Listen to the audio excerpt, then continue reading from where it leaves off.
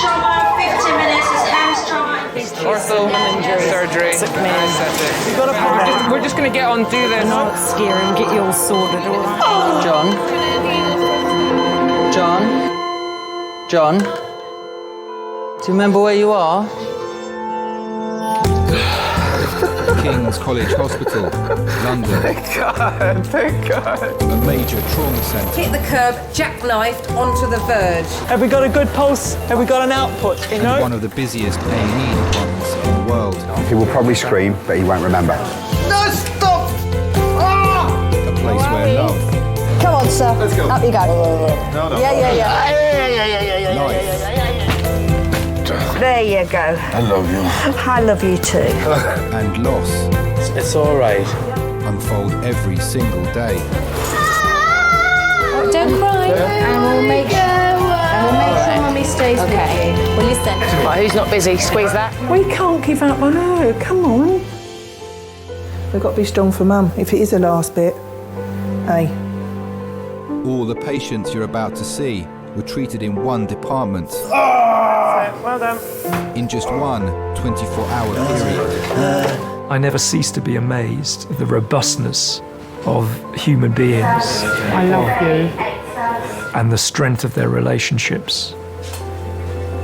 Love, it's a reflex. It's what you do. For many of the families, despite the devastation that they may be facing, they give unconditional love.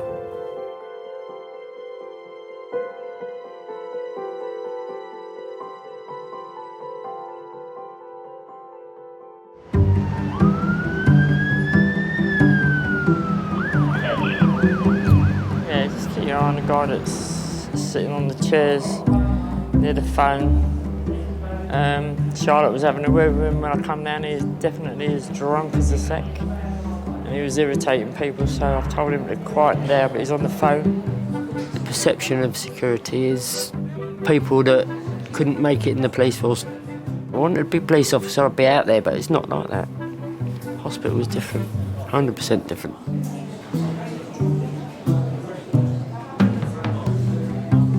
King's has 20 full-time security staff.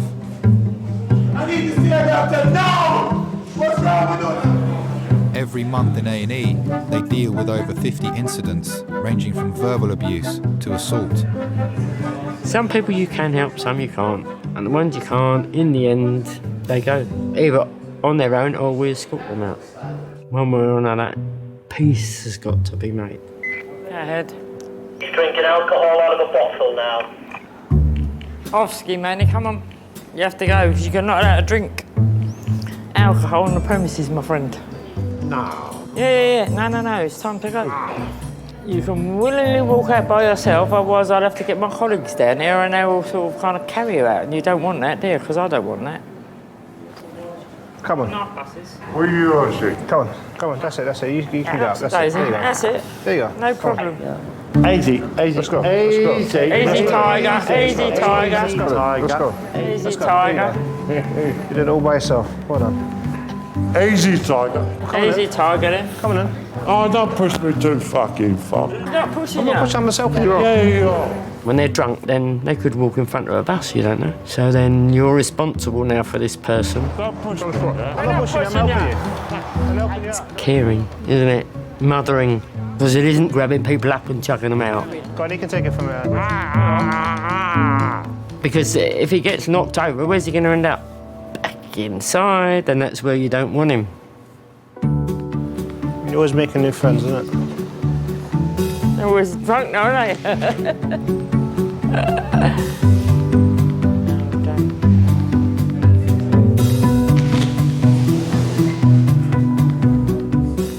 Yeah, control that gent's left now, and he's gone on the bus to Croydon. Jolly good. I won't go into an A&E, I think I'm dying. And that's what it is, an accident. What is an accident? And an emergency.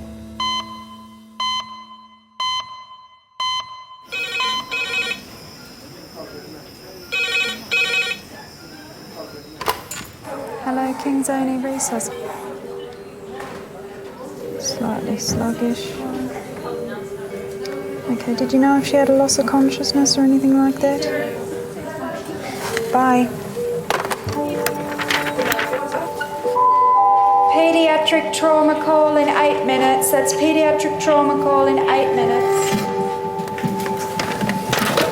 What is it, lovely? Oh, nasty. Hello, can you please put out a pediatric Fall 3 meters onto diving board? 8 minutes. So has she fallen off this higher board onto that board? Nasty done. The trauma call is for an 8-year-old girl. She has a head injury after falling from the steps of a high diving board. Can we have everyone sign in that hasn't signed in so far, please? Thank you. She's being brought to King's by her mum. 8-year-old fallen 3 metres, GCS not stable, but left pupil sluggish. I mean, it's about our ceiling, isn't it? Just about, she's fallen the height of our ceiling.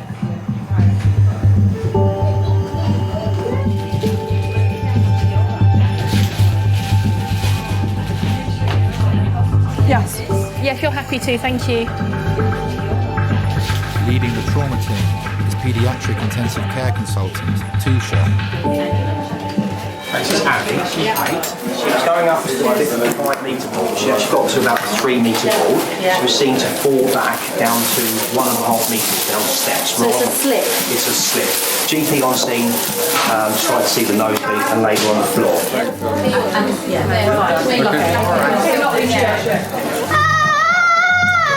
Okay. Do you want to go around? Why don't you go around to the top end? Baby, you're so Take a deep breath. Hey, baby. All right. Look at mummy. Look at mummy. There's a good girl. Yeah. Head injury in children always makes me worried. Abby, you want to sleep? Do you feel any pain here? Okay, Abby, don't worry. Here, any pain? Okay, here. Here. Seeing her getting drowsy was not good. Her brain could be under pressure from a blood clot. What does that mean if it's sluggish? Normally you expect it to react very quickly to light, so if it's not, I just want to make sure that there's no reason inside her brain why it's sluggish. So what we're going to do is we're going to take her to the CAT scan to do a picture of her brain. If there is a reason inside her brain, then we need to deal with that reason. And that reason could be a bleed. A bleed. What would be the procedure if that were the case? I think we should deal with that if we need to. Thank you. I noticed the sheer look of panic and that bottled up emotion that every mother has when they're scared. You're such a brave girl. Yes, you are. I'm so sorry, sweetheart. Abby, calm down. Breathe, okay? I know it seems frightening, but I'm here and you are doing brilliantly. Wanting kind of, please tell me this is going to all be all right. And I can't. Baby. All right. Look at mummy. Look at mummy. There's a good girl. Because I will not give false hope.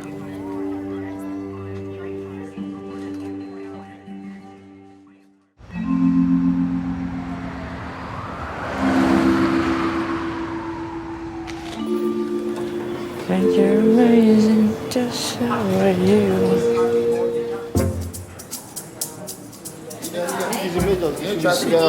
Hello? You need to get up from the floor. Can you do that for us? Nah? Can you get up from the floor? Sit on the wheelchair. No. There's a cooler there.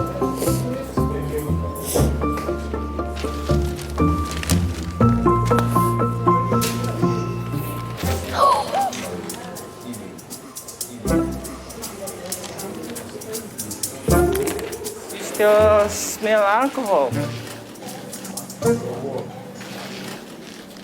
That makes the thing worse.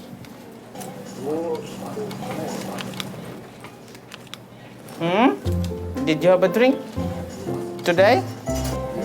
Okay, so why you are here then?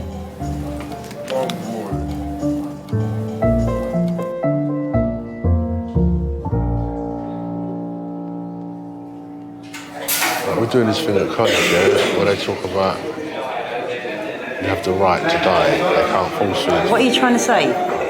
No. This is Ian Brady. Ian Brady. Yeah.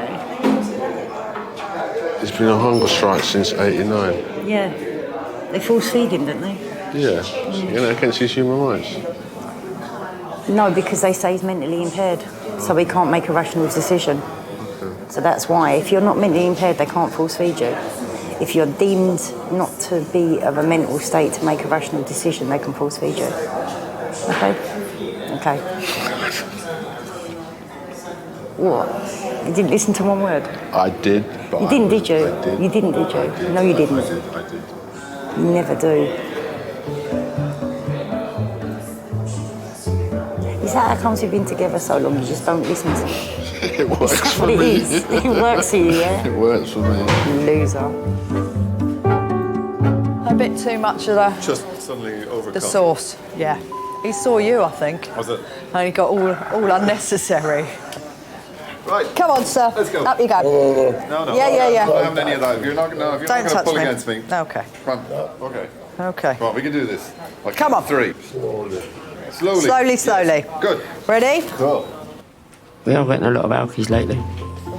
And what do you think to yourself? Well, why are they like that? I don't know if it's because of the life the way it is in London now, I don't know. Or in the country itself or the world. But it's not good. Come on, you're a big man. Come on. Big grown man. Up you get. Good man. Well done. Brilliant. Excellent. Well done. Well done.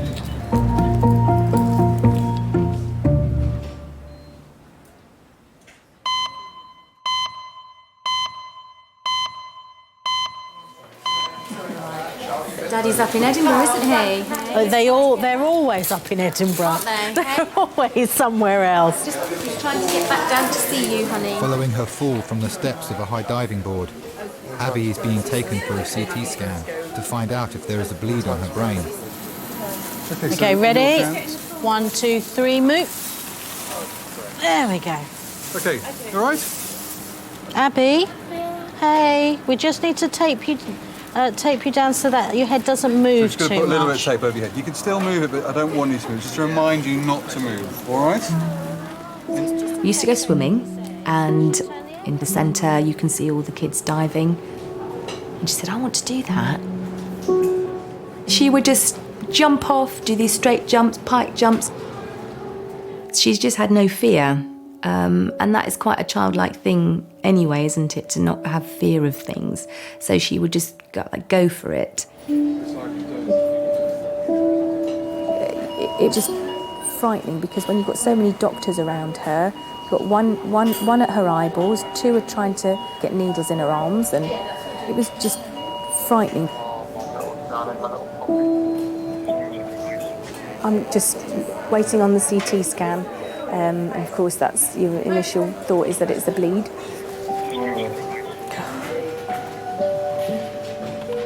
I'd missed the last train. I had no passport. I couldn't fly. I just remember just sitting on the floor, just trying to figure out some way that I could possibly get down to London right away.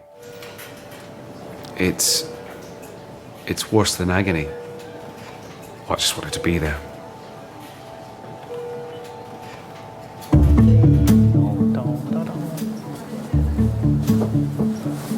You okay? So you got your work in here, eh? Yeah. Edit. It's on your staff area only. This is on your staff area only. Sorry. Thanks.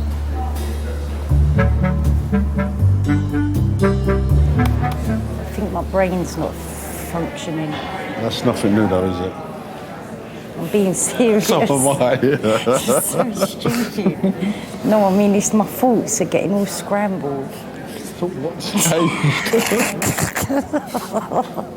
You are so... Why do I bring you anywhere with me?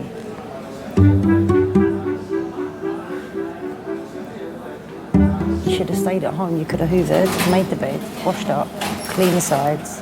None of it got done today. No, it's a hard line. Phone Billy and tell him to clean up. Yeah, okay. Please. I will do. Thanks. I don't want to go home to a mess. see the chap in the corner, sitting in the corner with a hood on? Is he booked in?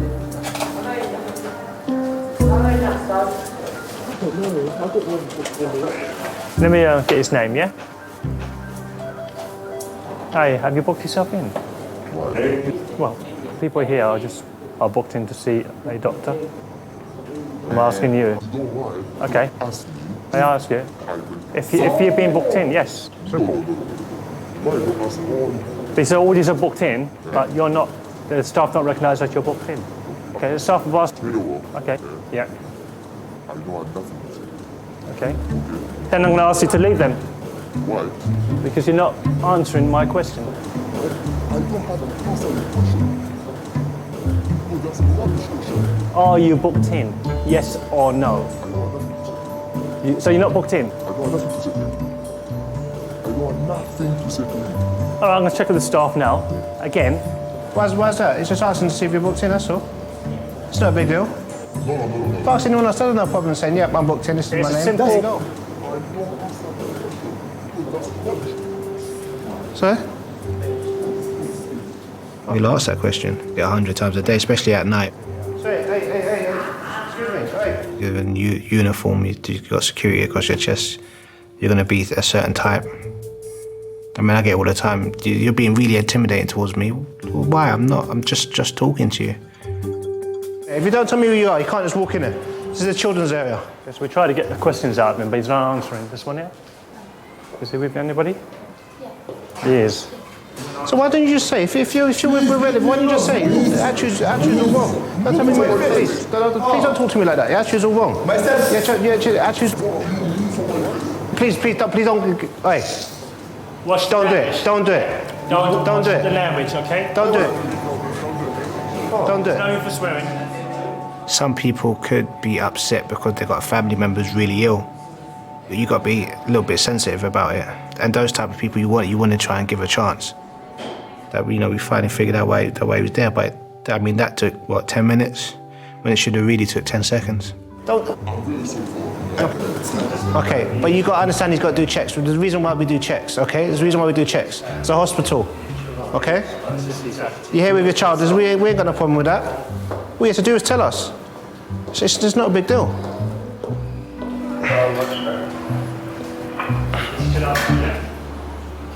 Sometimes I go home and I think about what I've seen that night. Or I speak to my wife about it. I do feel fear for the younger ones. Because I know how horrible, the world we live in can be. My mum says I'm overprotective, but my daughter, she gets a little bump on, on her head or something. I feel like I want to wrap them up in cotton wool.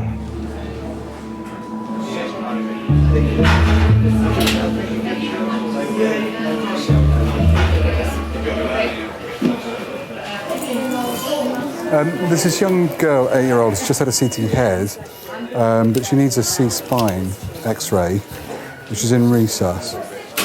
The CT scan has shown no bleeding on Abby's brain, but there's still the possibility that her spine has been damaged. I can't do that, darling, because you've got to take one more. I know. Yes, you can. Yes, you can. A little bit. Can I read you a story? Yeah, I'll read you one of those stories. Well, you feel helpless.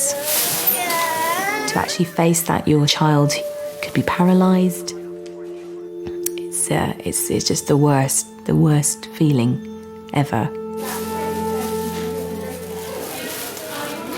Wilma and Biff saw a notice. It was about a go-kart race. All right, baby. Get the saber! It will come up soon, my darling. It will come up soon, okay? I can't take it off, baby, not yet. All right, you were such a good girl. We're going to go on a little journey again. We're going to try and get those X-rays and those pictures of your bones, and then hopefully All right, baby. we'll be able to take all this tape and that horrible collar off. Can I go home? I think, sweetheart, because you had a nasty bang on your head and you're a bit sleepy. Oh, don't cry. fine. Let's see. Let's get this Listen, X-ray we'll first, see, okay? Yeah. And we'll make sure Mummy stays with you. For someone who was so bubbly and crazy, it was sad to see her little broken body and her broken spirit. But I still have to say to her, you know, you're going to be fine. You're doing really well. Just to get through it. Just to get through it. Yeah. Hi. We're going to do a few pictures of your neck today, okay? All right, hold nice and still there. Oh, you're doing really well. Okay, you've just got to stay nice and still for us, all right? Take this colour off, it's double strengthening. Can I bring a mum in and put an apron on? Yeah. Abby, you just need to get the pictures on. Should we get Mum in? Should we get Mum in? She's coming. She needs a neck. Can't you do so well? Darling, I'm here. Really still for us. Brilliant. That's fantastic. Let's enjoy the Good feeling of girl. coming off. Oh, is that nice? Stay Don't still. move, don't move. So you must stay still, darling. Good girl. Keep nice and still, okay? Abby, listen to me. Make my hand go up and down with your breathing. In, nice and still. Abby, listen to me. Right, it's going to be 2 minutes, okay? See if you can be a statue. Okay? Brilliant. Can you make my hand go up and down? That's it, up and down. Good girl. Imagine you're on a nice warm beach, okay? The sun on your face. See, can you hear the waves crashing on the beach? Okay, it's lovely and warm. Oh, that's a good girl. Yeah. Well done. That's a good girl.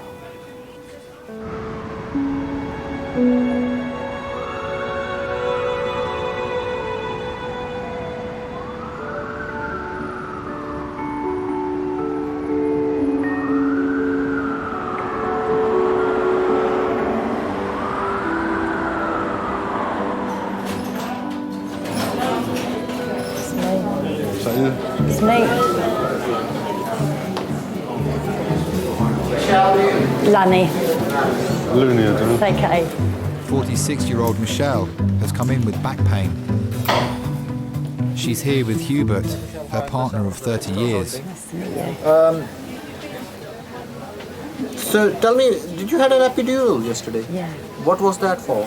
I've got nerve damage and a slip disc. Oh, so but you had a it's- spinal injection? Yeah. So since the time it was given, As it it- felt shaky. Really shaky, and then as they pulled it out, then I just thought I was in shock because it really hurt. Gemma was breech, Ashley, Ashley was the worst one, and Billy was born in 6 minutes, and I had him in accident emergency at King's College, and Ryan was 20 minutes, and then Amir, I think, was about 30 minutes, start to finish, got spontaneous labour. But it's right down the bottom they gave it, right there. Eee. When I had Amira, through the pregnancy, the weight of the baby was completely on my spine. So it caused some nerve damage, slip disc. So what they decided to do was give me a spinal injection of steroids to try and calm the nerves down. And I had a really bad reaction to it. Okay, because this was done by the anesthetics department, I would actually like to, I would like to speak to them, and I'll let you know what they say. So let me just speak to them, yeah? Okay, thanks.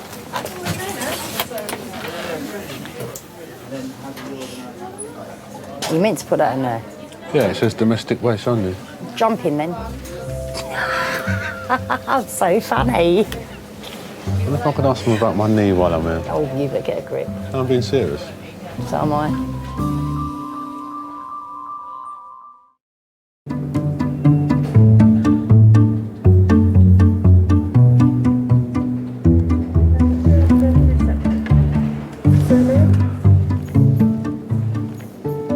James.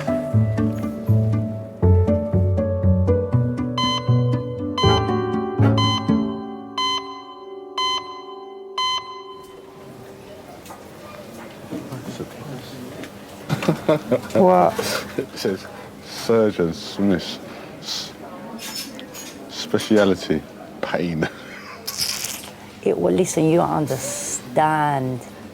Specialises in pain. That's like one of them Dr. Death type dudes. God, mate, you don't understand how much that hurt to get a needle like that up into your spine.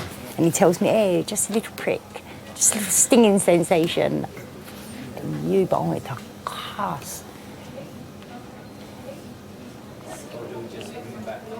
My face just feels like it's bright red. Is it red? I'm not going to answer that. Is my face red yet? Yeah, it is as it goes, yeah.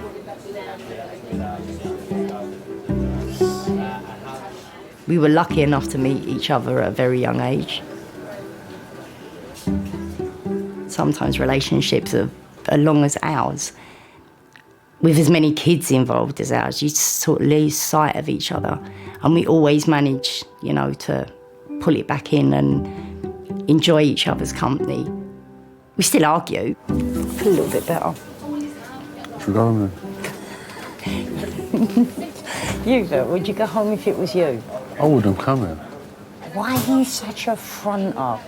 You bang your toe and it's an emergency call to the hospital. You're the biggest hypochondriac I know. Oh, my knee. Oh. You're not even listening to me, are you? Did you say something? Yeah, I thought so. We will not argue in front of the kids. We won't do it. That's why I hit you so often, you know, because you just don't listen. Call that spousal abuse. I'll go in one room and he'll go in another room and we'll text each other abusive texts until we make each other laugh. Right, I won't be a minute. I'll be back.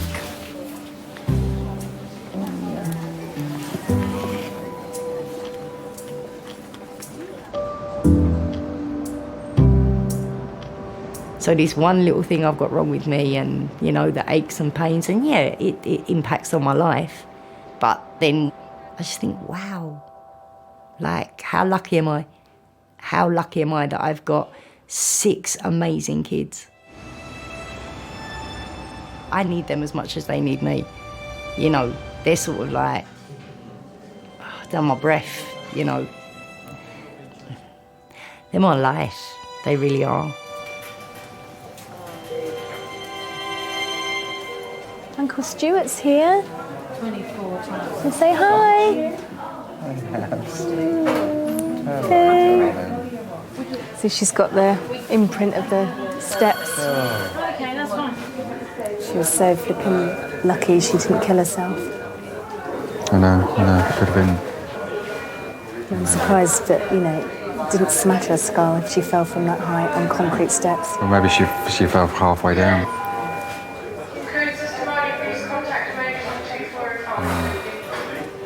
Abby's X-ray shows no injury to her spine, but she's fractured her eye socket. You all right, baby? Think you're going to be sick? All right, darling. All right, my baby.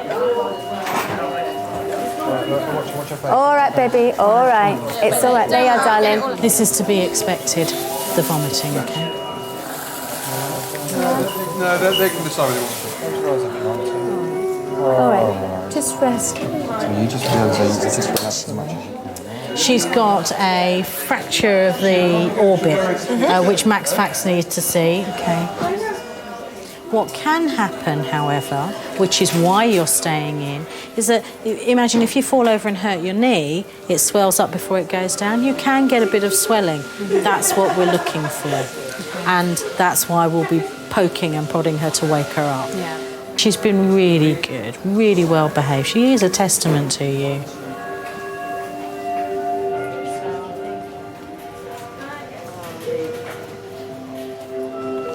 Hi. She's fractured her eye socket. Yeah. She nearly broke my heart though, because at poolside she said to me, "I love you, Mummy." But she's done so well. She's been a little trooper. The doctor said she's a testament to us. I just wanted to comfort Abby, I wanted to comfort Nikki. suddenly you just realise that your family, there's the little family that you've created, and it's bigger than anything, really. And you just feel as though you want to make everything better, you know, just to look after them, protect them.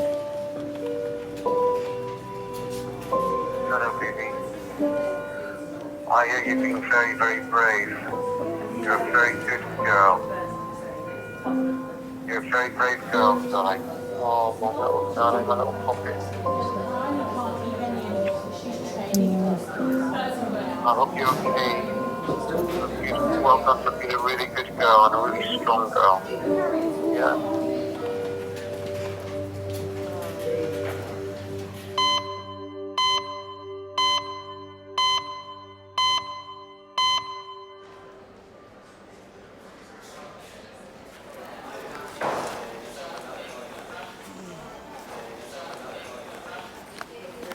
Go buy Banty.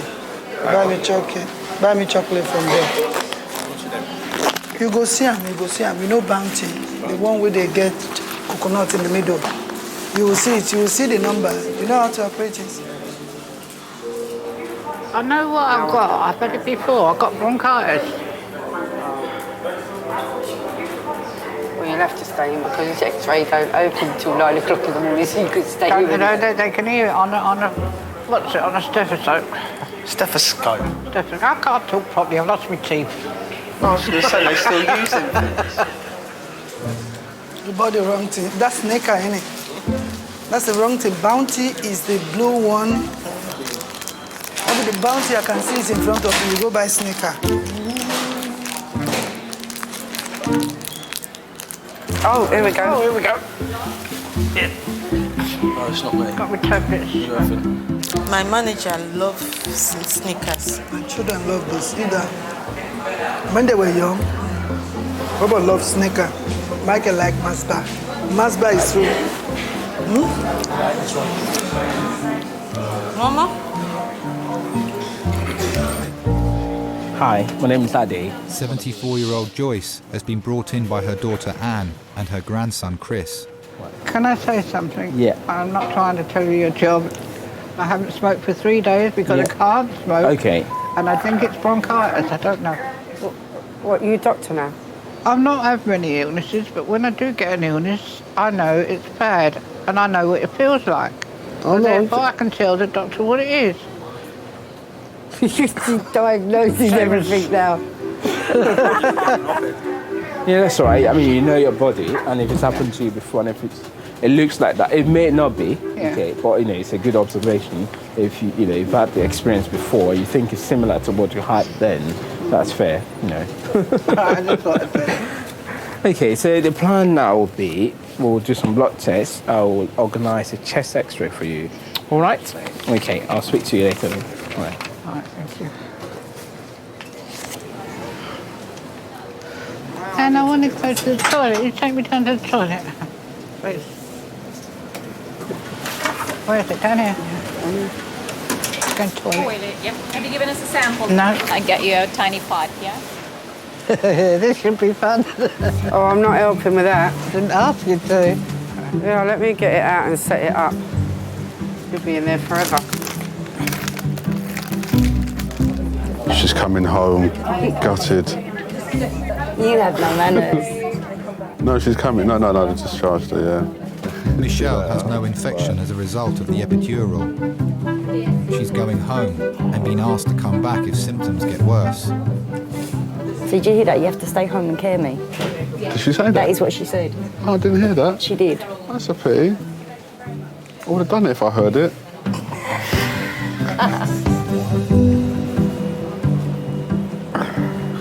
The good thing is, though, they're going really quick, aren't they? Getting things done. You know, it's because of her age. Yeah. It's your fault. It has to be. Sending me the wrong way. It has to be. I keep telling you, dumbass. Thank you, Michelle. He's fine. He can. The ambulance driver said he can walk. Stay in there. Stay in there. The security team has been called to help a drunk and disruptive patient don't touch me. with suspected mental health issues. Stay in there. They need to keep him in the treatment bay until Stay the in there, psychiatric okay? liaison nurse arrives. Will you stop grabbing hold of me, okay? Hello, security control here. How are you? What has Marty said to do with this patient? Say again? What has Marty said to do with this patient? Well, she's going to see how it goes. It's always a difficult situation to deal with. It's not the same as if somebody was being aggressive and they had no mental health issues. You could just chuck them out if you know, if they're not that ill. But if somebody's got mental health issues, they need help, and it's, you know, it's your job as part of the A&E team to help them.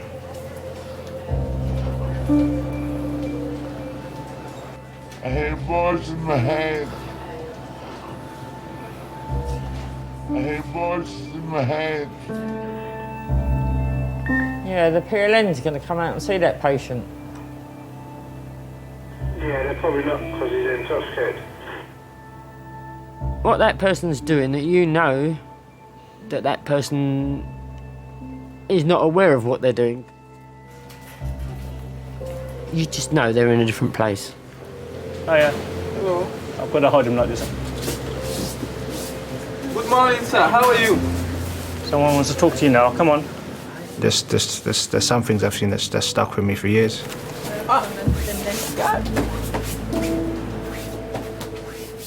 I mean, you're meant to be security, you're big and you're tough and, you know, you gotta deal with this every day, but, you know, we're only human as well. You know, we got families.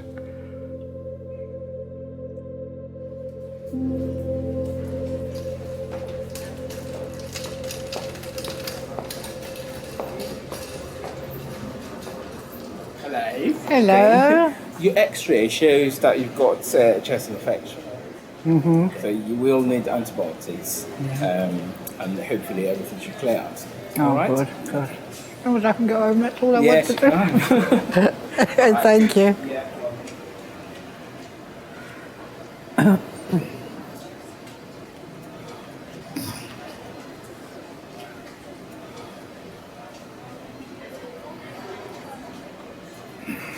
Got me result of my X-rays. Oh, yeah? It's a chest infection. So that's not so bad. So I've just got to wait for my blood results now. Well, at least that's good news, isn't it? Yeah. I bet you're both wishing you stayed at home now. No. You must be Because tired. I wouldn't have been able to sleep anyway. Now I know that it's a chest infection and they can treat it. You need to stop thinking about everyone else and think about yourself a bit more often. People should start thinking about you more often. Yeah. You just need to motivate yourself a little bit more. That's what it is. No, because you're not motivating your bones, Mum. Your bones are seizing up because you sit in that chair watching that bloody Dickinson, man. Antiques Roadshow and all that crap. Dickinson's real deal. Yeah, the real deal. I like Socket. Same thing. And CSI and Casualty. Yeah, I like CSI. I watch CSI. And I like Holby City better than Casualty.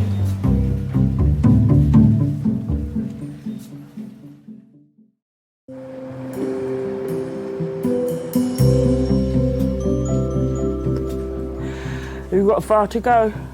Forest Hill. No, far enough. But she brought the tablets in.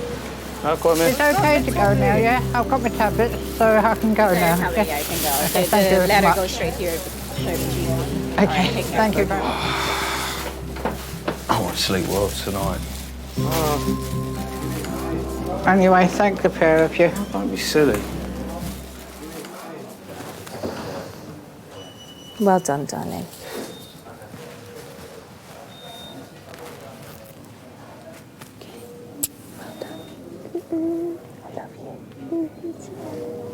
So much. I love you more than bacon. You're supposed to say something back. Sausage. Sausage.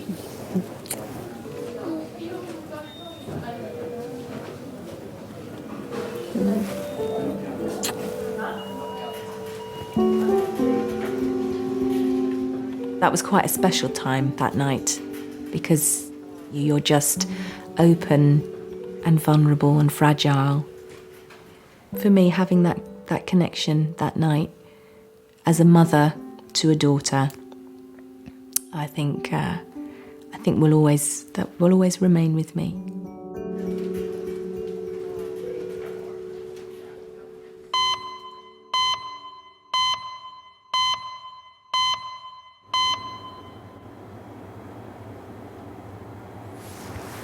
It's starting to get light outside already, isn't it?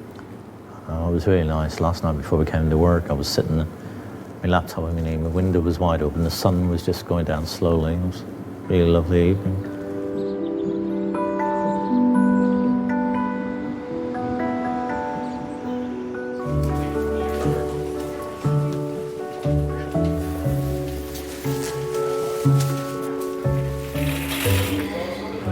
Book yourself on the desk.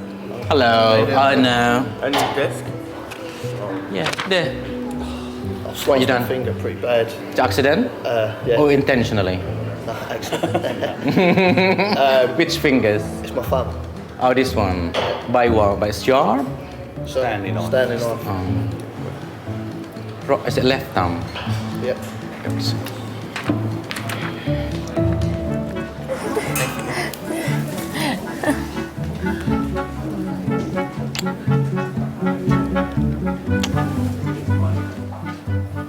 Hello, Michael. I haven't seen you for a while. How's it going? Keeping busy? Hello. Morning. Good morning. Why are they passing you or what? Sorry? Why are you standing here? I was waiting for you. Oh, yes, exactly. You got it right. See you later. See you, Mike.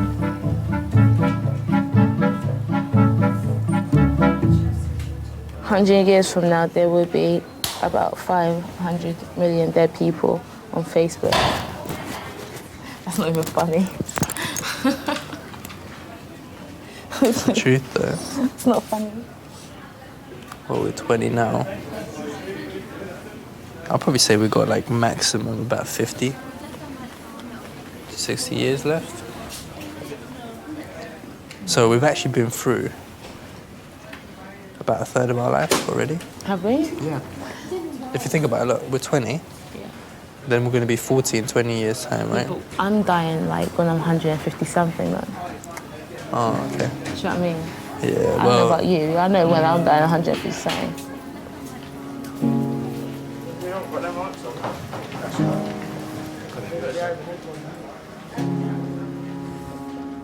I don't ever want to die, so especially seeing it here, it brings it home.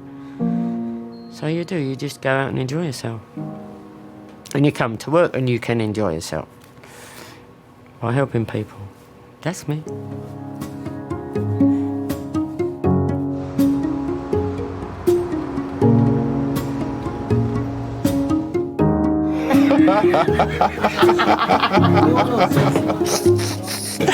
I am getting better, ain't I?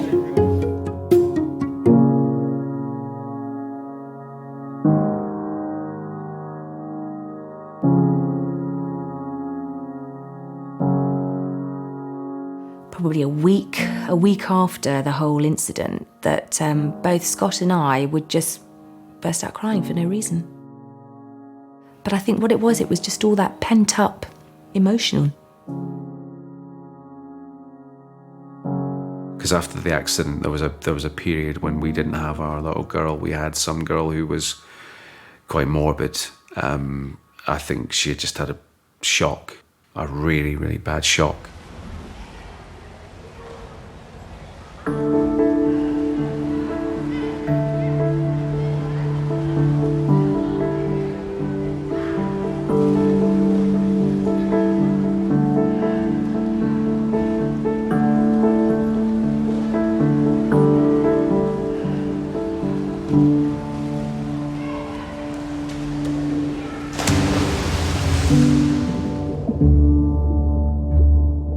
Diving off quite a height since I had the accident has been quite hard.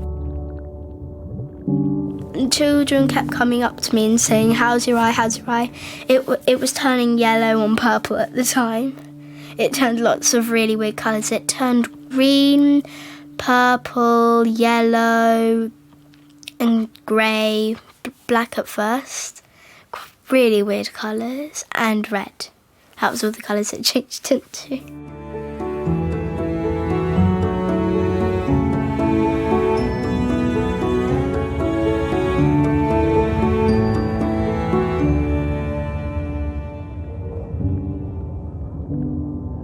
I would like to go high, but I thought just leave it for a few weeks and then start doing 5 metre again.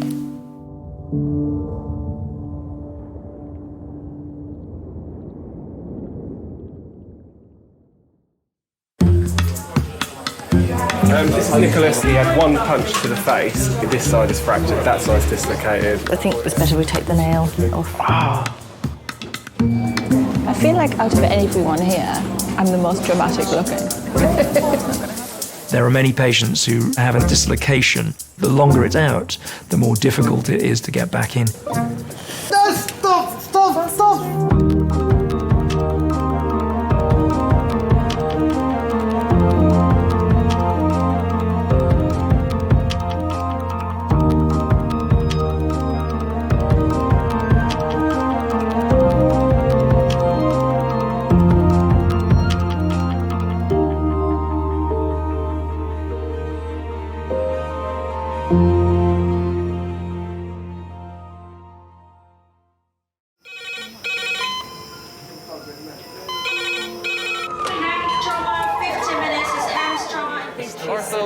Surgery. We're just going to get on, do this. Not scare him, get you all sorted.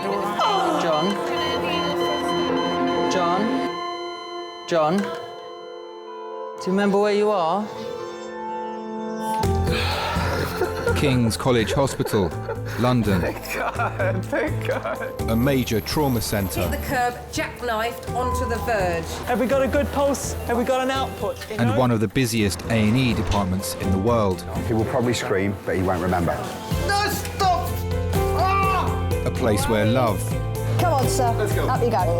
No. Yeah. life, There you go. I love you. I love you too. and loss It's all right. unfold every single day. Don't cry. And we'll make sure Mummy stays with you. Well, listen. Right, who's not busy? Squeeze that. We can't give up on her. Come on. We've got to be strong for Mum, if it is the last bit. Hey. All the patients you're about to see were treated in one department. Well done. In just one 24-hour period. I never cease to be amazed at the robustness of human beings. I love you. And the strength of their relationships. Love, it's a reflex. It's what you do. For many of the families, despite the devastation that they may be facing, they give unconditional love.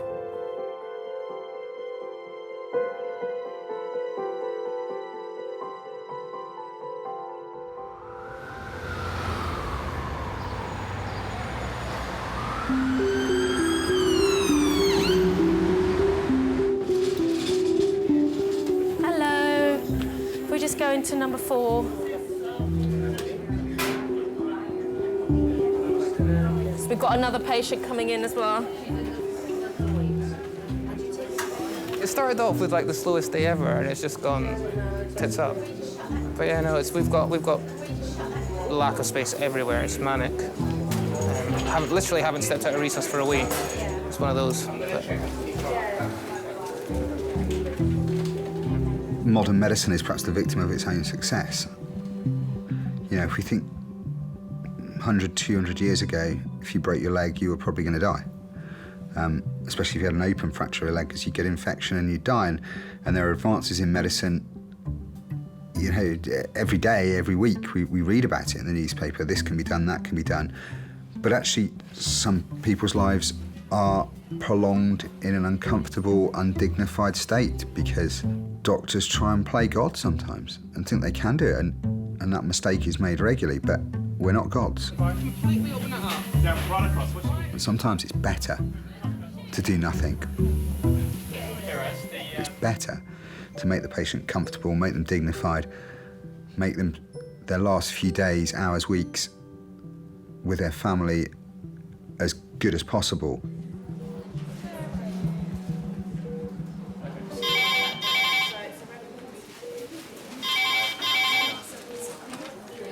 Hello, Kings A&E Recess. Good afternoon. Yep. November 2.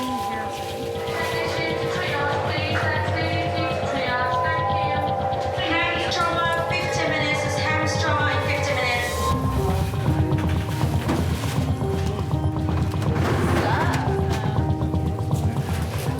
Hems, 55-year-old truck driver, trapped, head injury, pelvic injury, closed tib fib fracture. Are they here? One, two, anaesthetist, ortho, surgery, anaesthetics, me, patient, no.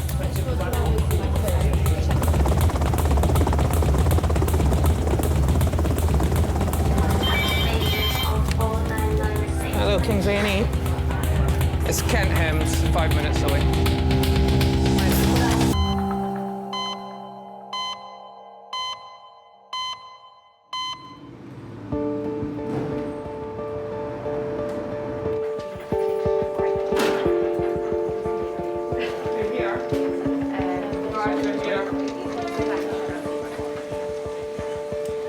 This is Kevin. Kevin is 55 years old. He was driving his lorry uphill, approximate speed 50 miles per hour, hit the curb, jackknifed onto the verge. He has bullseyed the windscreen and the steering wheel has a marked dent in it. Injuries: head, neck, possible pelvis, left femur closed and left closed tib fib, neurovascularly intact. Interventions: he's had 2 milligrams of morphine, 4 milligrams of ondansetron, 30 milligrams of ketamine. He's got a pelvic binder and a Kendrick splint on the left leg. Lovely, thank you very much. I don't have an ED reg. Can you do a quick primary survey? I'm going to skip plain films, just go for CT. Always patients. Lovely. Yeah. Just bracing, okay? Ready, steady, brace. Kevin had his accident 20 miles away in Kent.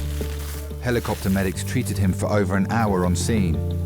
One of them was King's trauma consultant Malcolm, who does regular shifts with the air ambulance. That's where the ball's on his head. Right up high, trapped by the steering wheel. Over his legs and lower abdomen. Lovely. Try and scan of his chest and abdomen or something. Beautiful, thank you very much. It suddenly became really apparent that this was quite a serious crash when we were flying overhead. The mechanism is really, really important. So you sometimes take photos and, you know, when you decelerate in a crash like that, it can cause damage to your internal organs, the aorta, the main blood vessel in your body is particularly prone. If you're wearing a seatbelt, that can cause particular injury patterns as well, particularly at high speed. So they're all things you have to take into account. What's your name, sir? Kevin. Kevin. I'm going to take you round to scan. Yeah. And do pretty much all of your body to sort of check for any injuries that you've got, all right? As well as internal injuries, doctors are concerned that Kevin may have badly damaged his neck. Right, my darling, let's get you off this.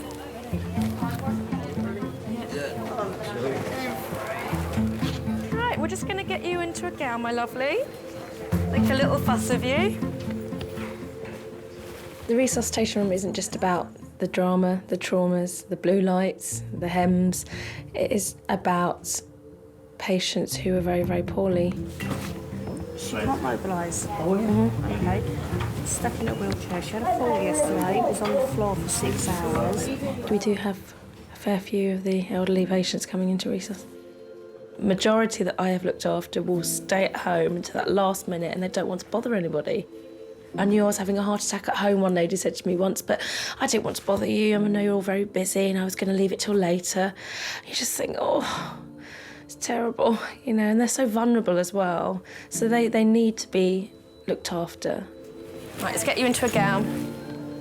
80-year-old Rose is having difficulty breathing. Sit forward for me, darling. She's been brought into King's by her 3 daughters. Hi, it's me. We're in King's College. Mum's in, she's gone into recess and they're doctors with her at the moment, so we don't know the details, but they've told Christine in the ambulance that it's not a chest infection, it's mum's heart.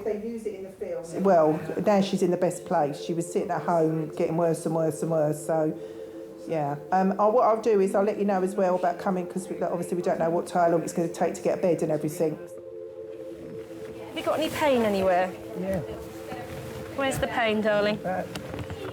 What's worse, the breathing or the pain? Breathing. And then it causes pain. Alrighty.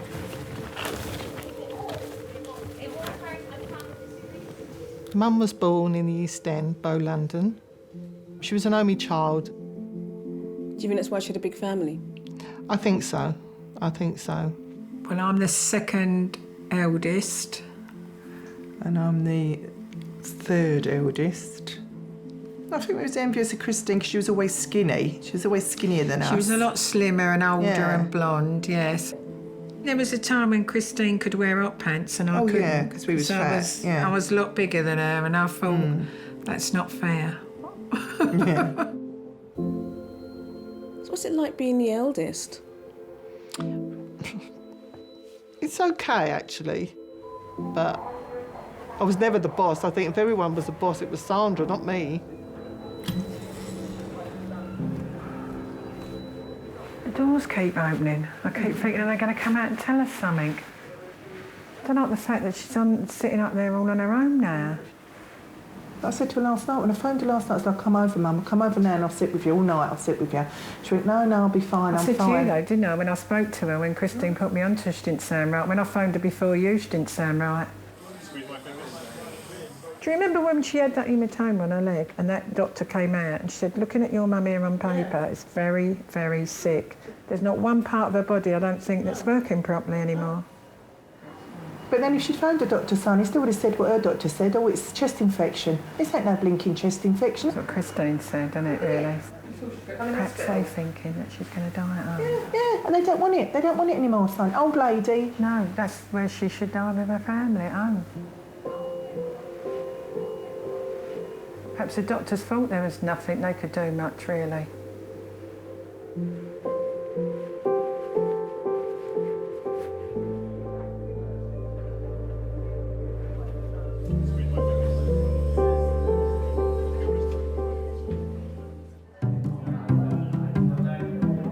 You know dominatrix makes like £800 in a night?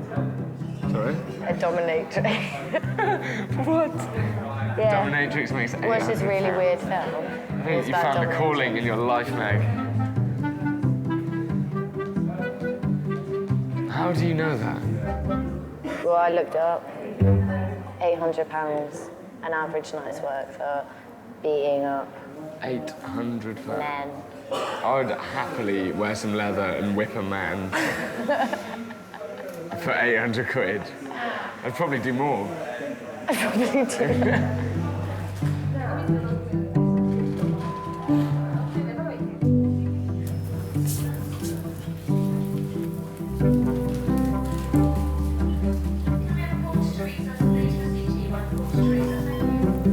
Right, that's it.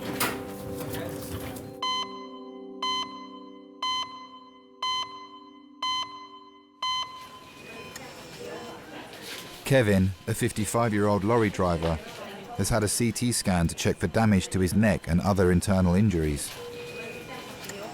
The results are not yet in. Kevin, I've got a message. Your employer called. Yeah. Oh, he knows where we are. He's bringing in your partner, and they'll call back in an hour. Oh, fine. Is that all right? Yeah, that's great. Okay, cool. On the motorway, you'll probably see at least one accident a day. You know, I used to see some accidents and think, oh, well, how did that silly idiot manage to have an accident there? Till I had my accident and thought, well, yeah, this silly idiot managed it.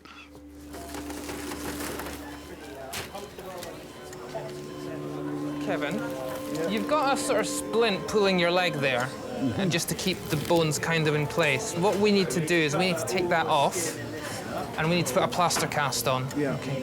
Now, as you can imagine, if you've got a break there, that's going to be painful. Bloody painful, yeah. sorry to be blunt, but before we do that, I'm just going to give you some more morphine. Yeah. Okay. Yeah, Take the edge off the pain. I'm gonna give you more than what you had the first time round. Yeah. Okay. If you bear with us, it will be uncomfy when we do it. There's no way around it. But once the cast is on, at least it won't shift and you'll be much more comfortable. Okay? Oh, try not to nod your head as well. Just say yes or no. Okay.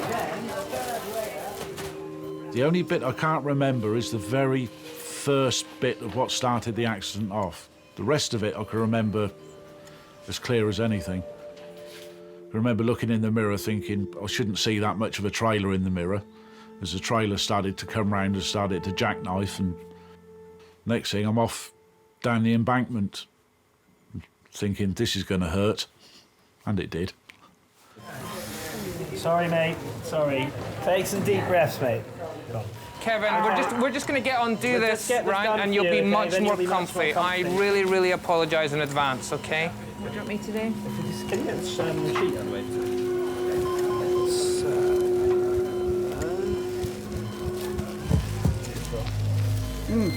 Sorry, mate. This is going to be the worst bit. Double that back in itself. Kevin, I'm just going to keep pulling. Try and keep it okay. as extended as possible.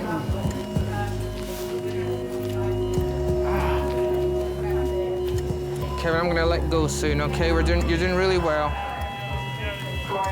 Beautiful.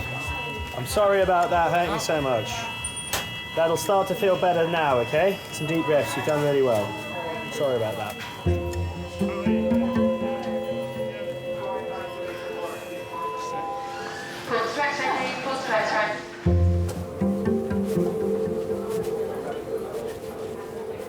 You all right, Mum? Hey? You're all right. You can't breathe. But you've only got a chest infection, Mum, you're going to be all right. You're going to be all right. All right, Mum? Rose and her daughters have been at King's for an hour.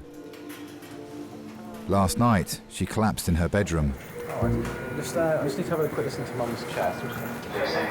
Right, can I have a little listen to your chest? Would that be all right? If you take some nice deep breaths for me. She's now having trouble breathing.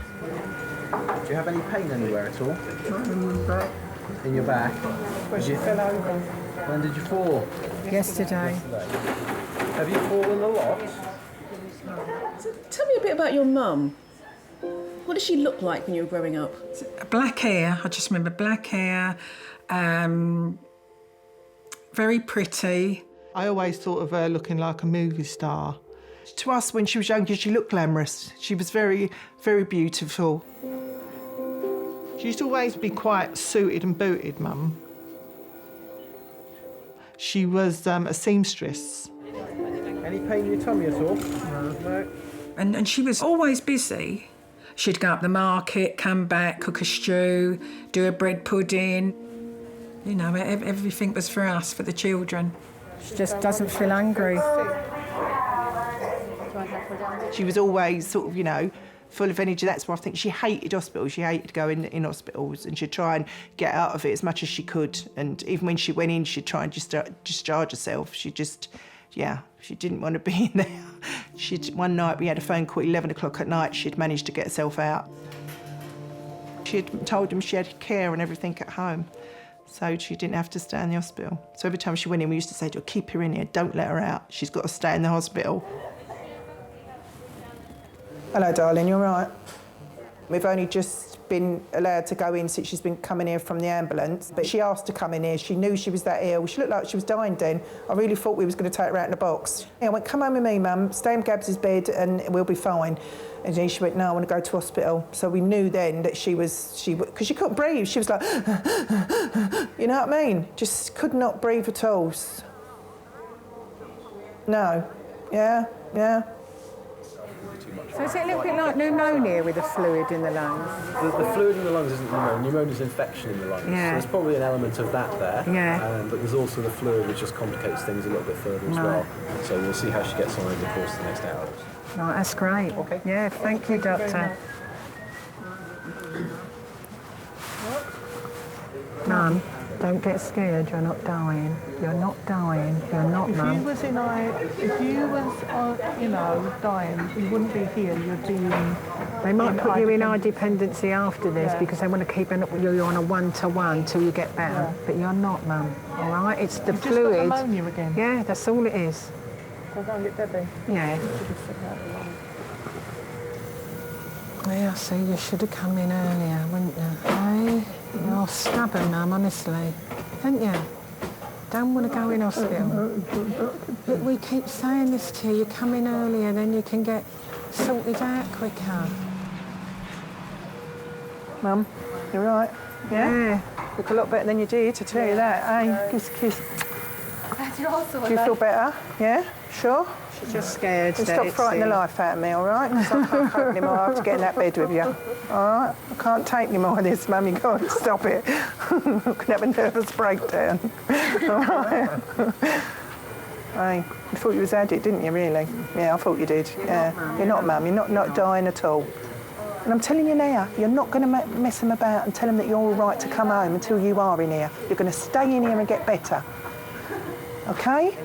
We ain't told Michael anything yet, and we ain't heard from Michael. He's probably got no credit on his phone again, so I'll ring him in a bit, yeah? When do you start doing your Dennis Healy with your eyebrows? Get blunt. I'll smack you. Oh.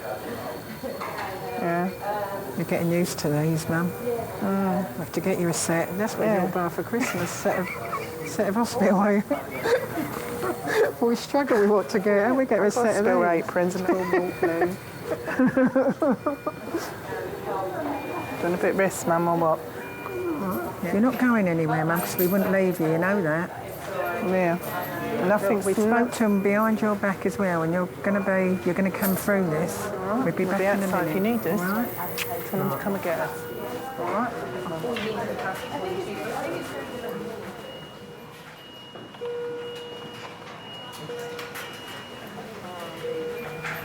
Yeah, we wanted to chat with you, to be honest. Yeah. How do you feel? You can start if you want. What would you like to ask? Do you think she's going to get through this? Well... Be honest with us, really. Yeah, no, I will do. All we can do is kind of do everything we can to try and help her fight whatever's going on. The issues are that she's got quite severe lung disease, she's got quite severe heart disease, so that's obviously going to make it all the more difficult for her, okay? I think if we were to put her on a ventilator, bearing in mind how bad her valvular disease is in her heart and the lungs, she would never get off the ventilator, okay?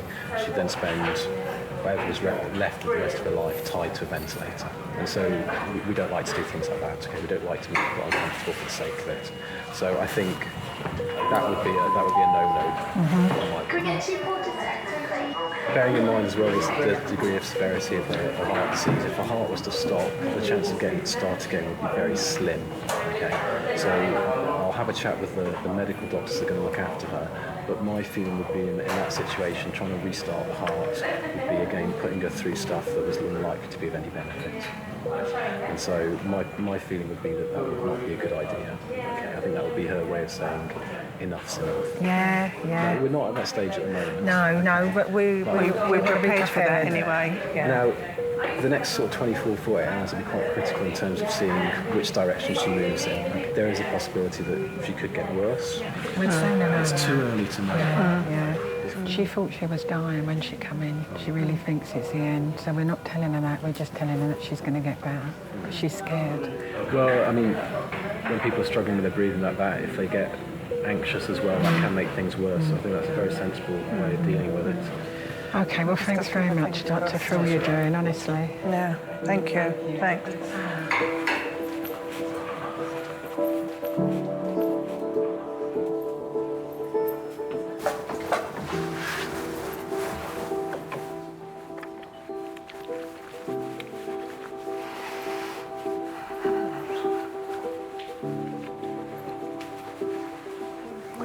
Doctor's just spoke to her. What did you spoke to her?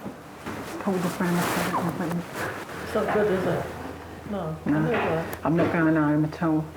Next Next 24, 48 hours. But they're not going to resuscitate Mum. And they're not going to put her on a ventilator. They're not going to do that for Mum, all right? She could come through it, Chris. But he's saying he's just telling us He's not going to put Mum on a ventilator and he's not going to resuscitate her because it won't be any good. She'll be on a ventilator and all it'll be doing is keeping Mum alive for us to switch off. So it's the next 48 hours. So I'm going to ring Steve to bring my stuff over. I'm going to stay at Mum's. Michael? It's Christine, where are you? You need to come to King's College. Mum's in hospital. She's not well.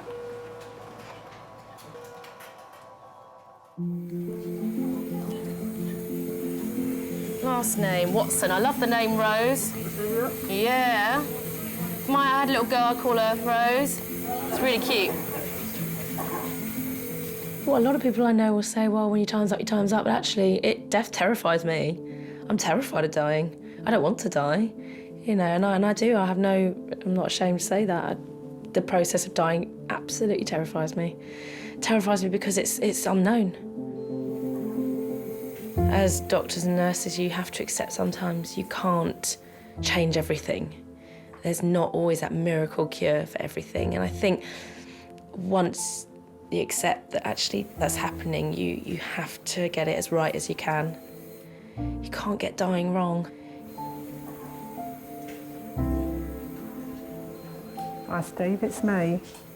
They're not going to resuscitate Mum and they're not going to put her on a ventilator because she's got too many things wrong. I'm going to stay here tonight and all day tomorrow till she comes through the critical bit. Steve, I need to cancel these cakes. The numbers will be in my book because the beats, the girl's going to have to come and get her beats back and they need to know pretty soon about the cakes. It was hard to think she wouldn't be saved if it happened, and praying that it wouldn't happen, that she wouldn't go into that and not have to be brought round, not have to be resuscitated. So all the time he was praying, Mum, please be okay, don't let that happen, because you're not going to live if that happens. Yeah, it's just being told that they're not going to try and bring her back if it goes wrong, because it just won't work for her. But we can't let her know that. We're just telling her she's going to be ill because he said if she gets anxious, her breathing will go worse. Well, that's what I'm thinking. If all the kids come in, she's going to think it's her last, isn't she? But we're here. She's got to. Well, Debbie wants George and Gabs to come over, I think. I'll ring you back later on, yeah? I'll let you get on. All right, then. OK. Bye. But if we're staying over, that's the excuse we've got. They've got to be here because we're staying over.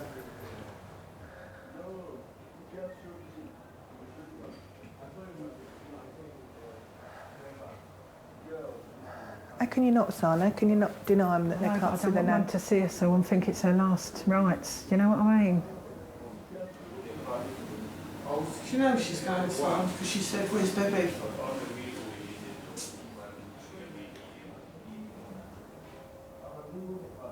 She might not. She might not. You know what a fighter she is? She's had this before.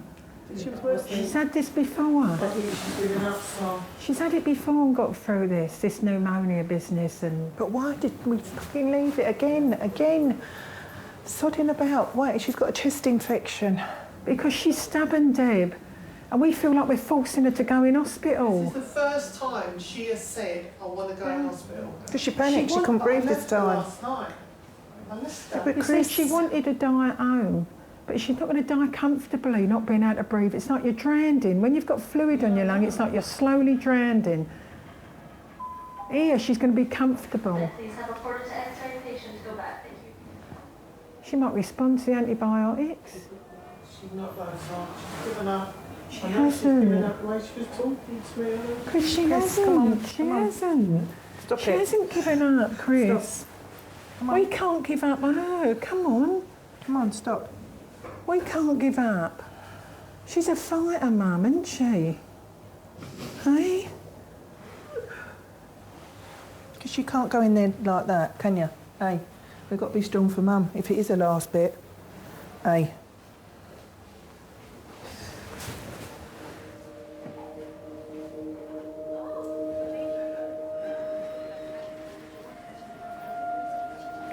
We've got this bit of time with her, Chris, and we can't let her know. We can't let her know because he said she'll get anxious and her breathing will get worse.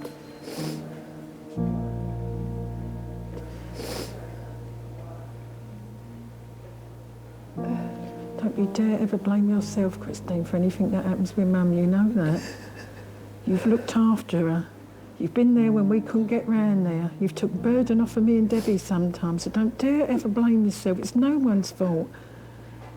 Do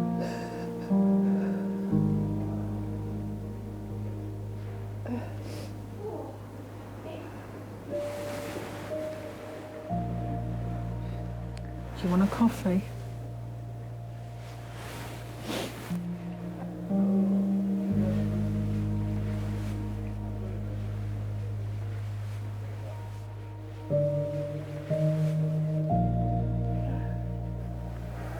I don't think she's going to come out of this, I don't think.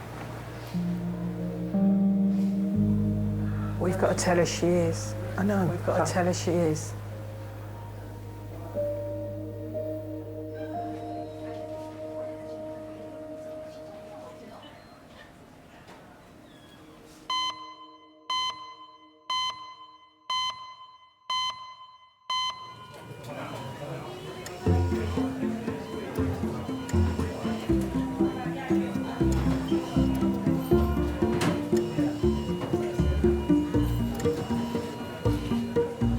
Kevin jackknifed his lorry on the A21.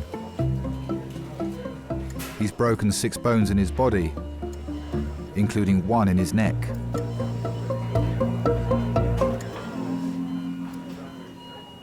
I knew I'd damaged my neck, but I wasn't really sure how much damage I'd done to it. I didn't think I'd broken it or anything.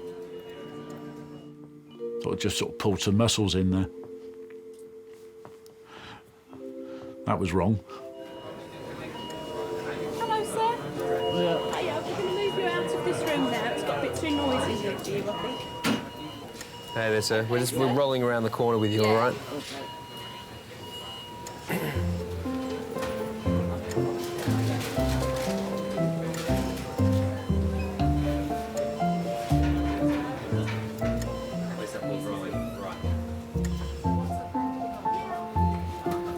I'll get that. Sorry, sir. Did I just catch your toe? Yeah. Sorry. Sorry. We're the least of your worries, isn't it? Yeah. The old big toe. Driving for a living, doing long distance, about 10 years. I just like to have space around me and, well, most places you can always see something that's good to look at. Oh, I'm bored with this already. Yeah. We're giving you a different ceiling to look at. Oh, that's nice. How about that, eh? Favourite road? Well, a very difficult one. I mean, was it the 4? I think it's the 473 going through Mid Wales. Nice road. Now, there's another scenic ceiling for you to look at. Yeah, that'll do. They look the same. Is there any chance of letting my wife in to see me? Has she arrived? I Have you think seen so. her? I haven't seen her, no. All right, let but me I've been find told out she's for you. there. Okay, let me find out. Because I know she'll be flapping and Yeah, panicking. okay. I was just leaving work and I had a telephone call from his office saying that Kevin had had a serious accident, was being airlifted into hospital in London. He had head and neck, leg and multiple injuries. And I thought, my goodness, I'm going to find him on life support or something. Come on in. You can stay with him as well. Come on in. Here's your wife to see you. Hello, dear. Sorry. I don't know what happened. I'm bloody lucky. I'll leave you two to pick up. Thank you.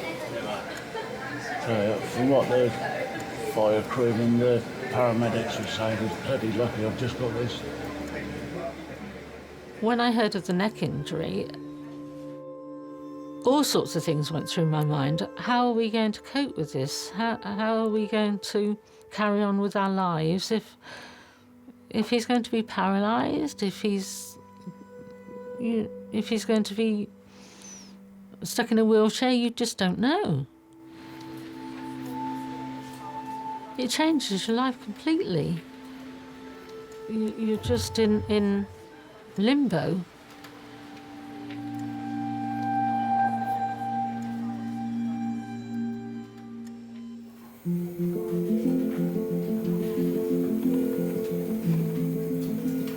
I can never remember Mum complaining. I can never remember her sitting down and saying, I've had enough, I'm fed up, you kids get on my nerves.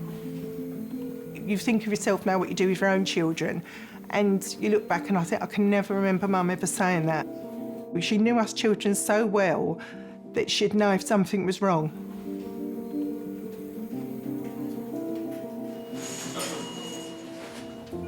So I might turn the oxygen off for a little bit, just to see what she maintains it at by herself. We can always pop it back on. That's what the intensive care doctor wanted. All right? You've got little marks on your face where it was. If we give her a black nose, she'd look like a cat. Rose has been given treatment in resus for the last few hours. She's showing signs of improvement. It's the heartbeats, the top one.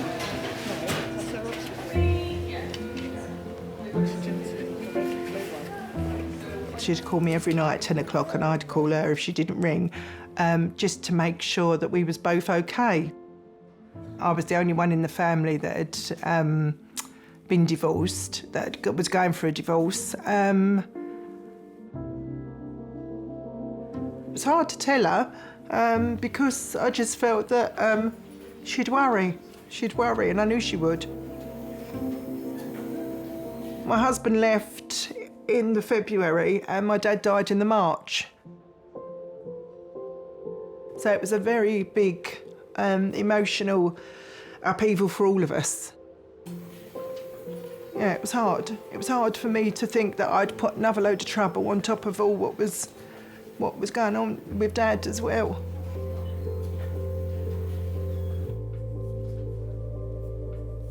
It was a sad time, and she was very strong and she coped very well because she was looking after me as well as grieving. But wouldn't show that, oh, I can't deal with you at the moment, I've got to deal with myself. She'd still cope and look after us, yeah.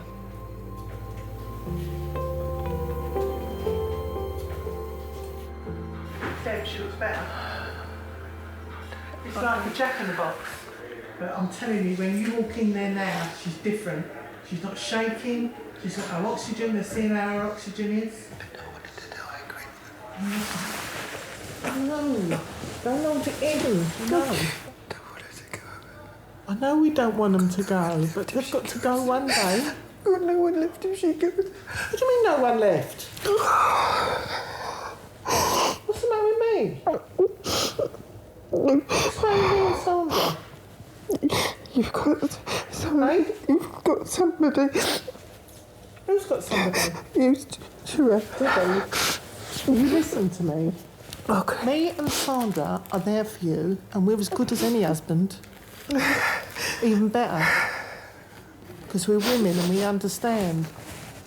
But you've got to let us in. And you're not letting us in, you're pushing us away. And you keep saying, I'm this big, strong Debbie. I can cope. And we all need one another.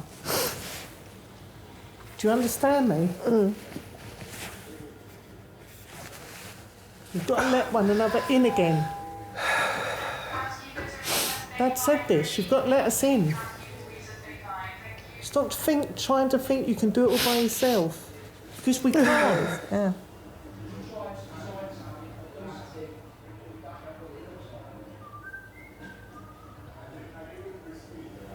I feel physically sick.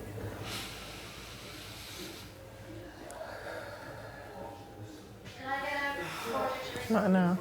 Everything's looking good, but she could come through it. So that's what they're saying there. And she's talking to cardiologists about getting a date. What, for the heart? She's going to talk to Mia. Can I go with them? Yeah, doctor's just looking at her legs, all right?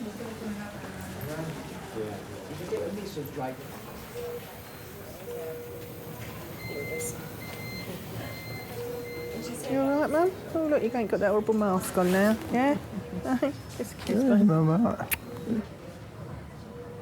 How do you feel? Do you feel a bit better? A lot better this morning. I know, Mum. All she had on was soft band and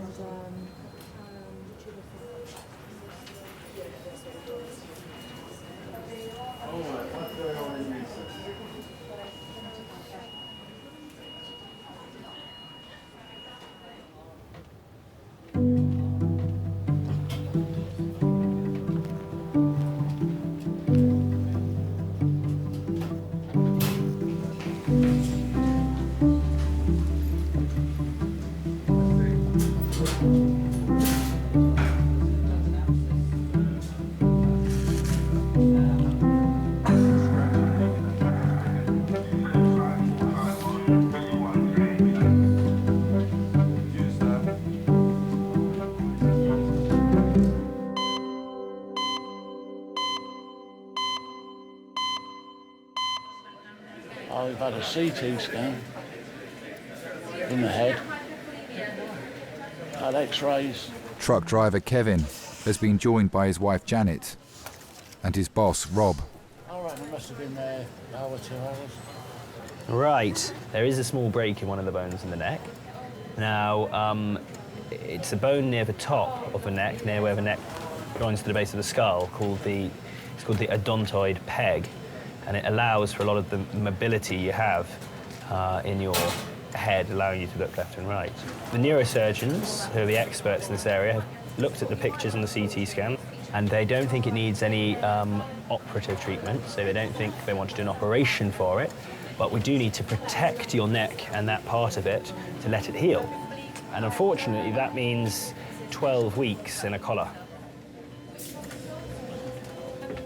I knew I could move my hands and my feet and everything. I wasn't thinking of, am I ever going to walk again or whatever. Just could have been a lot worse. Fraction of an inch made all the difference of me being here talking about it to not. Yeah, I think I was very lucky. I mean, at the time I thought I was very unlucky to have the accident, but I was lucky to get away with it. Hi, it's me. I might run out of credit on this phone in a minute. But she's looking a bit better and her bloods have come up, so... can you just put my slippers in the bag as well for me? And a bottle of that, that by the front door, there's some Carver. Bring a bottle of that. 2 bottles. 2 bottles, yeah. Yeah, I'll see you soon. Bye. He's got to go and get money to get chips. He's taking a bottle of sauce in the car so they can have chips. I said that to him. I'm going to go and see her quickly then. Don't leave my bag, will you?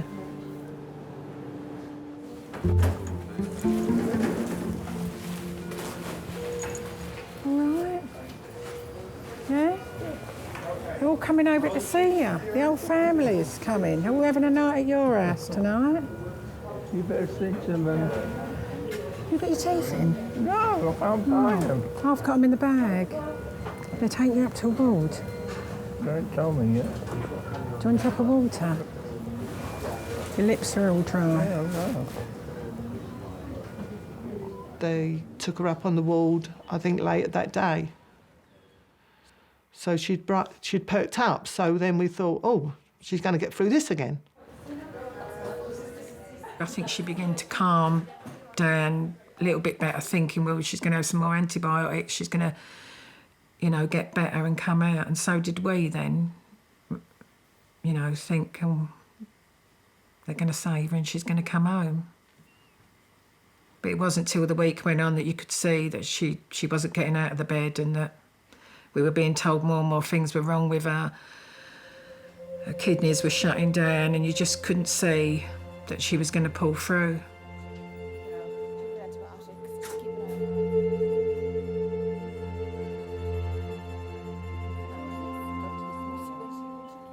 Mum was moved to a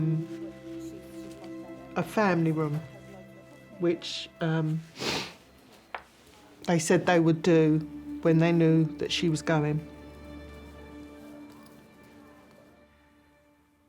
You didn't tell your mum? No, because we didn't want her to know. We didn't want her to to know that she was going to die.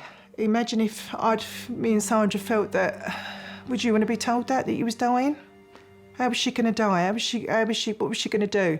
How was she going to talk to us differently than she did if we was all normal?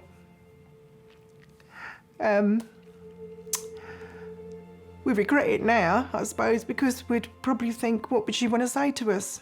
Perhaps she would have wanted to say something to us, but we didn't want her to know that she was going to die.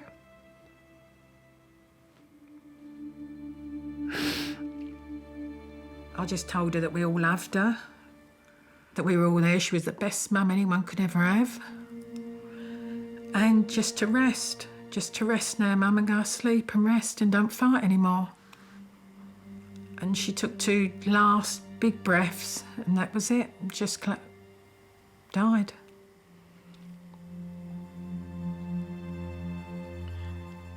And I just wanted her to lay down, because she never really ever laid down, Mum. Whenever she was in bed, she always had to sit up because of her chest. And they come in and laid her down, and she just looked like she was sleeping peacefully. But we were all with her, and what a way to go, all your family with you, loving you, so. We're very lucky to have a mum like her. Very lucky.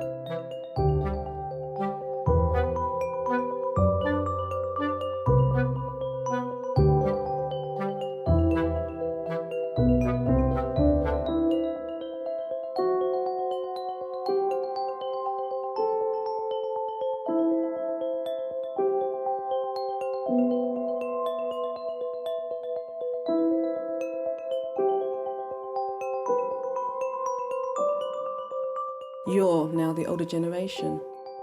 I know, it's right. No, we've got one more aunt.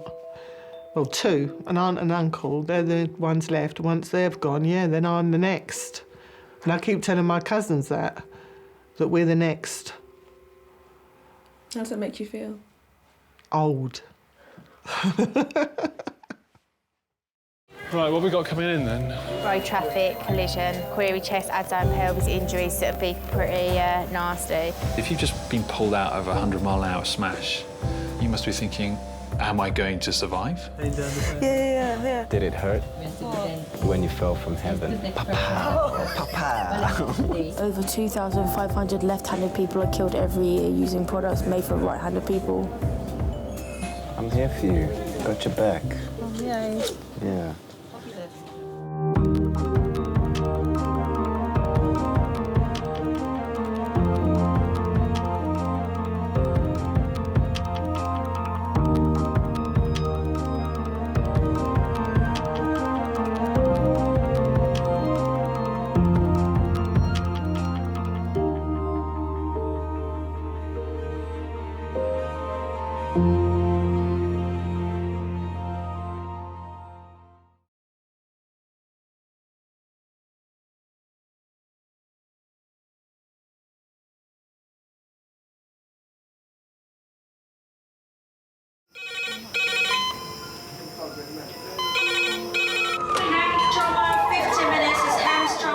Ortho, surgery, we're just going to get on, do this. Not scare him, get you all sorted, all right? John, do you remember where you are? King's College Hospital, London. Thank God. A major trauma centre. Hit the curb, jackknifed onto the verge. Have we got a good pulse? Have we got an output? And one of the busiest A&E departments in the world. He will probably scream, but he won't remember. No, stop! A place where love Come on, sir. Let's go. Up you go. No. Yeah. Life There you go. I love you. I love you too. and loss It's all right. unfold every single day. Don't cry. And we'll make sure Mummy stays with you. Well, listen. Right, who's not busy? Squeeze that. We can't give up on her. Come on. We've got to be strong for Mum, if it is the last bit. Hey. All the patients you're about to see were treated in one department Well done. in just one 24-hour period. I never cease to be amazed at the robustness of human beings. I love you. And the strength of their relationships. Love, it's a reflex. It's what you do. For many of the families, despite the devastation that they may be facing, they give unconditional love.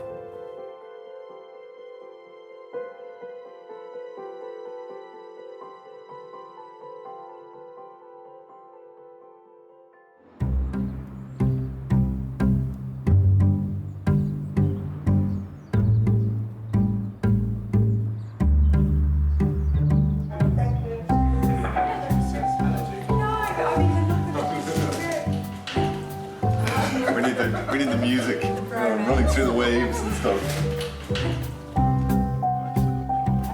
Registrar Des will be overseeing resus for the next 10 hours. Hello, Des. Hi, Des. You recovered from your nights? No, nor have I. I feel like a zombie. Absolutely. I woke up at 5 this morning. Wide awake. I did that yesterday morning, and then this morning I was awake at 2. I had a fascination with gore and horror movies when I was a kid, I guess, and it seemed like a natural progression to move into medicine as a result, as well as the obvious desire to want to help people. My chick in majors, I think they'll probably send her home. I think they were just anxious and wanted to see someone tonight, even though I think the bleeding probably was easing up a bit. Okay. I'd worked in emergency departments in Ireland for a couple of years before coming over, and thought that I had probably seen it all. And boy, was I wrong. There isn't a day goes by in King's that I don't see something I've never seen before. Could I trouble you for some helping medicines to the gentleman in number 2? All right? All right. Thank you very much. That's all right. Thank you, staff. Oh, you've got one of those old man mints, don't you? Did you buy them Murray mints? Thank you. You know, I'm saying that you're selling yourself short by having the old man mint. That's not what you're saying at all. Don't try and dress it up. Don't try. I'm going to try one, but I don't think it'll fine. be good. I'm not coming back. You can't make me. People are unfortunately capable of doing the most awful things to one another. But people are also capable of doing some of the nicest and kindest things that you would never imagine would happen in a busy sort of urban area like King's or the centre of London. So sometimes it's probably the acts of kindness that surprise me more than the acts of cruelty.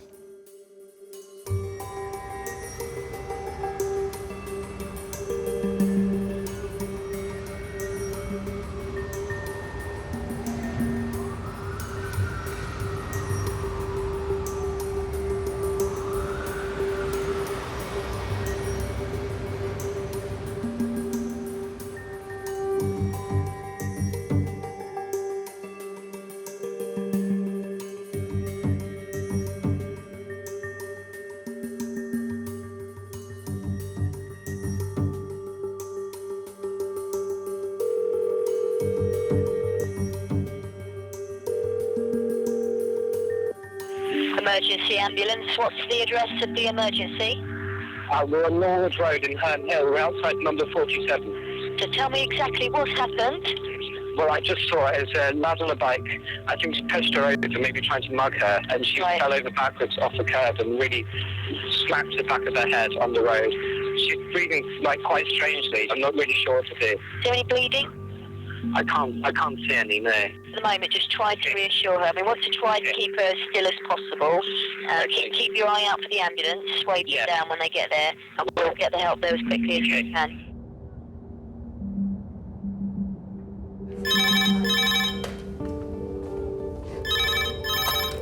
King's College Resus.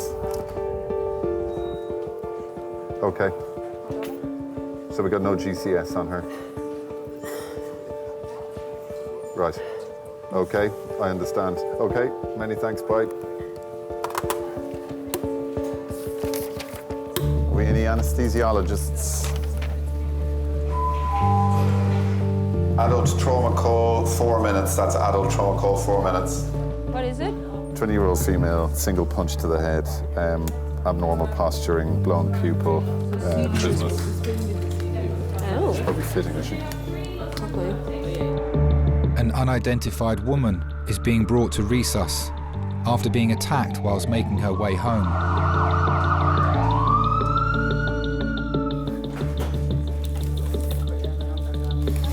She's been punched in the face and knocked unconscious.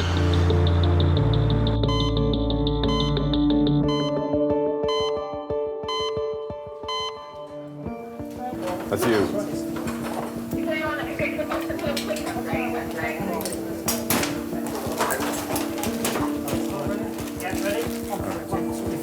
Gloves, please. Oh. Okay. Full of vomit. Okay, let's roll her over and suck her out. Thank you. Thank you. Right, what I can tell you about this young lady, Yeah. she was, we believe, mugged by a cyclist coming down the road, and she's fallen and hit her head on the curb. When we arrived in a GCS of 3, she was posturing. The right pupil was size 4, left pupil size 6. Vomiting with trismus, we can't control the airway. Also, she's got quite a large bump, I think, on one of the other sides of her ear. She's 93 over 67, sat for 100%, Yeah. and that's all we can do for the rapid removal. So Can we roll her just to suck her out a bit, just while we get everything else organised? Okay, to us, yeah. Run on your count, Jackie. Yep, 1, 2, 3. Is someone getting all the drugs and everything? Good. You get an adult suction. When you know very little about the patient, you need to weigh up the benefits of what you think is the right diagnosis, the right treatment, the right action to take, versus maybe that decision being wrong or maybe that treatment being wrong. You have looked for an adult yanker for me? Adult yanker next door, yeah. Okay, on Jackie's call. Ready, steady, back. Okay, lovely stuff. Let's get that sleep out. Yeah, go for it. What's yourself? Yeah. We hope that we're able to diagnose everything just from having the patient in front of us. right now, But it is that decision that changes everything for everybody. Sorry, you broke down. 10644 was that?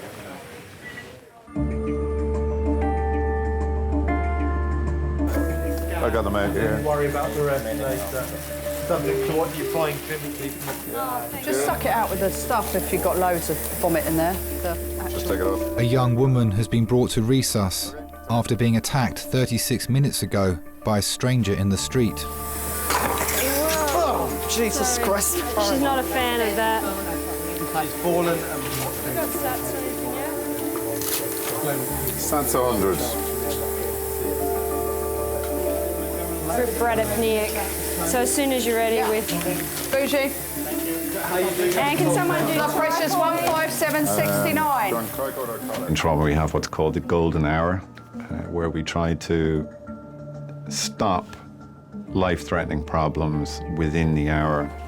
If a patient comes and is delivered all nicely wrapped up and they're intubated, then their golden hour is already well underway. 1 to 6 millimetre. Watch out, everybody. Okay, we got no cricoid on. That wouldn't have stopped that Thank you. anyway. But when they come to us without having any of those interventions done, it means that the clock is already well and truly ticking. Not fasciculated yet?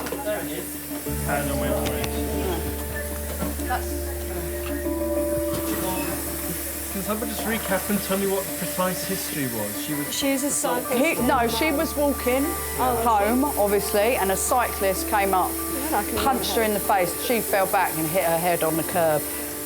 Do they know who she is? As in, any ID on her? Not yet, I don't think. The old bill there, so I'll ask the old bill in a And minute. can we just cut what's left of that shirt on both sides so it'll come off more easily? 6.2 BM.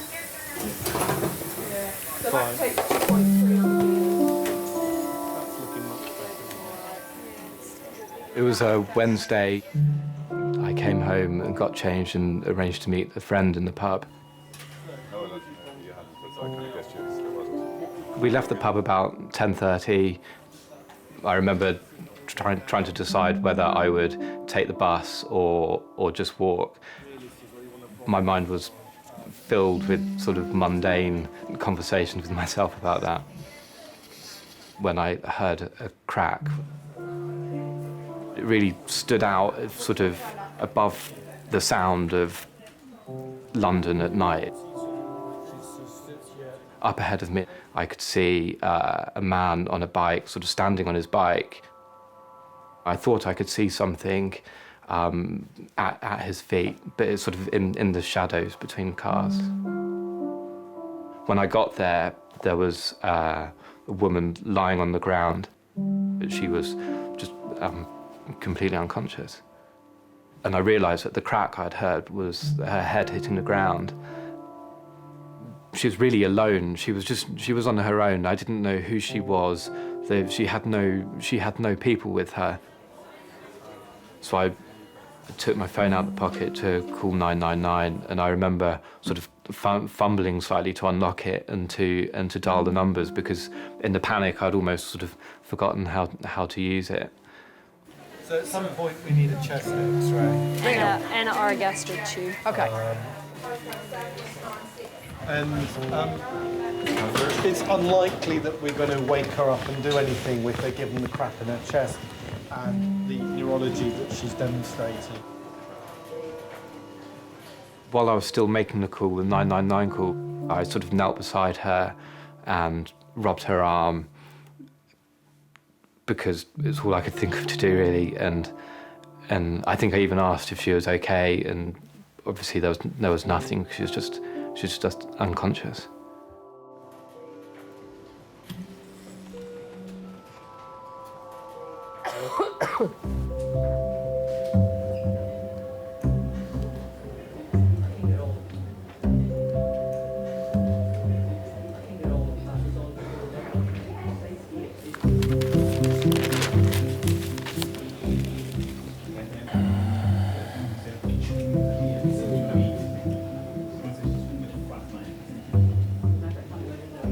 I'm sorry that you're having to be here for me, but thank you very much.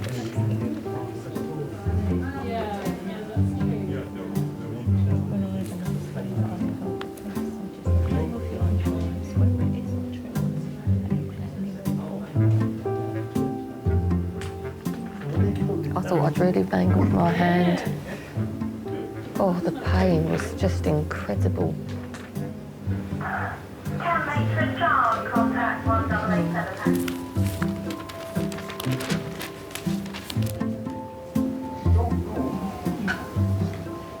I won't be able to use that hand for a while.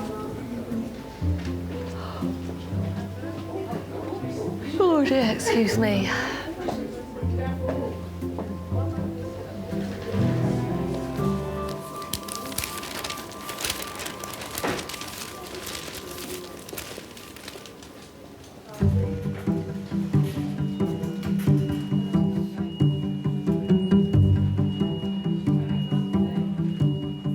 I fell on the floor, I got out of bed, I landed on the floor, and I could not get up. So my wife rang up the medics. So why did you fall? You collapsed? I didn't have a fall. I just had no body strength. 90-year-old Frank has been brought to resus after his wife found him collapsed at home. I come from the circus, and everybody's fairly strong. Yeah. And I used to break animals, horses, and things like that. And I picked up a horse before now, so I've always been strong. But I used to practice judo. I've been a weightlifter. But I mean, I've always been strong, and I could not get off the floor. my great-great-great-grandfather started off the circus busking in the streets with budgie cars. Okay, it's going to tap in the chest a little bit. I consider myself a fairly healthy man, considering I'm 90. You're doing well, my friend. You're doing very well. And when he died, he gave each of his 3 sons a circus. In those days, quite a big thing. And my grandfather, Fred, he had a circus when about 1834 or something like that. And he did very, very well. He was doing great big stuff, you know. My name is Danielle. I'm one of the doctors. Oh, join us. So tell me why you came into hospital today. What happened? What happened? Well, I got out of bed to go and have a tinkle, and I hit the floor. I couldn't get up. Okay. I couldn't get up, and I'm a strong man. I've always been very strong, and I couldn't get off the floor.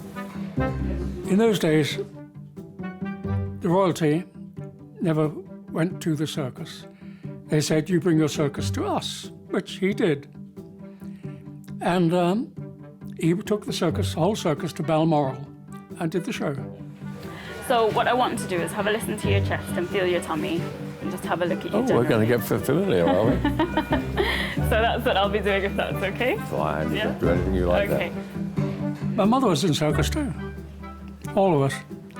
Schooling was a bit tricky because she'd go into a town. So my mother would take me to a school, which I would go every day until Friday, then I'd be off. And the next week I'd be in another school in another town entirely. And it went so on and so on and so on for years. I probably went to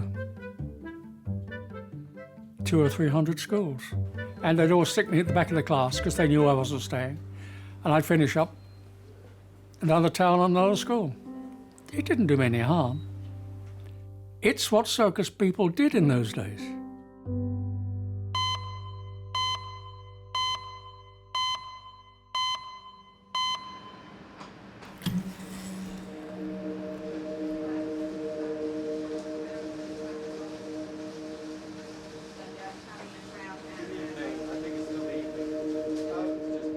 It's been over an hour since an unknown woman was punched and knocked unconscious.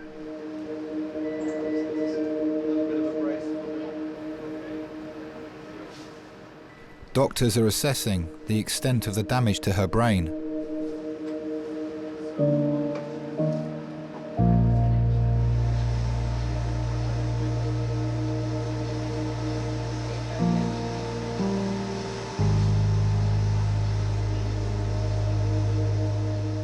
Got home about midnight and I sat up for another couple of hours. I had another phone call from the police. They implied quite strongly that she was probably going to die. I asked if they knew who she was and if she had any people with her. He said that she was from overseas and her family were on their way. I was thinking about her last conscious moment, sitting or lying in the road with strangers. It must be a very sort of lonely place.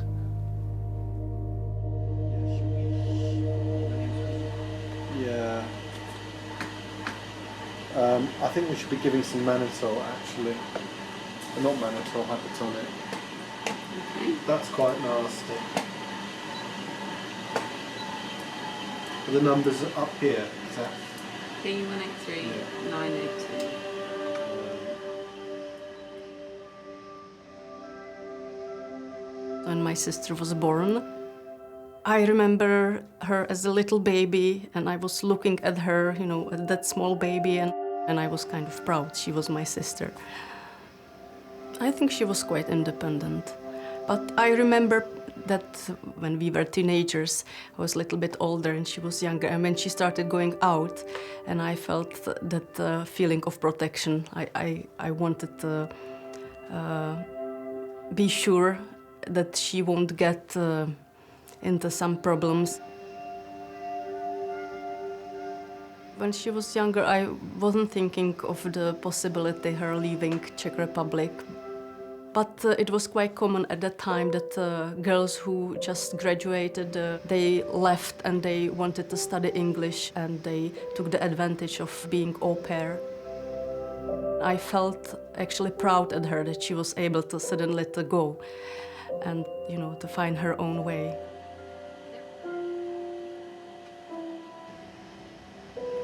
Hello, you're the neurosurgical registrar. Just had a young lady brought in via resus who was punched in the face by a cyclist, and she's fallen backwards onto, landing on her occiput. At that day that I found out about what happened to Susan, I felt strong need to be close to her, to be there, to find out more details, and really, because we weren't sure, is she dying? Was she dying, or what's happening?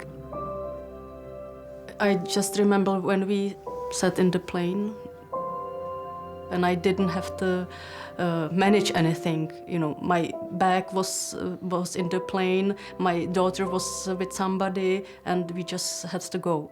So at that moment, the emotions came, and, you know, I started crying, and I think I was crying for the whole flight. She's got frontal contusions and a subdural and a very significant amount of midline shift. We thought that one of the issues was that they didn't have control of the airway. So what we did was secure the airway and ventilated her down. The pupils both came down. It's quite a nasty scan for that history, really. I even remember I took a few books, Czech books, with me, that if she is still, you know, in some kind of sleep or whatever, and that I would just sit next to her and read her books, and, you know, I was thinking this way. I was trying to think how can I help, what I can do for her in that moment.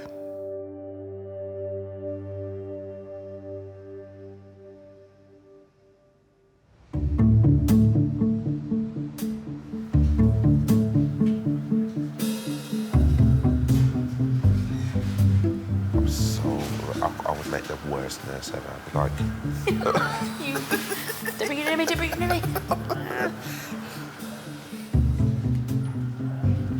Things that you don't think about with stuff like this is how much it impacts, because, for instance, I can't moisturise my hands. I can't do my daily moisturising routine. Can't moisturise my toes. It's just like... My little toesies. My little toesies. He's gonna have one really, really moisturised hand. I can't wank. Finish.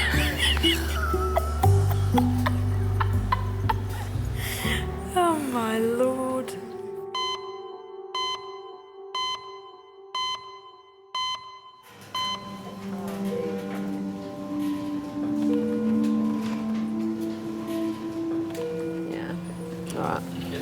Seem to be down here now. The neurosurgeon's going to take her to theatre? Yeah, I'll be ready in half. Okay, fine. So she'll go from here then, yeah? Suzanne's CT scan has revealed life-threatening swelling in her brain.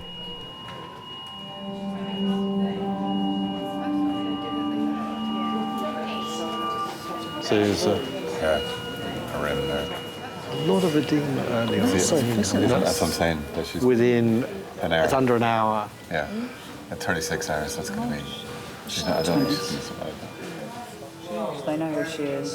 They're just trying to get in touch. It's just shocking.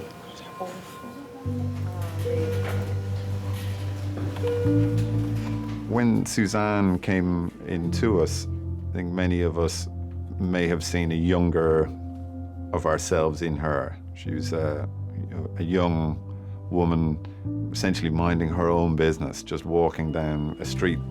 And this random act has put her in this awful position. And I think it touches everybody who's involved in her care, that there but for the grace of God go I. It could have been any one of us. And I think that kind of sticks with you then, how unnecessary this is, how needless it is, what a waste of a young, beautiful woman. It's just, it touches everybody, I think.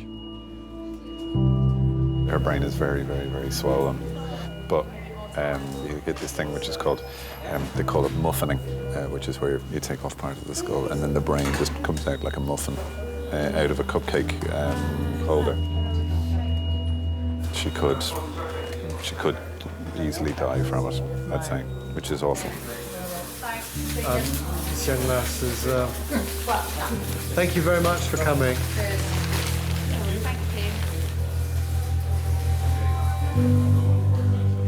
Neurosurgeons will operate immediately to relieve the pressure on her brain, which could cause permanent damage.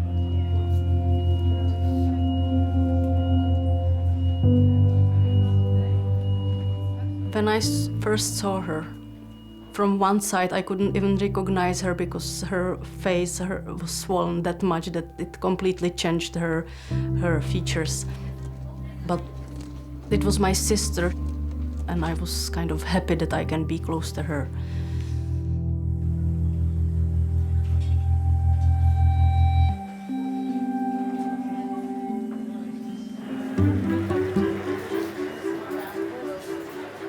Bearing in mind that you got to a stage where you couldn't get up this morning, I think we should keep you in hospital for a little while until you're a bit better. But in that situation, we do have access to emergency care to help your wife at home.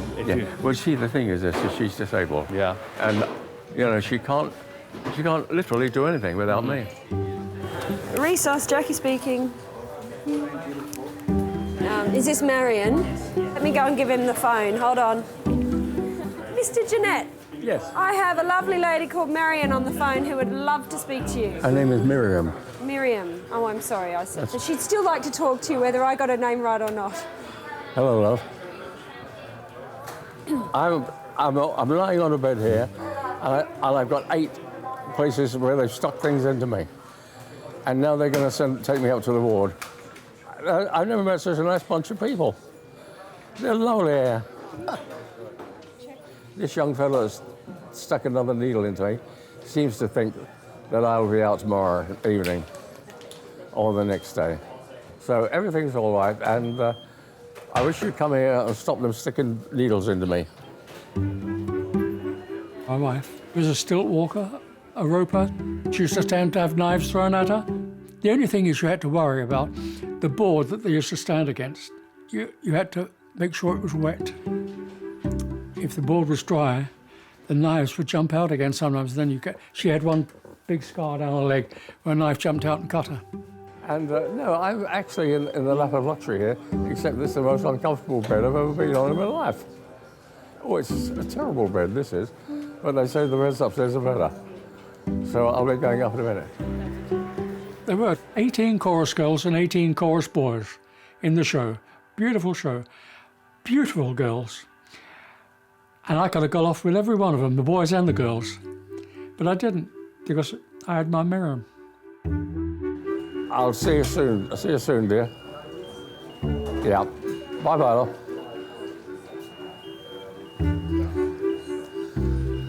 Yeah, he used to own a circus.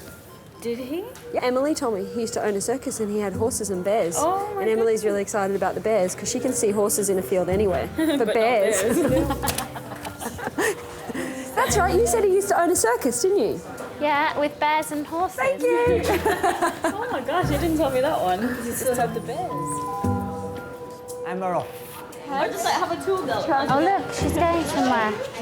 Ask him now, quick. I think I'm good. Goodbye. So we need to ask you one quick question. Yeah. I've heard a vicious rumour that you used to own a circus. Yeah. And you had bears. Yeah. Did you give bear hugs? You're in big trouble if you're getting a bear hug. Yeah. Everyone loves me, bears included. I think he means a bear hug from a bear. Yeah. Everyone loves me. They won't do that to me. You should meet my dog. Bye-bye. My dog tries to do bear hugs, doesn't he, Ed? Totally.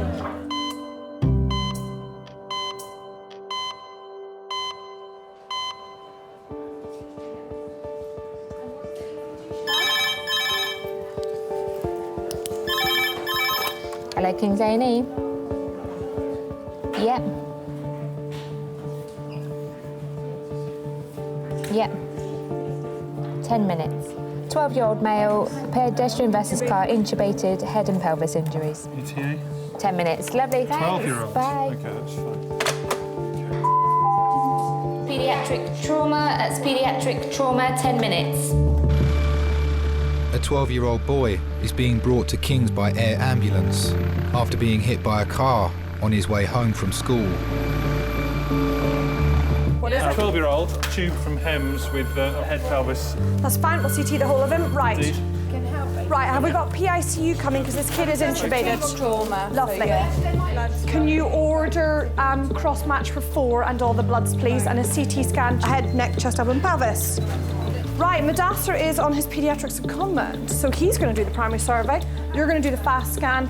You're going to do the bloods. Oh, yeah. Saves you having to get in after. Thank you. They said 10, 5 minutes ago. It's tragically predictable that children will be hit by cars, but how you respond to that is very much, it's a drill. It is like the F1 pit crew.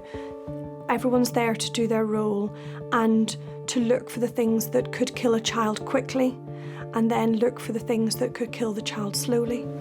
Is it here? Not yet. No. Very long 10 minutes. The whole point of the Hems crew is to bring the hospital to the side of the road. It makes you more alert because that means that the ambulance crew have recognised that this child's more seriously injured. Mate, you can't come in this way. Yeah.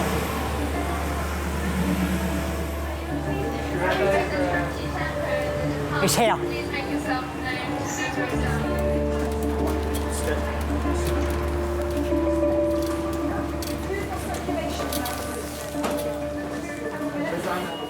Between you and Aidan, one of you's on fluids and one of you's on monitoring. I'll do monitor. Well. Hello.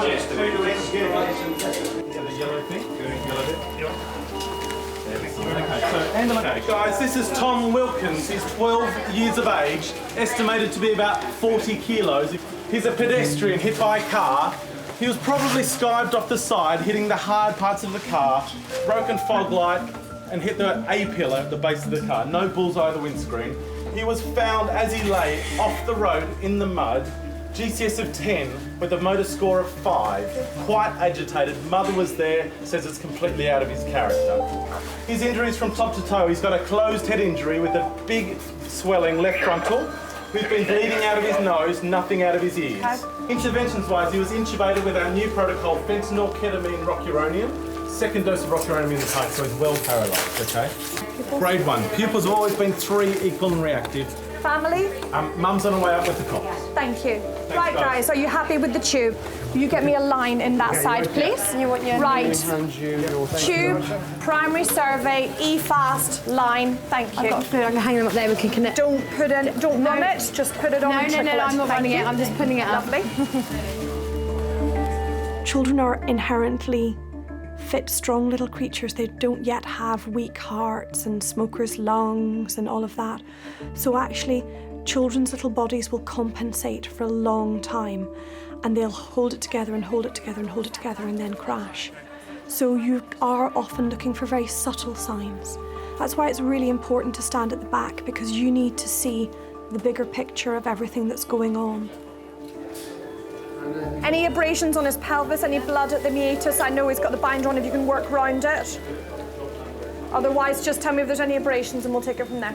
There's no blood in the meatus. Great. There's no abrasions on the No blood at the meatus. And no abrasions around the pelvis. Okay. Let's Put me this side. BM is reading low. BM is really reading low? Pupils are 3 and reactive. Do we try again? Yes, do it again. Pupils are 3 and reactive, and there's an abrasion where? On the left temple. Left temple. Okay. And a big bruise on that side as well. Guys, I'm going to order the CTs. I'm going to CT everything. On the right, please, so you can exactly on the the other side. side. Hands over. Hands over onto some bony bit. Okay, come on. Emma, there's already fluids connected. You just relieve those. Very slow trickle. Very slow trickle. Hartman's, is that Yeah, it, very slow trickle. On that blood, I'd like a cross match for 4. Too big. Okay, both lungs are up on ultrasound. To blanket him up. He is just very cold, isn't he? Guys, CT are ready and they're waiting for us. So if we all start getting ready to go, as soon as we're all happy, we're going to go. Charles, you've not seen anything abnormal in your assessment? No, I've just done the fast and that's all normal. You're happy with the tube end. Pupils are still nice and reactive. Lovely, we'll head across.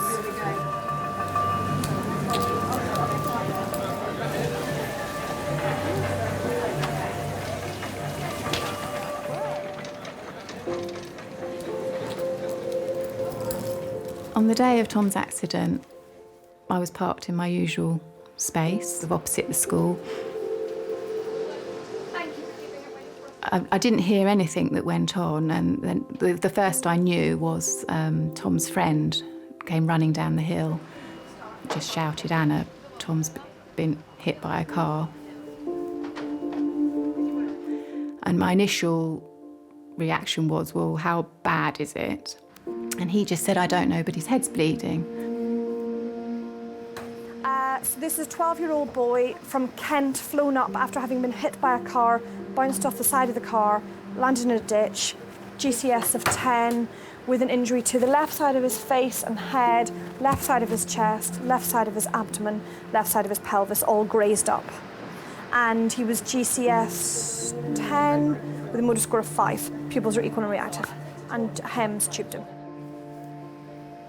I ran up the hill, sort of praying to myself that it was all going to be all right. By the time I got up to the top, I could see his head was bleeding. And he was very starey-eyed, almost looking through me rather than at me.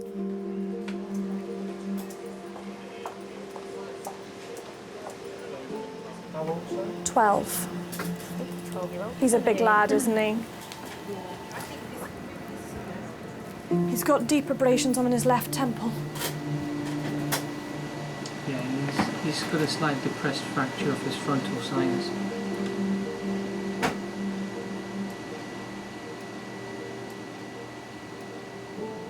I just want to know whether we keep scanning him or whether we bail and go to neurotheatres.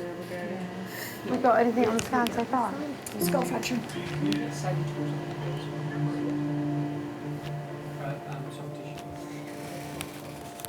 It was quite nerve-wracking being in the police car with blue lights on and sirens. You're thinking, gosh, why is this happening? This is urgent, I've got to get there. But you're also, your mind is distracted. I think it's the kind of denial mode sets in as to try and avoid thinking about, I suppose, what you might be greeted with once you arrive.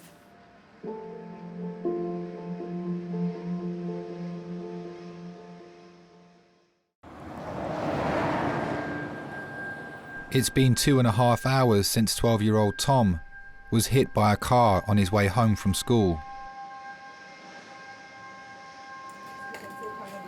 Are you happy? Do you want to go in and just make sure you're happy? If they'll let us, we'll take him upstairs. Nothing else major. So skull fracture, when they get a better light, maybe there'll be a little bit of blood, but not shift. Okay. So he'd be fit to go upstairs if you wanted him to. Now. Shall we? Yeah. Let's go. Tom doesn't need immediate brain surgery. He's being taken to paediatric intensive care, where he'll be closely monitored for the next 24 hours. Fairly shortly after we arrived, a doctor came and saw us, and they did say initial signs, if you like, were good. So I sort of laid in bed with him. You just lay there and you just quietly contemplate. And it was a bit like going back to the baby days again, when you're sitting there and you're allowed to nurture them.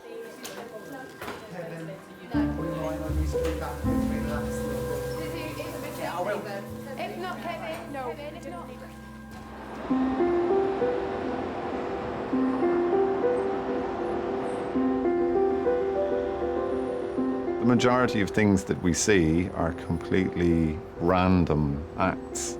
There's no reason for them to occur. There's nothing to indicate that they would occur. They're just random acts. And we try to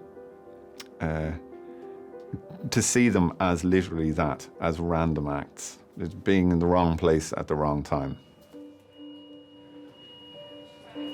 Some young girl, who she was 20 or 22 or something, walking home from work, some guy came up behind her on a bike, sucker punch, just punched her once, down she went, didn't get up. Massive frontal contusion, absolutely horrible scan. It's the kind of thing, you're just looking at it thinking, ooh, you're not sure whether you will survive it or whether you want to. Unfortunately, you know what I mean? It's sad, isn't it? Everyone was a bit sort of, blimey, choked up about it, because, you know, she's just going home from work. It was, 10 o'clock in the evening, and everyone's like, yeah, but I do that. Everyone else does that.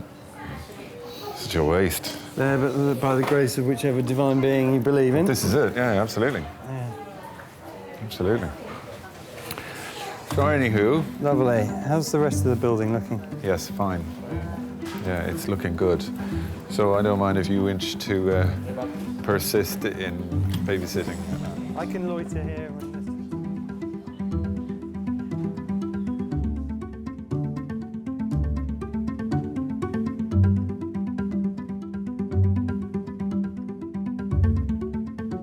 When I woke up, I just saw my parents just sitting there, and then I didn't know what happened. So I just woke up, and then I thought, I don't know where this is, what's going on? And then, of course, they told me what happened.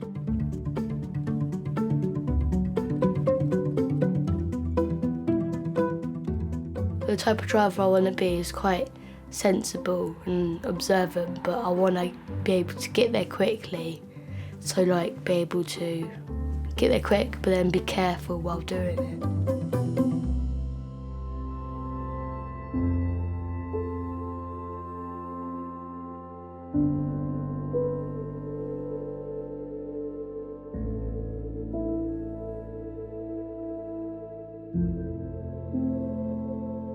Well, we met and married in 3 months. It lasted 65 years. We did quite well.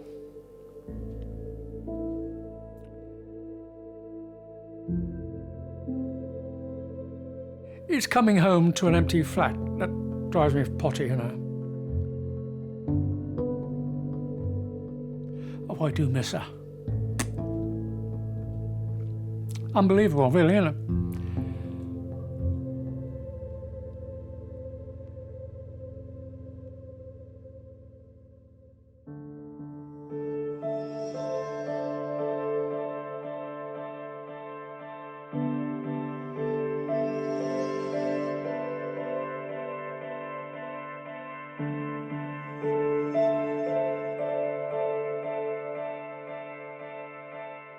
When I woke up, I remember seeing my family.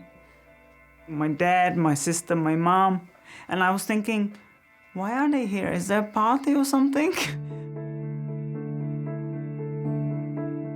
I never thought of what happened. Because it's not gonna help me and it's not gonna help anyone else. So, you know, I just focused on getting better.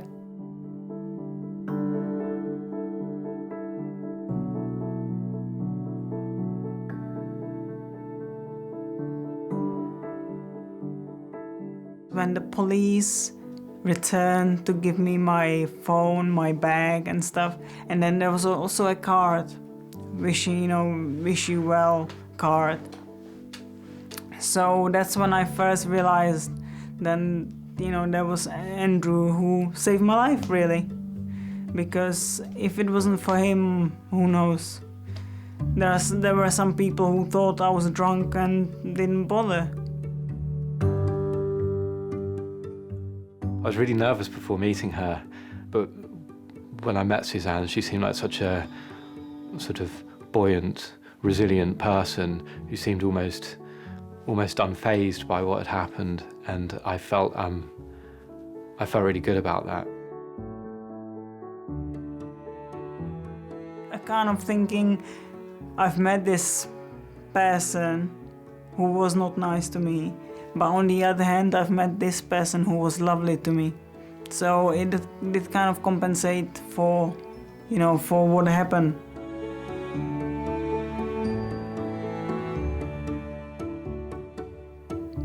Saved my life, I have to say. Saved my life.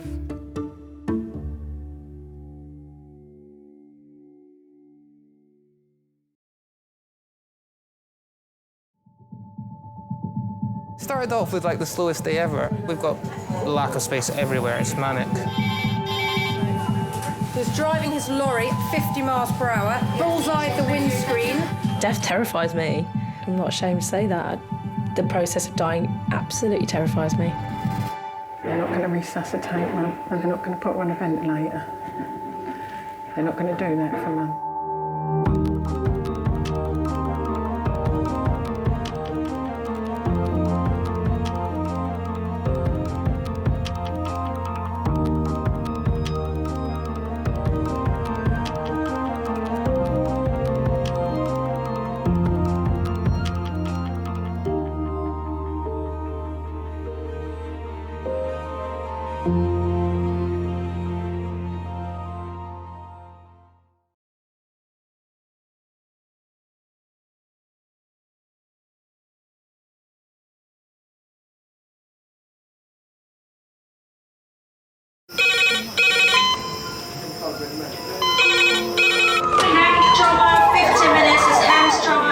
Ortho, surgery, we're just going to get on, do this. Not scare and get you all sorted, all right? John? Do you remember where you are? King's College Hospital, London. Thank God. A major trauma centre. Hit the curb, jackknifed onto the verge. Have we got a good pulse? Have we got an output? You know? One of the busiest A&E departments in the world. He will probably scream, but he won't remember. No, stop! Ah! A place where love, Come on, sir. Let's go. Up you go. No. Yeah. life, There you go. I love you. I love you too. and loss It's all right. unfold every single day. Don't cry. And we'll make sure Mummy stays with you. Well, listen. Right, who's not busy? Squeeze that. We can't give up on her, come on. We've got to be strong for Mum, if it is the last bit. Hey. All the patients you're about to see were treated in one department. Well done. In just one 24-hour period. I never cease to be amazed at the robustness of human beings. I love you. And the strength of their relationships. Love, it's a reflex. It's what you do. For many of the families, despite the devastation that they may be facing, they give unconditional love.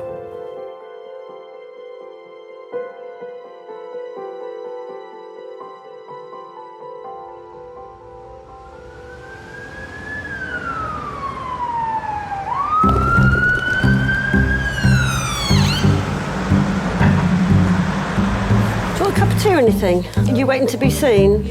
Yeah. Do you want me to help carry something?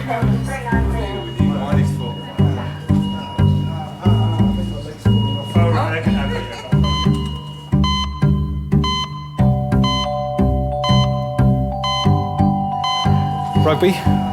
What exactly happened? I was tackled. Tackled. So you were the ball carrier? Yeah, but I was going through two guys at the same time and they went down. Looks like your kneecap's come up sideways, hasn't it? Are you all right looking at that? Of all the patients who arrive in A&E, 14% fit into one category. Young men. Do you remember about the family tree and where I said the family are from? Well, Dad's parents and Mum's parents, so that's 4 grandparents, and they're all from different places. And I tell you already, but you just forget.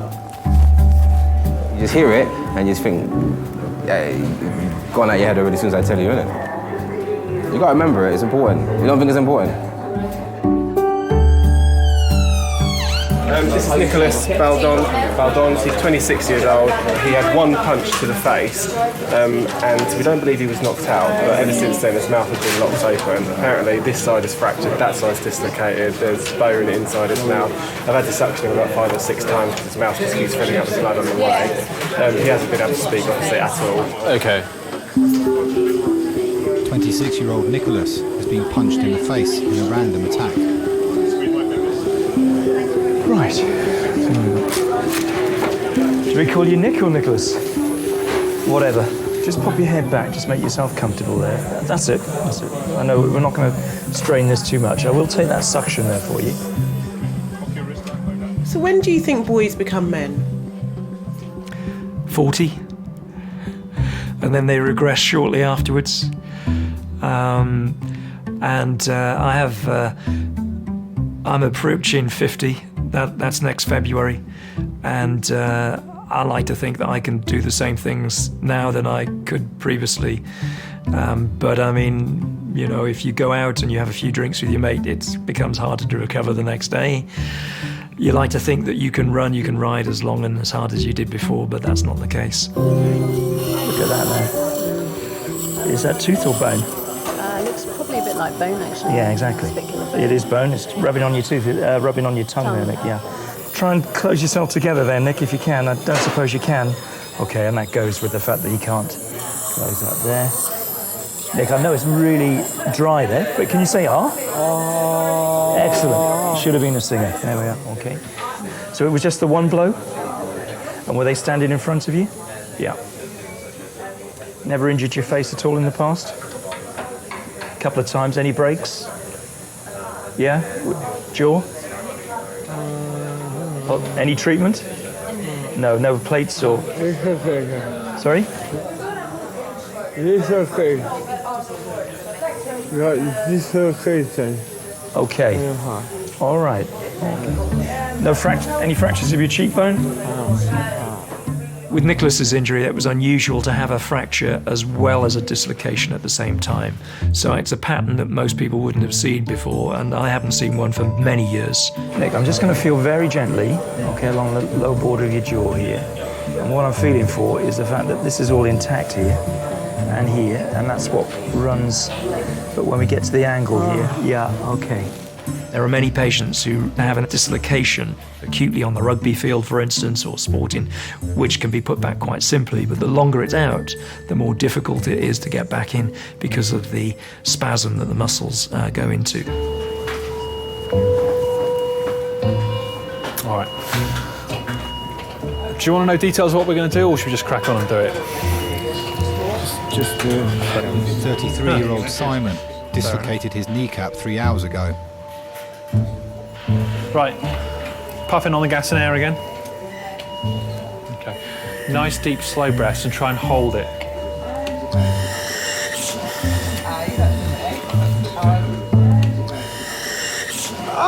Okay, all right, hold fire. It's well done. Keep breathing. We might need to give him more drugs again. Nick, I haven't seen any radiographs, X-rays at the moment, all right?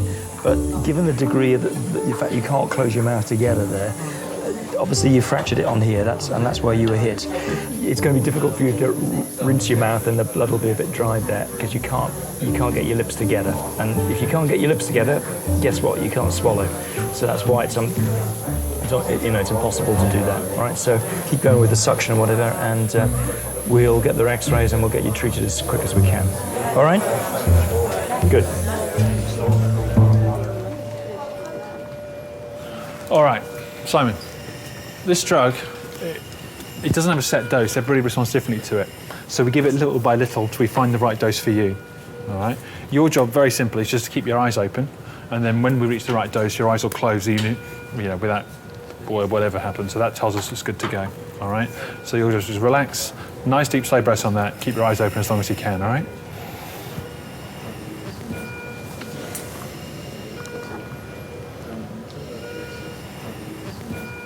Simon is given fentanyl, a strong painkiller like morphine.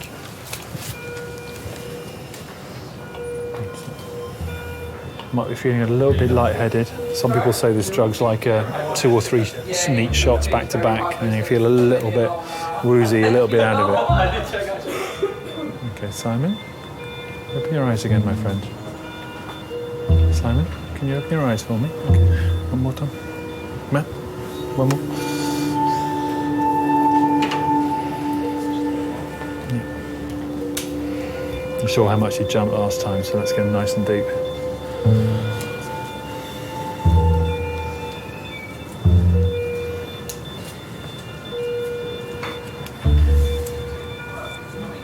Straight back, Simon.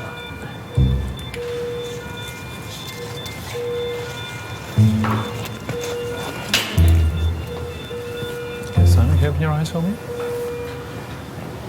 Okay, right, just here we go. He's going to shout a bit again, but there's not what we can do about that. Oh, for fuck's sake! No! No, stop! Oh! We're in. Hey, hold down. Thank you. Thank you. All right.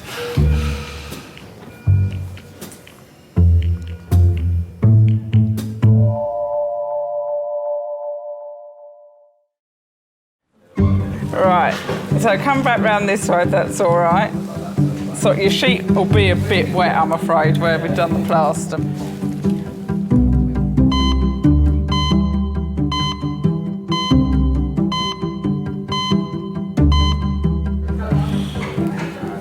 Are you comfortable, or do you want another blanket under there? I'm actually comfortable. You're comfortable, okay. You look like a vampire. Messy one.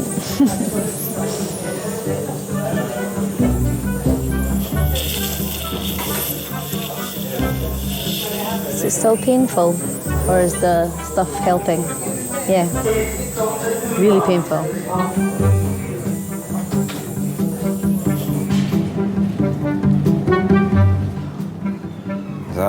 So how's it going at the college, football-wise? Football? Yeah, the last match. How did you guys get on? Lost 3-0. 3-0? Your team lose kind of often. That's the manager. He made 7 subs. 7 subs in one game? 17-year-old Terrell has come in with a damaged big toe, and his father, Adrian. He's going through that period in time in his life where he's been a bit independent, and it's the hardest thing. You say to your kids, "Hey, how's your day been?" "Fine." You know, what you been doing? "Football." Then you're like, okay. You know, so every parent goes through this. It's not just me. So you just think, you know, how else can you interact with them? And the funny thing is, yeah, when I started this family tree, I didn't even know my grandparents' names. I didn't know what their names were. I just called them Mama and Papa. You know what Granddad's name is? Yeah, I know his name. You should do. What about your great-granddad? What about Nan's dad? You know what his name is? No, I forgot. How can you not know? You see, that's what I'm saying. I never had a relationship with my dad. I never knew him. Because my dad died when I was 7. And it's not until I actually became a father that I realized, wow, this is the impact a father can have. You know my mom's name. You know my dad's name. What about Nan's dad's name? Nah. Possible. But you know all the teams in the Premiership. You know all the teams in the Barcelona League. I don't know. Yeah, all yes, you of do. that. And you know, yeah, and you know all the players in Barcelona or Spain, what country they're from. Yeah, you do. But if I ask you where your family are from, you ain't got a clue. How does that make any sense? So all the players in the Premiership, you know what country they're from, yeah? Yeah, most of them. Exactly. So you know your team's history, but then if I say to you, all right, then where are you from? You'll be like, I don't know.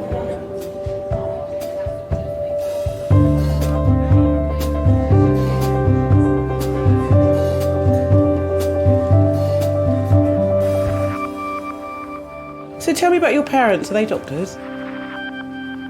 No. My father is 96. He left school at the age of 13 to work in a brickyard to support the family. My mother left school at 14 and was a shop assistant. So I was the first person in my family who went to university, or in fact, for that matter, did an A-level. Rob is the clinical director of King's major trauma centre. He's also a world-renowned specialist in facial injuries. When we're treating facial trauma, it's very much the person. You can injure your arm, your leg, and obviously undergo life-saving surgery. But if you injure a face, that patient expects that face to look exactly the same afterwards than they did before. It's us. It's what we are. It's what defines us. Oh yeah, oh no, I see your tooth. Nicholas was assaulted in a random attack 6 hours ago. Since then, he's been unable to close his mouth. I'm sorry, Baba. I don't like seeing you like this. He's come in with his long-term girlfriend, Holly.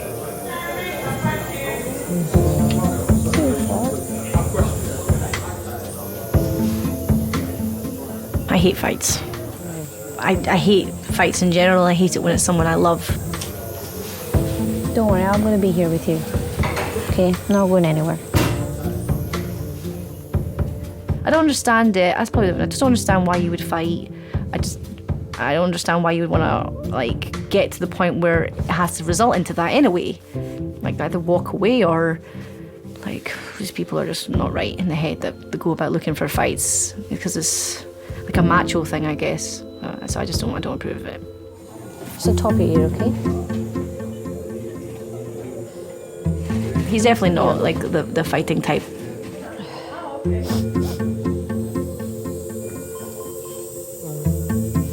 When I first met him, for sure he was a boy.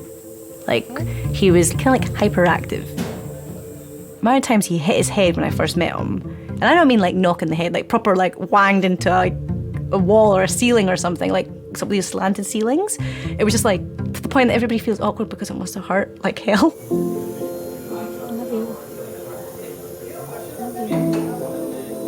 Sometimes I feel like a little bit like a mum. I'm like, can you slow down, don't run, or are you gonna hurt yourself? That sounds really terrible to describe your boyfriend as you're his mum, but it's the way it is. Now, if we look carefully on his right side, what's that? And what's that? So what's he got? He's got a dislocation. That's why he can't close his mouth, because he's dislocated on the right-hand side. You can see he's sort of, now this will be good, there you go. What a shot.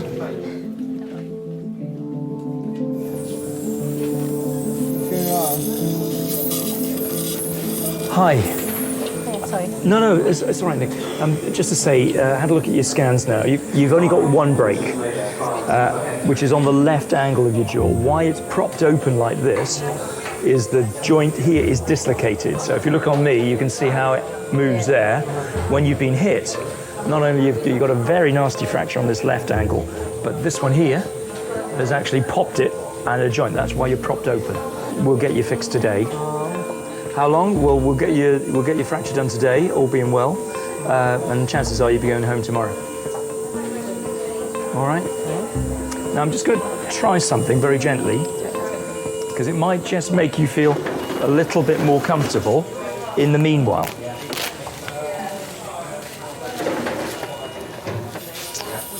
It's going to be a unilateral segment, so I'm just going to see, because I'm just thinking while he's here, we'll just see if we can make this a little bit more comfortable for you. I don't want to give him any sedation or anything like that. If that pops back relatively easily, which it might, it's going to be a lot more comfortable for him in terms of where he is at the moment.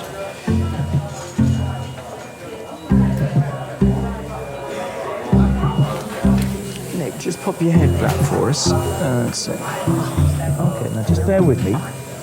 Just here. Okay. There. How about that then? Better? Close your lips together.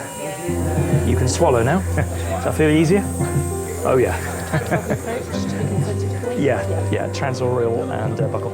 What we do need is... I felt relief from the moment he stepped in the room, because it looked like the man in charge, and then he just came to me in a couple seconds. He just put a finger on my teeth and then like locked it, like, I don't know exactly what it did, but it went cluck cluck and it was all sorted in a couple seconds with like a magic thumb, and it all went back where it should be. Well, from that moment I knew that I was in good hands. Do you remember when you became a man? There is a time in your life which is unspoken. And I think that between... sorry.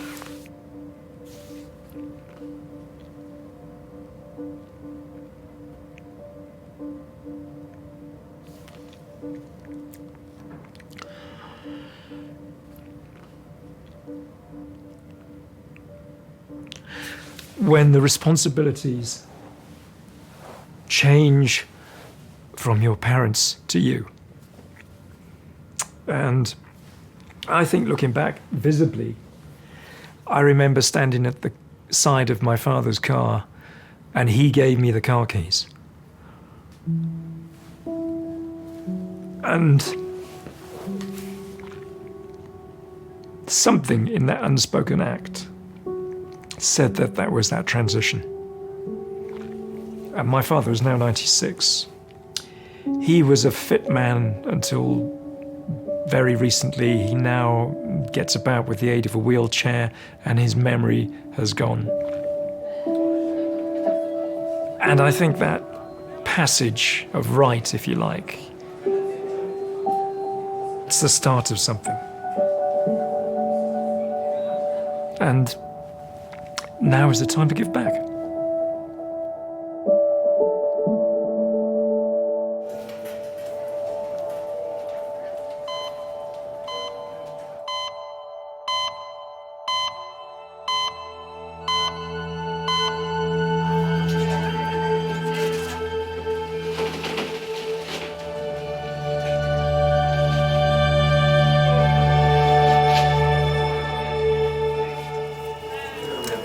Is she on a beta blocker? Do we know what medication she's on? Any medications? Nothing. How old is she? 78? 78. So she's recently diagnosed with a blood clot. Confirm. You don't know. 78-year-old Amway has been brought to King's by her 26-year-old grandson, Ho. He's training to be an architect. Every day, he cycles 10 miles to visit her in Peckham. Today, he found her collapsed in her flat. It was a shock when I found my grandma. She always has refused to go to your doctor. I think that's one of the things in our culture we preferably do not want to know if we're sick. We rather, knuckle down and live through the pain of it. It was quite a horrific moment because I'd never seen her so fragile before. 哎，痛咯！等，打，要俾藥你噶，同埋攞血，俾佢。哎呦，痛咯！等陣，哎呦，痛咯！試。哎呦，痛！哦。食嘅。哎。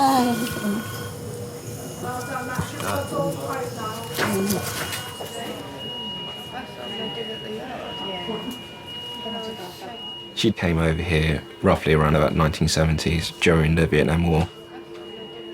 During my childhood, my mum and dad, they worked in the restaurant business in Chinatown and they worked very late hours. So I never got a chance to spend time with my mum and dad. The person I call, the person I cry on is my grandma. Yeah, she's a mum figure.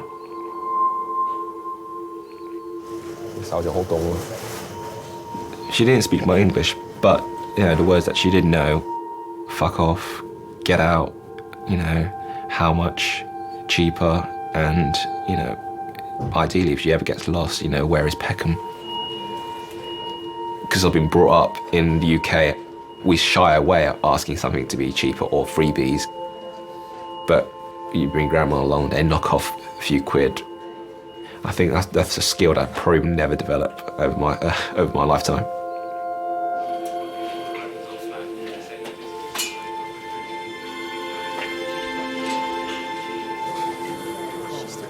I've got quite cold hands. Does she want another blanket, do you think? No? Comfy. So I've got very warm hands. Sorry, when was the last time you gave the Clexane, the injection? Yesterday. Okay. Yesterday, hello? You don't spend your time normally in hospitals, do you? No. A lot of people think that if they come to hospital, they're only ever going to go out feet first.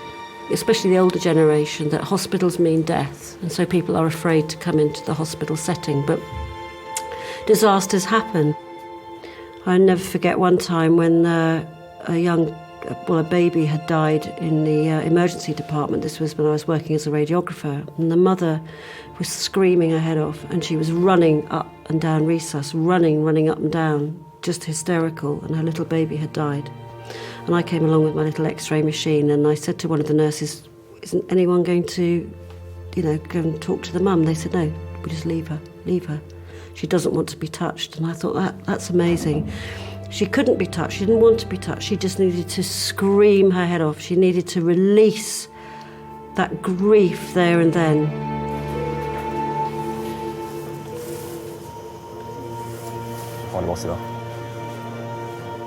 I know the smell, the sight, the sound. I know it. And it's familiar to me. So when I saw the granny, I could look and see and know that she was not long for this world.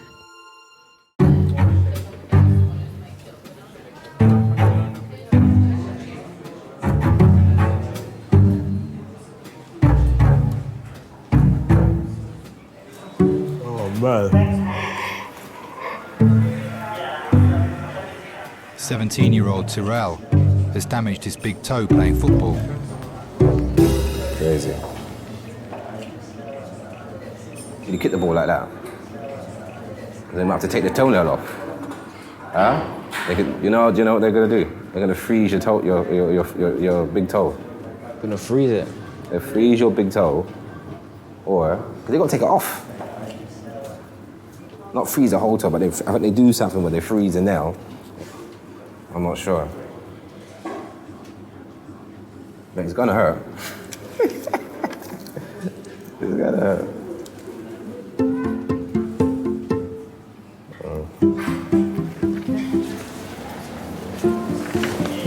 Are you with someone or are you by yourself? Yeah, Dad.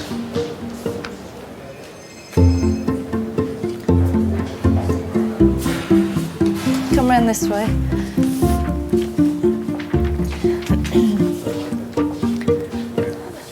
Tell me what happened. I was playing football. I had the ball. I went past the player, then he stamped on my foot. A player stood on it. Yeah. How much do you play football? Right, every day. Well, yeah. I think it's better we take the nail off. All right? Do that now? Yeah. Are you ready? Okay.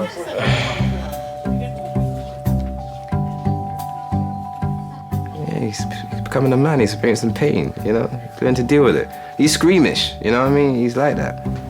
You okay, boss? I know you can feel me pulling. Yeah. Weird there feeling, shouldn't be any isn't it? pain.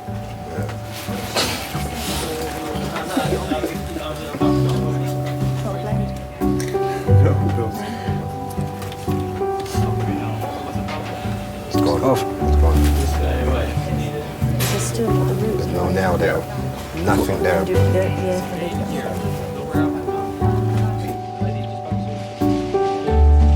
I'll show you.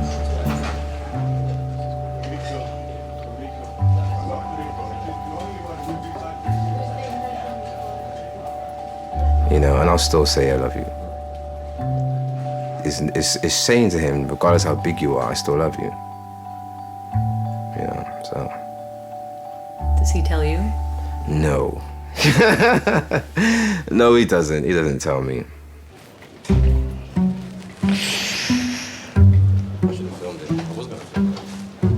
Ah.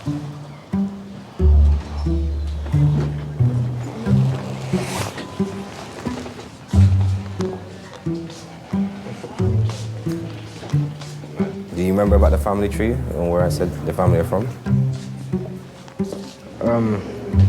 Nah. You gotta remember it, it's important. You don't think it's important?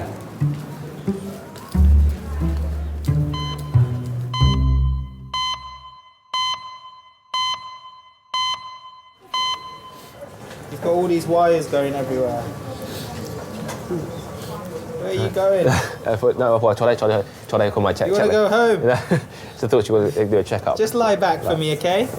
Just lie back. Bằng tay.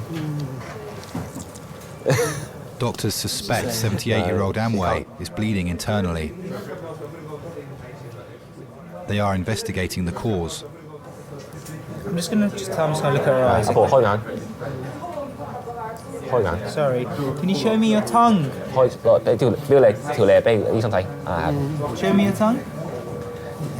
How to squeeze both my fingers? Just squeeze? Squeeze? Squeeze as hard as you can. Good. And this side as well, squeeze? How to pull me towards her. Pull me towards her. I'm sorry, I know this is all tiresome. Pull me in, that's it. That's great. Sorry, I know it's the last thing she wants to do right now. So, I mean, a lot of the A&E doctors have seen and the surgeons have seen, and they think there's probably a bleed in the upper GI tract, so somewhere in the stomach or a bit lower down. Now, what we're going to do is we're going to give her blood to make her hemoglobin go up, essentially, and they've given her a map as well, so that's the next step. So we'll give her lots of medication to if there is any bleeding, that the clot forms. Okay, thank you. I'll see you a bit later on, okay?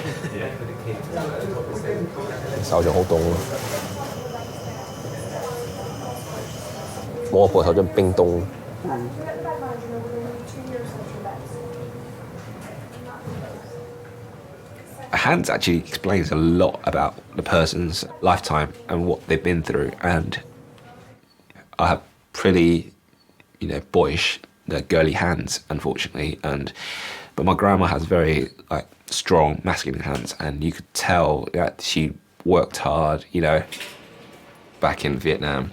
She was usually working either in factories or in the fields, and the wages didn't really pay, to support her children. So at times she did tell that she used to take stuff from the factory or from the fields as extra portions for the kids during that time to survive. But my grandma would probably want to go back for only one reason: it's to have dog meat again. It sounds weird, but my grandma said if I want to go back to Vietnam, I want to have dog meat. And we did raise a dog when they were younger, and eventually when food supply was over, Dad got a chop. Don't be shocked. Come on, that's the way of life.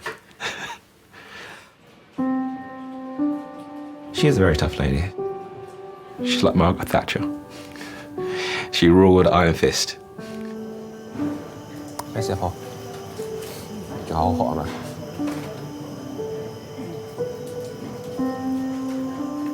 When she starts to become old and fragile, and you realise that she's getting quite vulnerable, I think that's the difficult part about it, and you want to provide back. She cooked, she did all the washing, all the dishes, everything, maintenance, cleaning the house. She was pretty much a superwoman. She looked after me always. And so I felt I had the responsibility to go and look after her.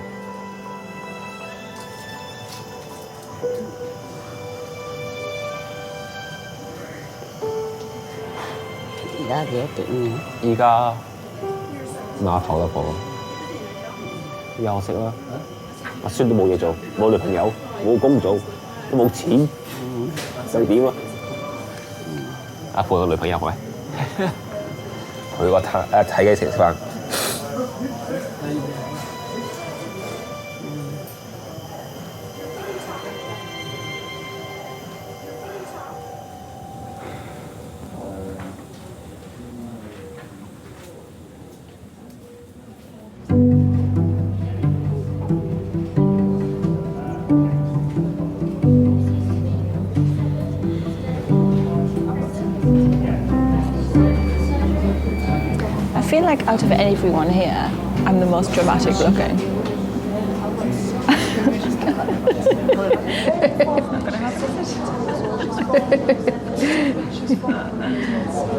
Tomorrow morning I'll be coming ice skating with my class. I can't come tomorrow. I can't. See how you feel. I'm not saying that I won't feel like it. I'm saying, how can I go there to a beginner's class, like with all the other beginners learning to skate, so excited, and then, oh yeah, I did this on the ice last night. Like you say, just pop your hat on. No one will move. I might wash my coat first as well. Yeah, do that. Well, now they get like.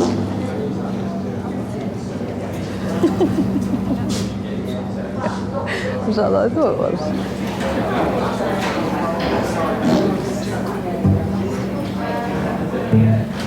These things are sent to challenge us.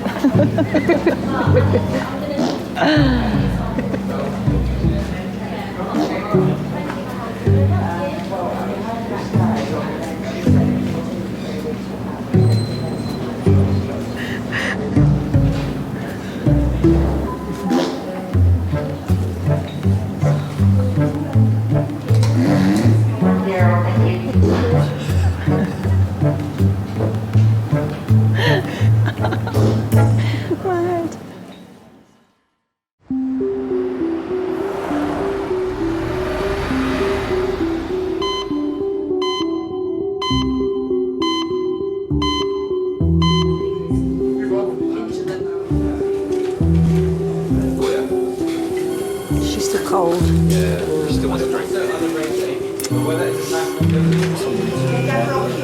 Another coffee. All right, I'll remember the sugar this time. All right, I'll go and get that for you. Since arriving at A&E, 78-year-old Amway has been given a blood transfusion. Further tests are being done to find the cause of her collapse. 我車你背啊，婆，我要翻嚟行落翻架車，落車翻嚟攞啦。咁啊，舒服啲啊？嗯，仲肚痛係咪？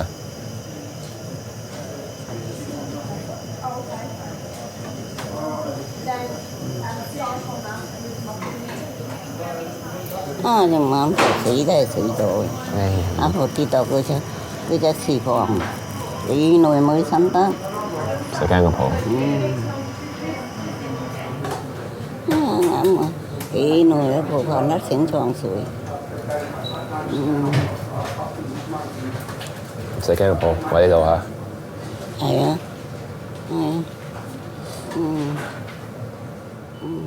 ，I think with every elderly person, there's this mysterious factor about them. You see this sort of ideal image of your grandma when you're younger, and then when you have a few drinks, it's like, you know, a completely different person. She would mix all her drinks. She had brandy, she had red wine, white wine, a lager, beer, you know, shots, and she would mix them all in one drink and, you know, drink that, fall asleep, wake up and re-drink that again.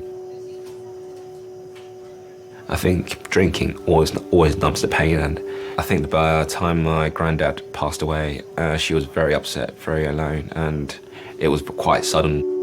No one really got a chance to say goodbye, and it was very upsetting for the family, and especially for my grandma. We did tell her that, you know, her drink will probably eventually kill her, and she said it's worth it, so it made her happy.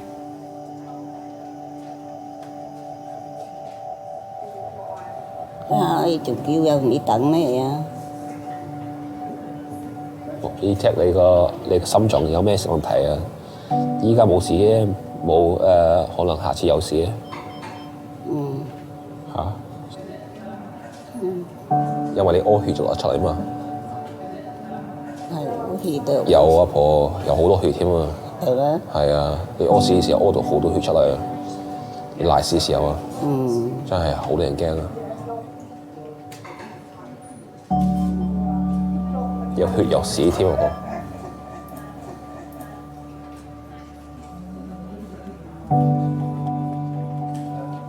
The 啦，你救護員依家睇緊你啦，醫生嚇幫睇嘅。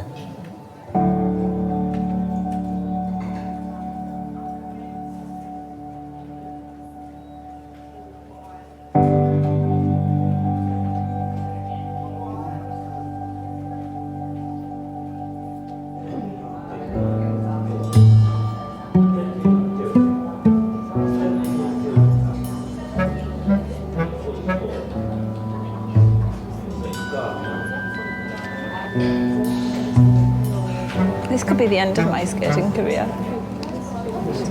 No. You'll be fine. You'll be fine. I'll be fine. I'll be fine. Anyway, tell me what it looked like. Did it look bad? Do you want me to draw a picture? It looks like you kind of like. Do you really want to? Can you see my bone? No, because it was all bloody. But no, I don't think so. Didn't look that bad. Okay, draw it. So. Oh look, it's even a red pen. How appropriate. So that's my face. Yeah. That just looks like my eyebrow. It's fine. No, but it's like heart. It's kind of like here, and it just looks like you've torn it. Tearing sounds like it's going to look uglier when it fixes. Well, it'll be nice and swollen, so if you pull on it again, it'll cushion it. Yay! It's fallen from ice. Yes. I was only on the ice for 5 minutes. Only on for 5 minutes? Yeah.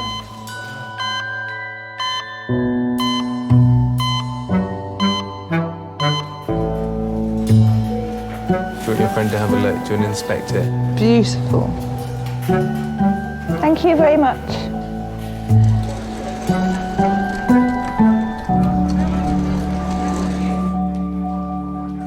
Have you ever been a patient? Yes, I have. I've had a life-threatening condition. I had cancer, breast cancer 12 years ago, and that gave me a really huge scare. Because I'm also a qualified mammographer, so I knew after I felt a lump, and then I went for the x-rays, and then they took a bit longer, and then they had to do another view, and I thought, oh no, these are my colleagues, well, they're being so slow, something's wrong.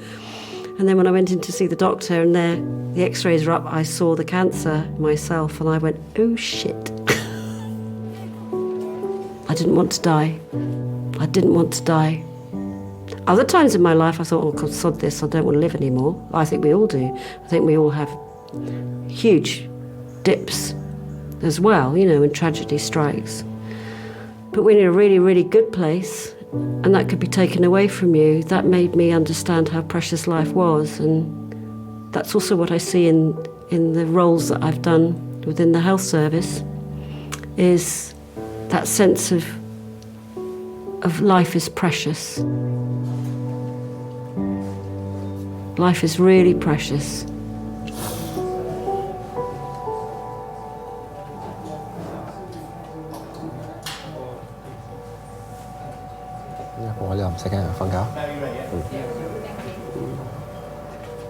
Last year, she lost a lot of weight. It was that she couldn't, she wouldn't eat. She couldn't. Every time she ate, the food just seemed to come back up again. So we thought, well, maybe it's something wrong with her, but we never knew how severe it would be. So it was shocked when they diagnosed her with cancer.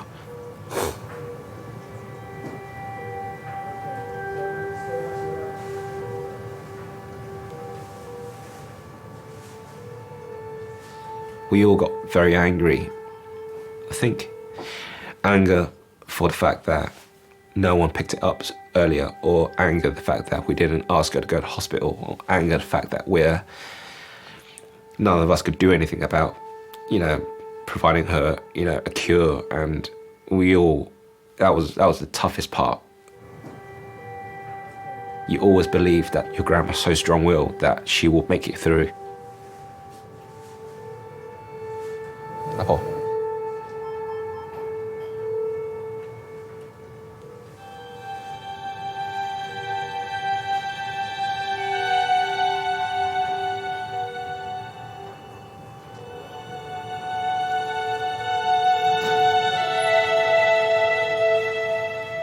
grandma taught me, it's like family will always be first. If I ever have my own children, that's what I'll pass on to them.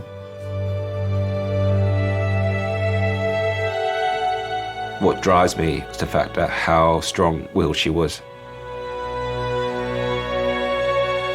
She put more physical effort towards doing things, and that thought spurs me on to do well and, you know, not moan as much.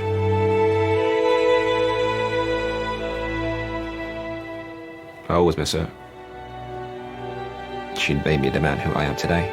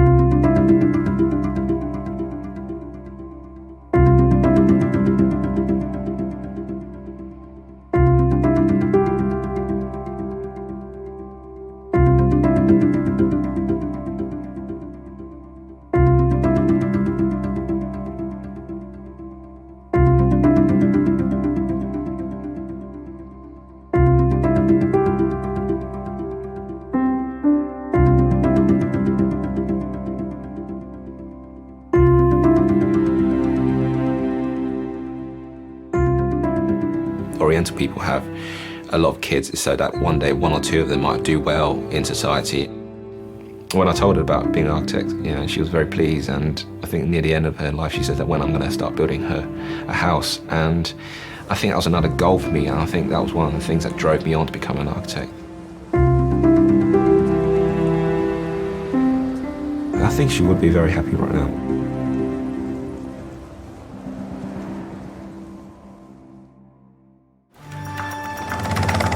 Adult male trauma. We have got food red patient. You're thinking what will kill him first? You got a pulse on the groin? No? Have we got a good pulse anywhere else? For some reason, the blood is not running through. When you do that job every day and you realise how short your life can be, literally nothing's taken for granted.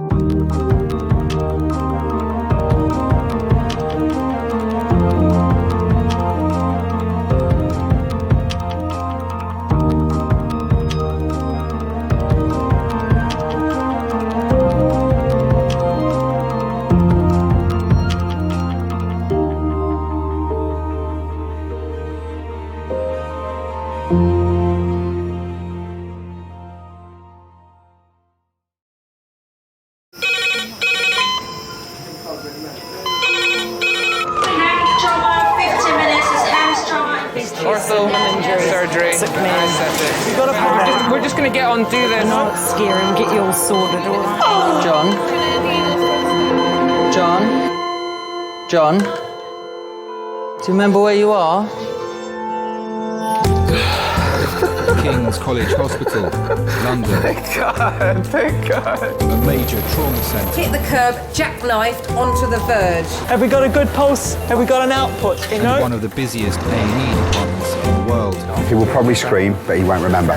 No, stop! Oh! A place where love. Come on, sir. Let's go. Up you go. No. Yeah. Life. There you go. I love you. I love you too. And loss. It's all right. Unfold every single day. Don't cry. And we'll make sure Mummy stays with you. Well, listen. Right, who's not busy? Squeeze that. We can't give up on her, come on. We've got to be strong for Mum, if it is the last bit. Hey. All the patients you're about to see were treated in one department. Well done. In just one 24-hour period. I never cease to be amazed at the robustness of human beings. I love you. And the strength of their relationships. Love, it's a reflex. It's what you do. For many of the families, despite the devastation that they may be facing, they give unconditional love.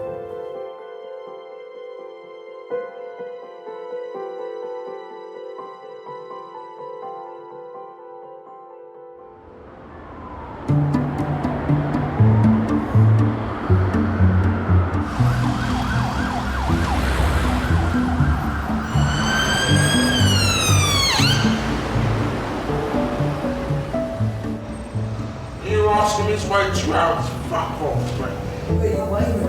2 hours they're asking me to wait. What do I look like? A mug? I don't think so. 2 hours. Kiss my ass, man.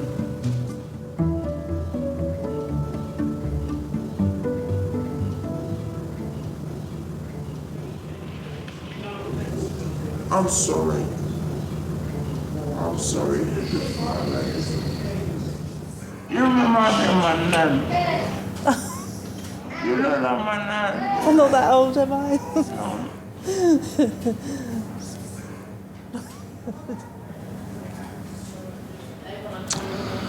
Happy Valentine's Day. Not is it 12 o'clock?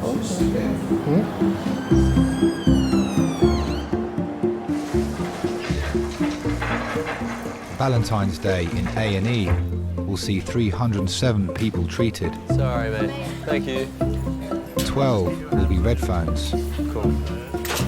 6 will have been assaulted. And 3 will be arrested. It's Valentine's Day today. I have to remember to stop on my way home and buy some flowers because I'm going to be shot. I tried to cancel it, but I'm completely absolved from any Valentine's Day responsibilities. I was lucky. Well, it's not a very romantic place at the best of times, I suppose. We had, a couple of years ago, was a couple that had a blazing row, and we didn't realise at first that this is what happened, but one of the guys came in and he only had a half a finger. And we were like, oh, what did you do there? And it, you know, first of all, I caught it in a door and then, you know, some other story. And in the end, it transpired that his partner had bitten his finger off. Relationships in A&E can go either one way or the other, I guess. One, it can bring people closer together because they get a fright and then they realise that some things actually really don't matter now my partner's sick. But you do see the odd fight.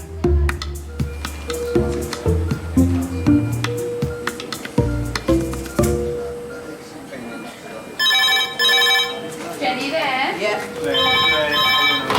A&E Kings.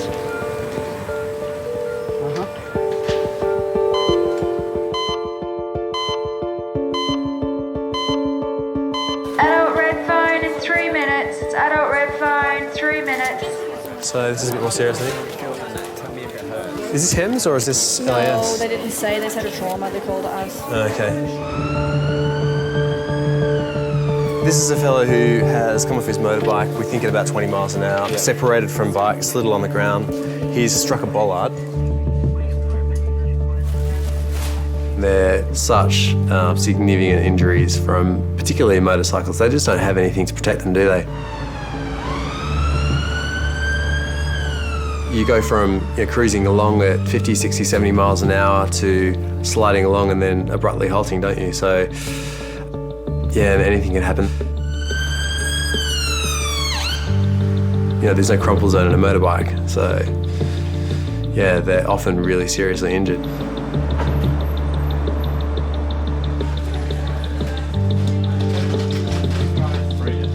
John, 53, motorcyclist, low speed impact with a metal bollard, probably about 20 miles an hour.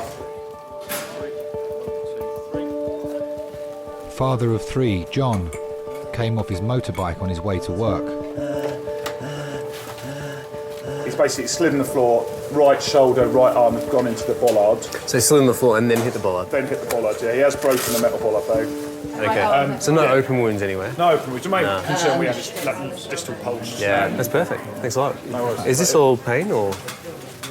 This is anxiety. Right, okay.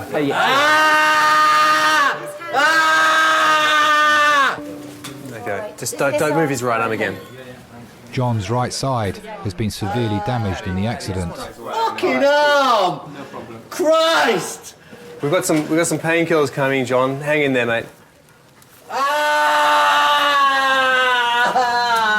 Hang in there, John. Do you have experience with ketamine? You don't, okay.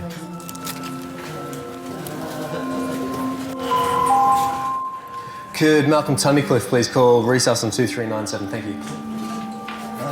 Where do you keep your stuff? My name is John Moran. How do you think your wife would describe you? Chaotic, selfish. Hey, John. I know you're in lots of pain, mate. We've got some pain relief coming, all right? Okay. I'm a psychologist. Some of the work I do is with pain management, and I teach particular skills to my clients. None of those skills were of any use to me at that time. Sorry, John. Guys, can we have a hand just for a sec? Thanks, just to brace him getting off the board. Yeah. Okay, you got it? John, hello, John. Hello, mate. My name's Malcolm. I'm another one of the doctors. John, in a second, I'm going to give you a really strong painkiller that's going to knock you out. Okay, fine. Yeah, all right. That's great. I just need to explain a couple of things to you. Okay. It can make you feel a bit funny. You can have very funny, vivid dreams on it. Okay, tripping out. But yeah, you're tripping out. It's ketamine, basically. Fine. Okay. So just remember, you'll be in a K-hole. So just remember, you're in hospital. You're quite safe. All right? Okay. We can give you something for it if that's really bad. Okay. Right, John, I'm going to get cracking to start with. We'll give you a little bit to start with. I won't let them do anything until I'm happy you're away with the fairies. All right, ready? Okay. So, guys, I think we need to be a bit quiet around the bed with the ketamine on board. Well done. 50 milligrams of ketamine, a sedative so strong it's also used as a horse tranquilizer, will knock John out for 20 minutes. Enough time for the team to straighten and plaster his arm. John. Only then will he be settled enough to be scanned for internal injuries. John, can you hear me?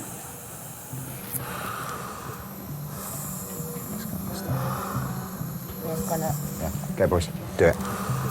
He'll probably scream. He will probably scream, but he won't remember.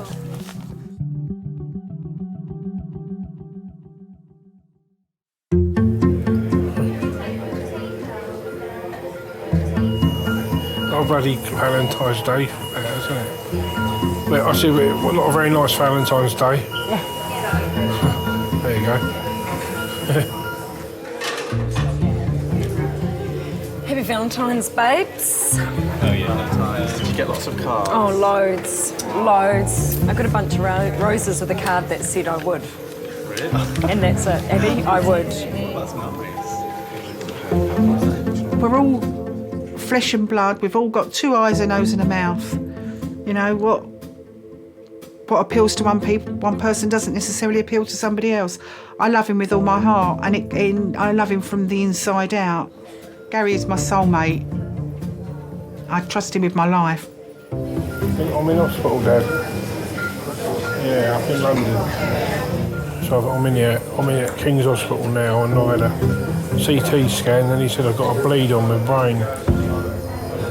Your blood pressure's too high. Because my blood pressure's too high, Dad. He said, Gary, a 52-year-old paint sprayer, was leaving work when he began to lose feeling down the left side of his body.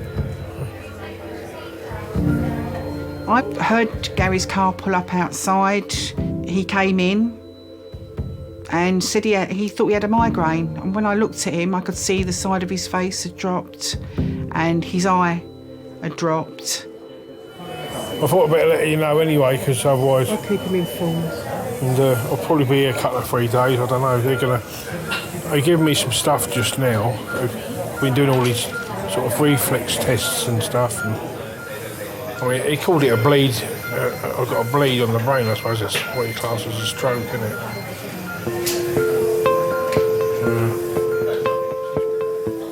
Yeah, it is, hang on. Hello? You know what he's like, he didn't want nothing done. As soon as he came in for work, I phoned for the ambulance straight away. I could see... I had to keep my head, because if I'd panicked, then I know Gary would have panicked. So I had to sort of keep my wits about me. But deep down inside, I was absolutely petrified. All right then. So I'll ring you tomorrow. Dad feeling all right? Yeah, he said, are you all right? Yeah, he's all right, he's a bit upset. Yeah. I met Gary at a bikers rally in Chilham in Kent 10 years ago. The night I met him, I was out with a girlfriend of mine, and when we saw the bike club that he belongs to, my friend laughed and went to me, my God, just avoid all eye contact, don't even look at them, because they had a bit of a reputation at the time. And then, of course, when he actually did walk over and speak to me, I couldn't be rude. That night, Gary walked me to my car, and as I got in the car, he actually asked if he could kiss me. My friend sort of like is going, oh my God, you know, I told you to avoid all eye contact, don't kiss him. But he sort of like put his head in the window and said, can I just kiss you goodbye? And I said yes, and he kissed me, and then he just said, oh, I love you. And I looked at my friend as we drove off. I looked at my friend and I went, I think I've just found a raving lunatic. Hello, I'm Kirsty, I'm one of the nurses. We're keeping an eye on your blood pressure, it's still a little bit high. Yeah. But don't worry, we'll keep an eye on it and make sure we try and keep it. I think they put some stuff to... Yeah, they did. Gary is being given medication to control the bleed in his brain. The first 24 hours are critical, so he needs close monitoring by King's stroke specialists. If I could go now, I'll go now. I just hate hospitals and doctors. I love you.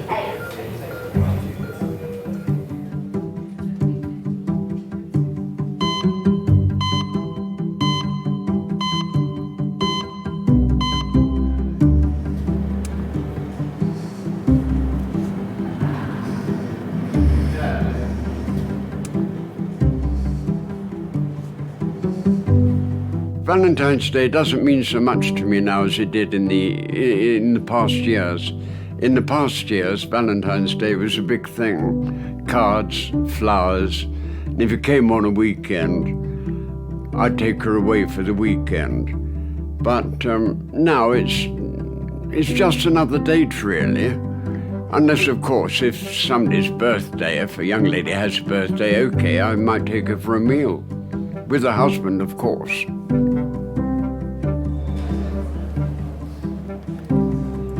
Are you here on your own? Well, no one's ever on their own, really. No. 84-year-old Ronald has come into A&E after being bitten by his dog Benji.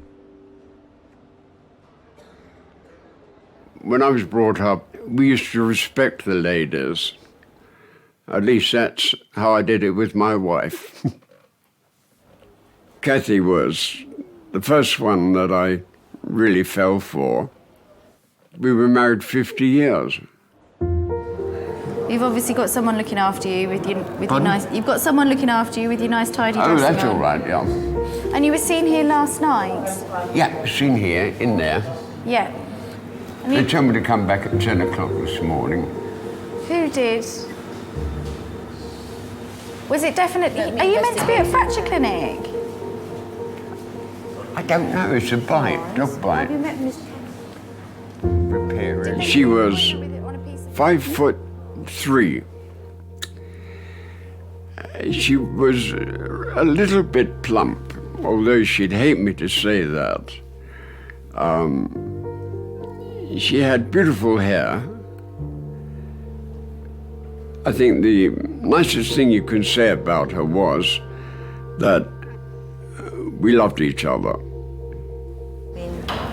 Let's look you up on the computer. Hold that for me, because I think you might be meant to be at fracture clinic or something, because he was seen here last night. No, but he loves me. What's your... Tell me your full name. Ronald Kane, K-A-N-E. Ronald Kane. She tripped over in the previous flat we lived in. She hit her head on one of the wooden jambs, and she had a stroke. She was one of those people who detested hospitals. She was afraid of them. Well, most people are anyway, especially when you get to our age. So I used to go there and look after her myself. Mr. Kane, do you want to come through? You want me? I do. I was sitting with her, and a nurse came in and said, I want to wash her face. I said, okay. Would you leave us, please? So I walked out the room, and within 5 minutes, the nurse came out and said, I'm sorry, Ron, she's gone. That's it. Fini. All you have are memories.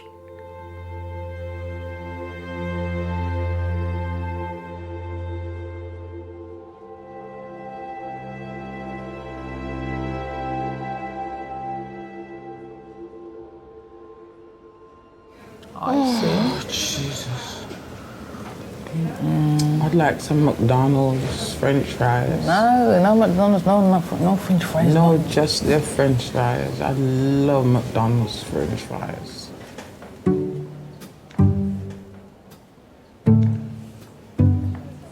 I wouldn't mind a Big Mac either. With some sweet and sour sauce.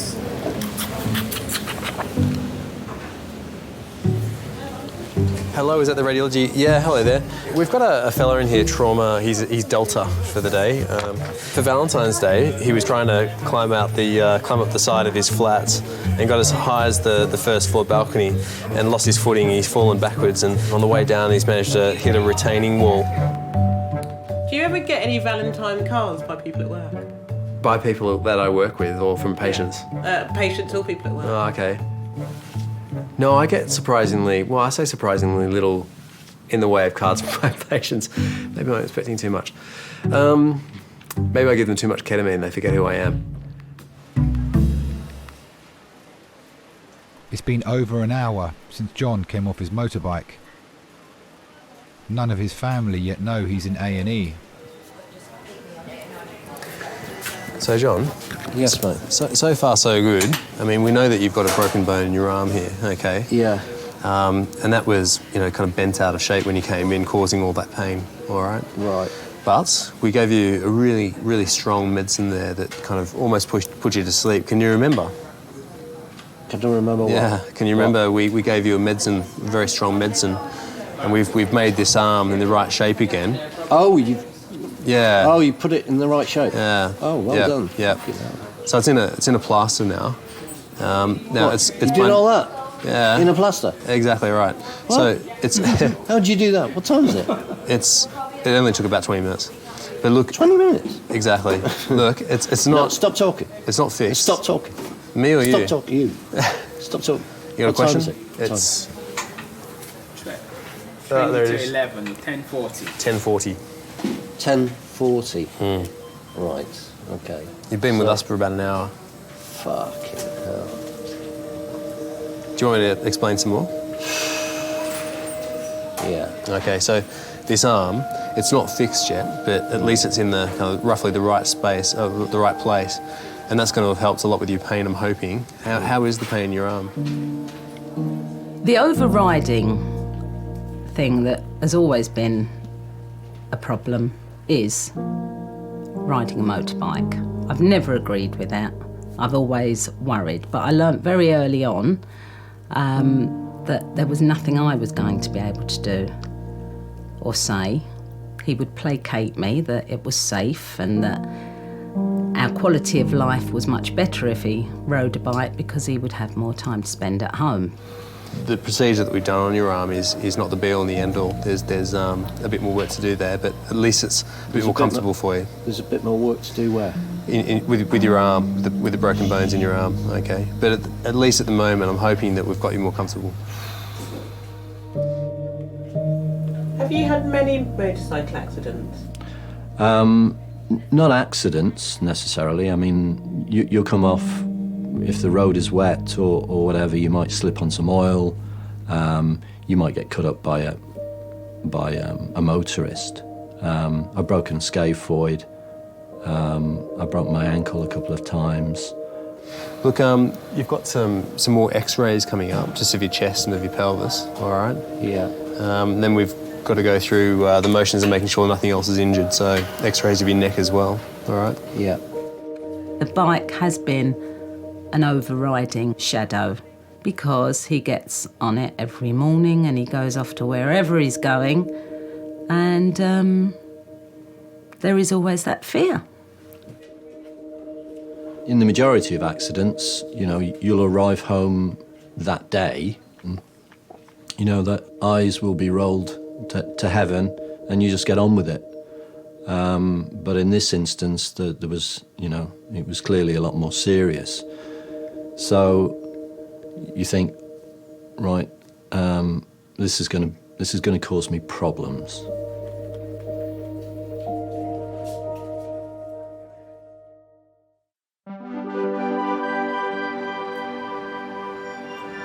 Breathe in. Hold your breath. Breathe.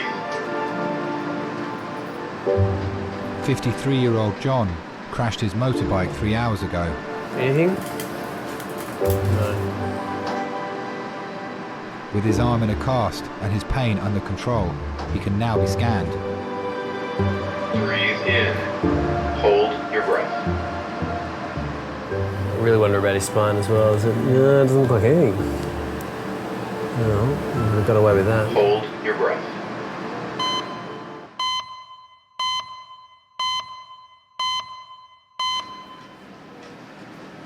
Scans show there is no organ damage. I need to see my star sign to see if it was worth waking up today, please. I'm Cancerian.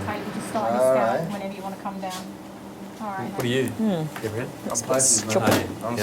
See you March. Yeah, February 26th. February 26th. Ooh. Yeah, it's coming Around up. the corner. It's coming up, man. Yeah, what are you turning?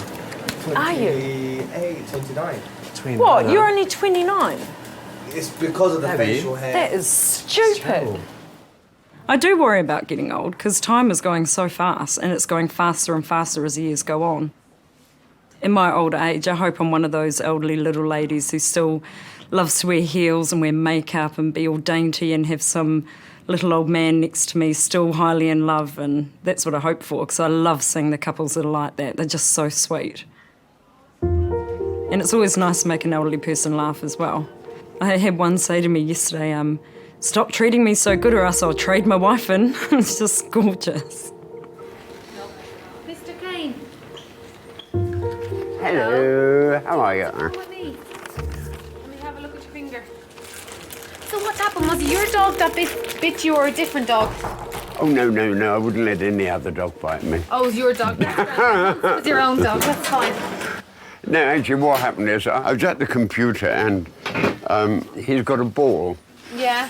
And it's a rope ball and he jumps up, you know, and then I throw it. Yeah. Well, I was computing and the ball, one of the strands of the ball got caught on my finger, and of course he jumped up for the ball. Got excited. Not knowing, and... That's what happened. You're not getting him put down though, are you? Pardon? He's not being put down, no. Put down? Yeah, you're not putting him down. Oh, God, no, it was an accident. He's been very contrite. He's been hiding behind the settee since he done it. He knows. He knows he's in trouble. Pardon? He knows, yeah. He does know, yeah. First thing Benji does, comes down here and looks for his toy. Hello. Then I got to spend the rest of the day throwing the damn thing to him. I've tried to train him, and they say, well, send him to one of these training schools. Well, that's all very well, but I think that would change his personality too much. I'd rather he stays as he is, mad, like me. Ah, what were you in? The RAF and Army, the Royal Air Force, 7.5 years, Princess Mary's Nursing Service, and 2 years in Korea with the Army. Do you want to put that in the bin? Pardon? Do you want to put that in the bin? Thank you. Yeah. When you get to a certain age, well, say my age, a lot of people just sit in the armchair and say, well, I'm too old to do this or I'm too old to do that. Well, I don't agree. I read in the paper and on the radio they were having this gay pride parade. So I thought, well, I might as well go along and see that because it isn't a militant one. Everybody was going to be cheerful, so I went down Haymarket, and where I stood there were 3 or 4 young gay chaps there, and we were having a laugh, having a joke. So we just need to clean this a little bit because you've still got bits of cotton wool and gauze stuck in there. That's what I said. There was something in there. I didn't know if it was Just a bit me of or... fibre. I've got a dressing table. And suddenly this crowd of very large gentlemen came dashing across the road towards me. They opened up and there's Boy George standing next to me. So I looked and I said, hello, Mr. O'Dowd. And he looked rather surprised. So I said, may I take a picture? He said, I haven't got a camera. I said, I've got one. So he got one of his cohorts to take a photograph of us. It turned out quite well, actually. He was quite a nice person to speak to. How long have you had your dog for? Oh, well, I had my first dog 6 years ago after Kathy. Okay. I didn't want to be on my own, so I got a dog. And she was beautiful. If I'm feeling a bit low, I say, Kath, what would you do? Or if I'm undecided about anything, Kath, what do you think I should do? And then at night you say, night, night, darling, God bless. Some people can go into a shell. They'll just keep there, contained within themselves. Other people, they can sort of throw it off. Not in their minds, but in their personality. And I think that's what I did. I just threw it off and said, get on with your life, Ron. She's not coming back. She wouldn't want you to be unhappy, be miserable. Do what you want. And I did. And here I am now. Okay. See you later. Bye-bye. Take care. Thank you. See you later. Bye-bye.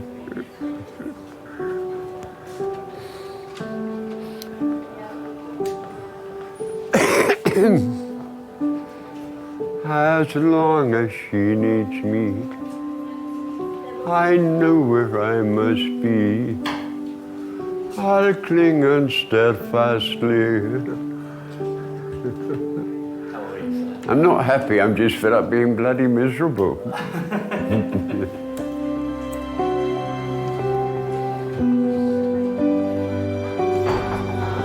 Bye-bye, dear. Bye.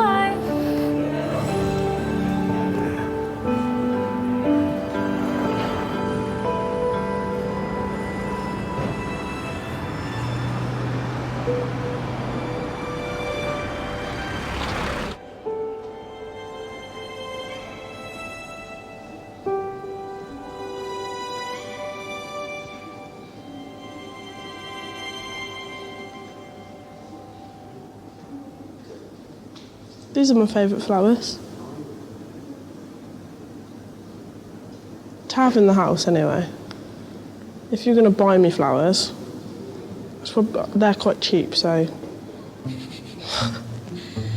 I'd probably want something a bit more expensive than that if you were going to buy me them. But if I was going to buy myself some just to brighten the house up. Oh, yeah. See if I've got any pictures of flowers that I'd be delighted to receive. Yep, they would do. Just. Some flowers, I'm not asking you to get me flowers. But if you were going to get me some.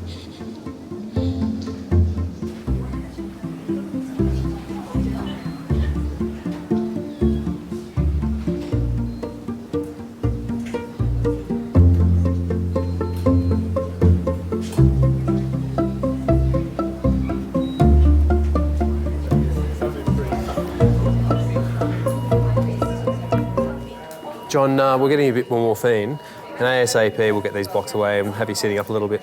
Right. You all right? What's going to happen now? Well, have you been told about the results of the imaging? No. So far with the plane films, I mean, you've got some pretty nasty breaks in the forearm here, okay? It's going to require an operation, okay? So that'll be under the orthopaedic team. You've also broken the shoulder blade, okay, the scapula. And it's broken in a few different pieces, and the reason it's so sore around your shoulder here is that it looks like, you know how there's a ball and socket joint? Okay, well the socket of the shoulder, I gather from the CT, there might be a break through that as well as other parts of that shoulder blade. So it's pretty badly broken.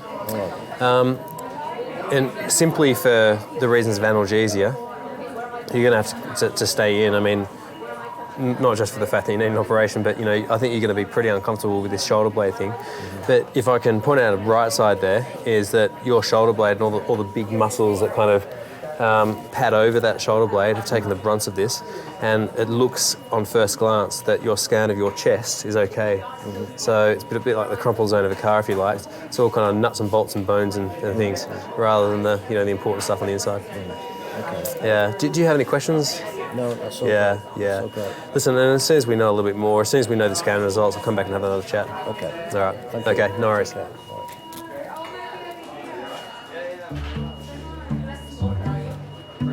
I was hoping I would get away with a cast. You know, the cast would be okay. I could manage that. Surgery, not so good. That means plates and extended periods of recovery and so on and so forth.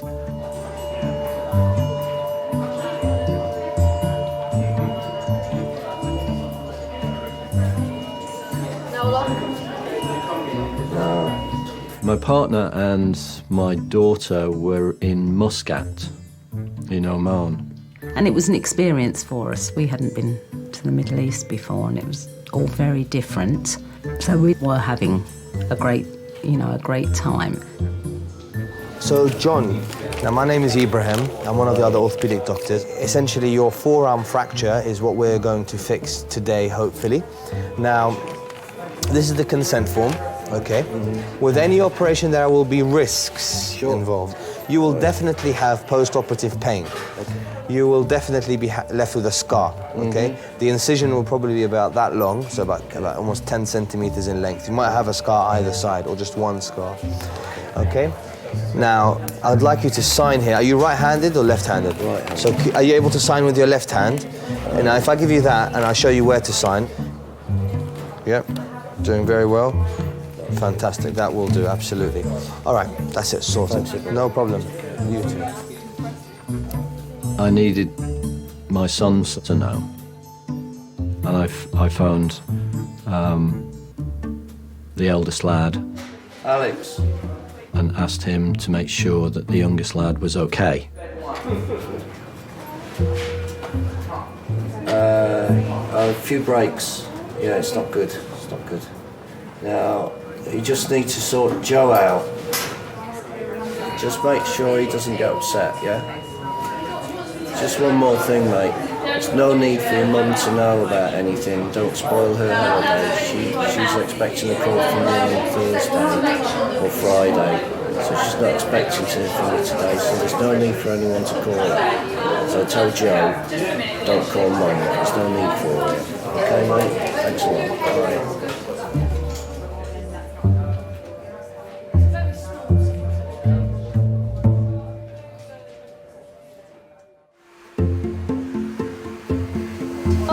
She said yes.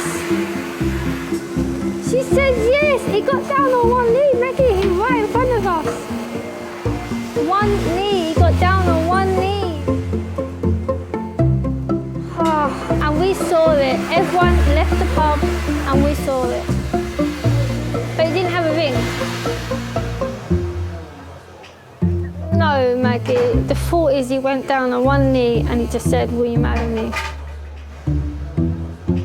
And she had tears in her eyes. It was just... Oh, it was lovely. He got down on one knee and everything. It was absolutely amazing. It was, man. Gary's left side was affected by the stroke. Touch your nose. But his coordination is already improving.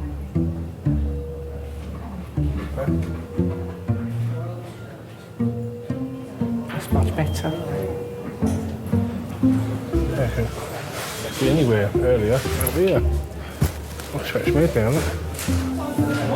That sort of buggered me a bit now, though, isn't it? Well, it's just giving you a little bit of a warning to slow down a bit. You're not the big roughy tufty biker that you thought you was. You like to scare me, don't you? I love you. When you've had a stroke, it makes you realise the things you used to worry about, some of the things you ain't worth worrying about. The other day I was in Bexley Heath and I heard this lady talking to this old lady, and I was sitting there. Tracy had just gone to the toilet and I was sitting there with a bag, and she come out, she goes, "What's up with you?" I was looking in the bag. I had tears coming down my face, I did. And what happened was, I heard this lady speaking to this old lady. She said, "How are you today?" "Yeah, I'm all right, yeah. It's my birthday today. I'm 74. And she said, "Oh, that's nice. Any plans?" She said, "No, I've got no plans." And of course, "All right, I'll see you later." Then she went off, and I thought, that old lady ain't got anyone, that old lady, like. So we walked off, and we got round the corner, and I said, "I want to buy her some flowers."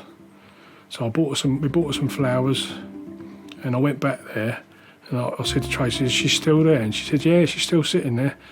And I didn't know until I got back, because I'd done this in the back of her. When I got round the front, she was blind. So, a bit of joke. So I went up to her and I said, "Sorry, I wasn't here, Wig." And I said, "I just overheard that it was your birthday." And she said, "Yeah, hello." She said, "Yeah, it's my birthday today." I said, "I just got you a couple of flowers, if that's all right." "Oh, thank you," she said. "Thank you ever so much." And as I walked off, I looked back and I see her smiling. And that made my day.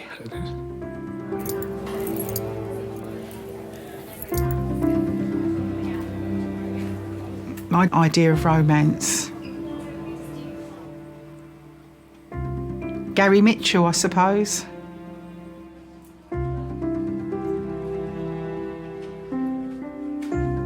And our sex life is very healthy.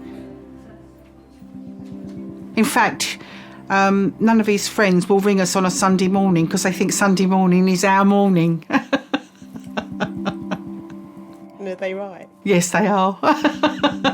Sod boot fairs.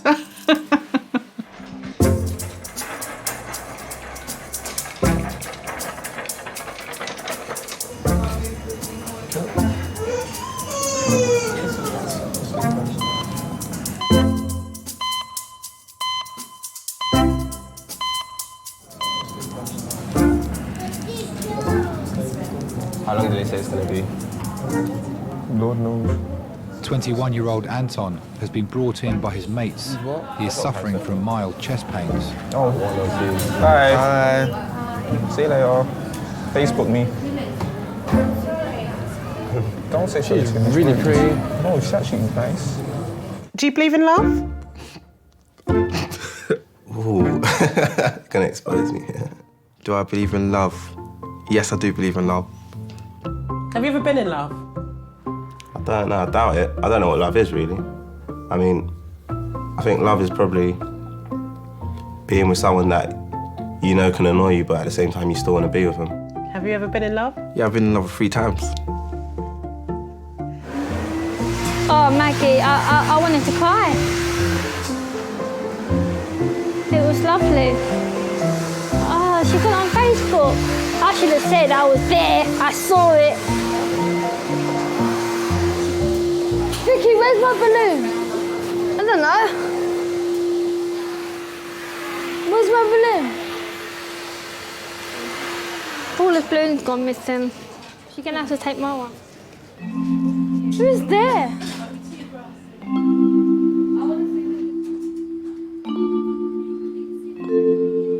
Relationships can be very tricky, and they have to be, well, not they have to be, they can be hard work. Just stay nice and still there for the sec. G'day. John is going straight to theatre. Alrighty. Where he'll have 2 hours of surgery. Okie dokie. See whether you feel a bit more comfortable.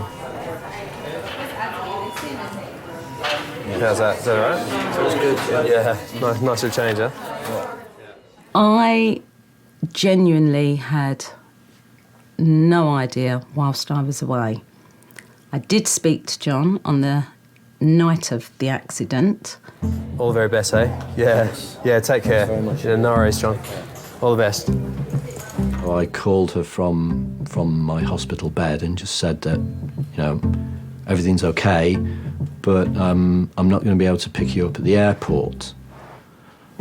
So I just thought I'd keep the artifice going a little bit longer until I got home.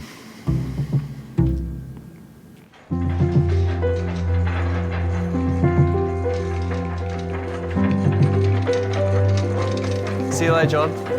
All the best, eh? Take care. When we got back to Heathrow, there was a taxi with our name there.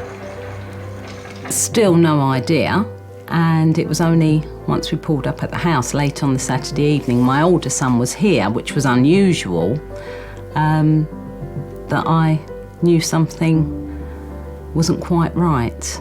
I'd asked the eldest lad to be at home, just in case, Francis was distressed, just to provide support. Alex dealt with it quite well. My son, he just said, no, you're not to go into a panic. So he'd calmed me down, and I had a couple of minutes before I actually came up to see John. And then she came up and she saw me in the bed. By that time, I'd recovered my sense of humour. So I just thought it was quite an interesting situation. Were you angry? Yes. But living with someone who rides a bike day in, day out, I've always been concerned that one day I was going to get a call that something terrible had happened. And I think my feeling of relief that that's it now. He didn't suffer any head injuries, and there's, that was always there. And he can't go on a bike again. And I don't have to worry about that anymore. I'm one of the fortunate ones that is not going to have to deal with that.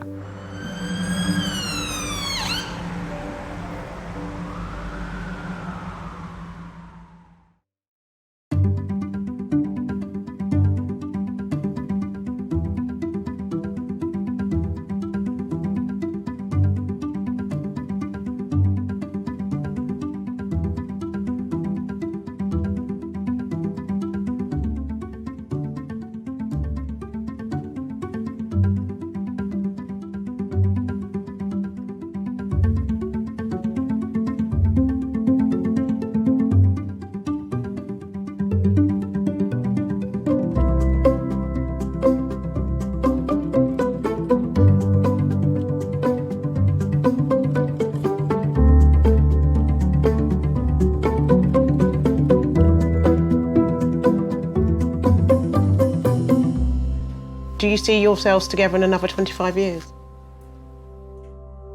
As long as he doesn't ride a bloody bike again. Lovely. Can you remember what happened? She's got a head injury. She's got a head injury. It is a marathon, it's not a sprint once you've had a serious head injury. You know where you are right now? Queering a loss of consciousness, she doesn't really be into it at all. And it's the relatives who carry the burden of that. It's gonna be all right.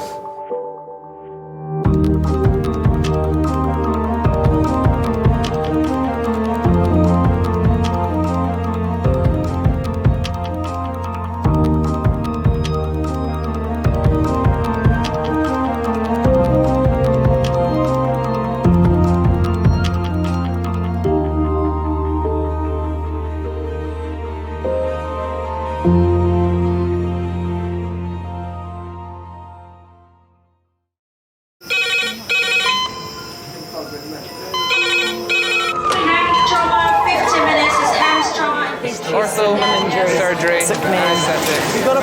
We're just going to get on, do this. Not scare him, get you all sorted, all right? John? Do you remember where you are? King's College Hospital, London.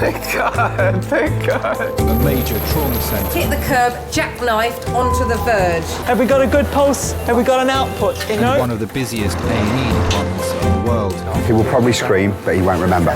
No, stop! A place where love, Come on, sir. Let's go. Up you go. No. Yeah. life, There you go. I love you. I love you too. and loss It's all right. unfold every single day. Don't cry. And we'll make sure Mummy stays with you. Well, listen. Right, who's not busy? Squeeze that. We can't give up, I know, come on. We've got to be strong for Mum, if it is the last bit. Hey. All the patients you're about to see were treated in one department. Well done. In just one 24-hour period. I never cease to be amazed at the robustness of human beings. I love you.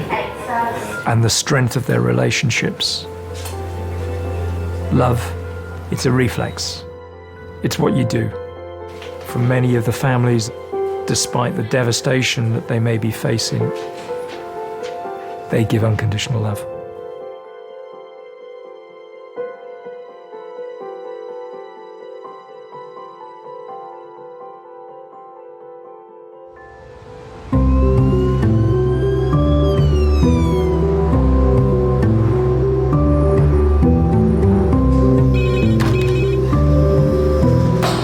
Good morning, A&E, Michael speaking. Hello? No, this is accident emergency. Okay.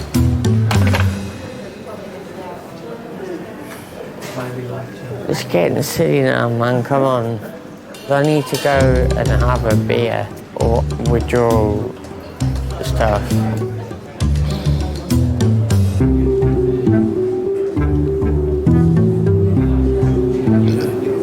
Pardon me? Letitia. That wasn't bad. That was a tiny one. I was just wondering, could I get something to stop me from withdrawing from alcohol? But you're not actually withdrawing them? No, I've got the shakes, but... Because I think they've seen you. The doctor doesn't think you need any of those. Medically, you're fine. Yeah. Until you show symptoms, so it won't give you anything. Okay, I'll just go back that way. It's gonna be one of those days.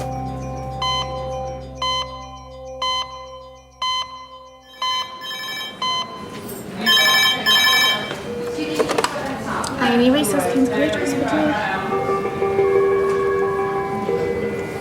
That's lovely. Thank you. Bye. Fitting.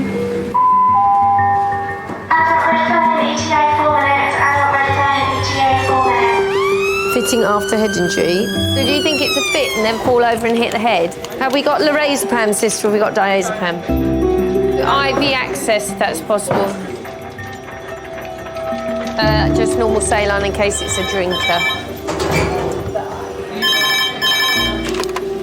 Hello, King's A&E Resource. Okay, go ahead. Can you say so? 1, 2, 3. Stroke red phone, 8 minutes. Stroke red phone, 8 minutes. If you imagine your brain's entrapped in this shell From a head injury point of view, if you'd bang your head, it's been shaken quite vigorously. So you're going to be confused, disorientated, and then you've opened your eyes, you don't know any of your surroundings. Hello, Elaine. I'm Dr. Hobbs. I'm one of the accident and emergency consultants. Hello. And can you remember what happened? OK. Now, listen, we're going to have to pop a little line in your arm and take some blood. Imagine how scary and frightening that must be. You right there, John? Can you hear me okay? Yeah. Do you know where you are yet? No. Do you know who I am? No. You're in the hospital now, John. You need a pet sign? I've fallen down the stairs at a tube station and woke up to a doctor who I knew shaking my legs saying, you know who I am, you know who I am. And I said, I don't know who you are. I don't know where I am. Where am I? 1, 2, 3.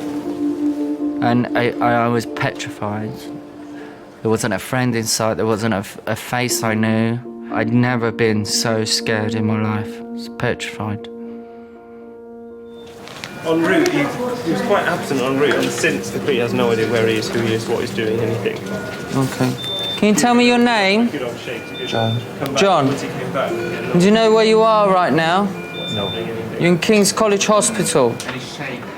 So I know and imagine what these people are going through in their heads. He has got complete right side of it. He's got no sensation down his right arm. He's got sensation in his right leg, but no sensation in his left arm. Do you know why you've come here today? No. No, okay.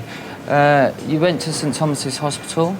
You showed signs of a right-sided weakness. So they're querying whether you may have had like a little stroke or something. Okay? Now we're a specialist centre for that, so that's why they've sent you here.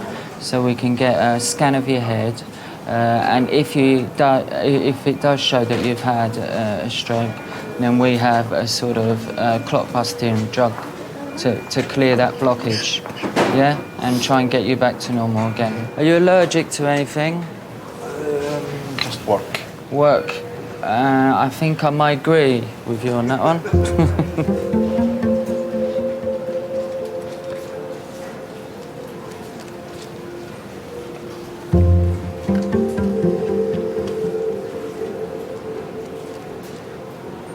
How quickly can things change with the person with the head injury?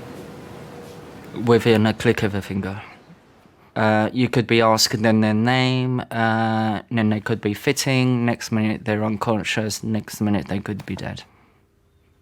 So very, very, very quickly.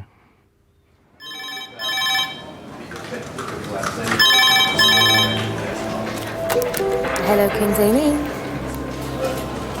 12 minutes. Okay, thanks so much. Thanks, bye.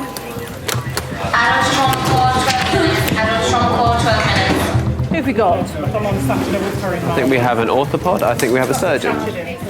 All we know is that is a pedestrian hit by a motorbike, so we need to make a quick assessment.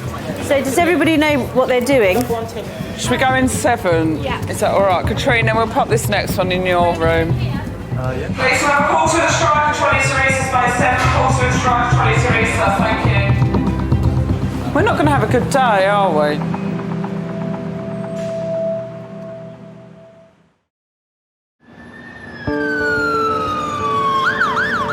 All we know is that is a pedestrian hit by a motorbike, so... Oh, they're here? Yeah.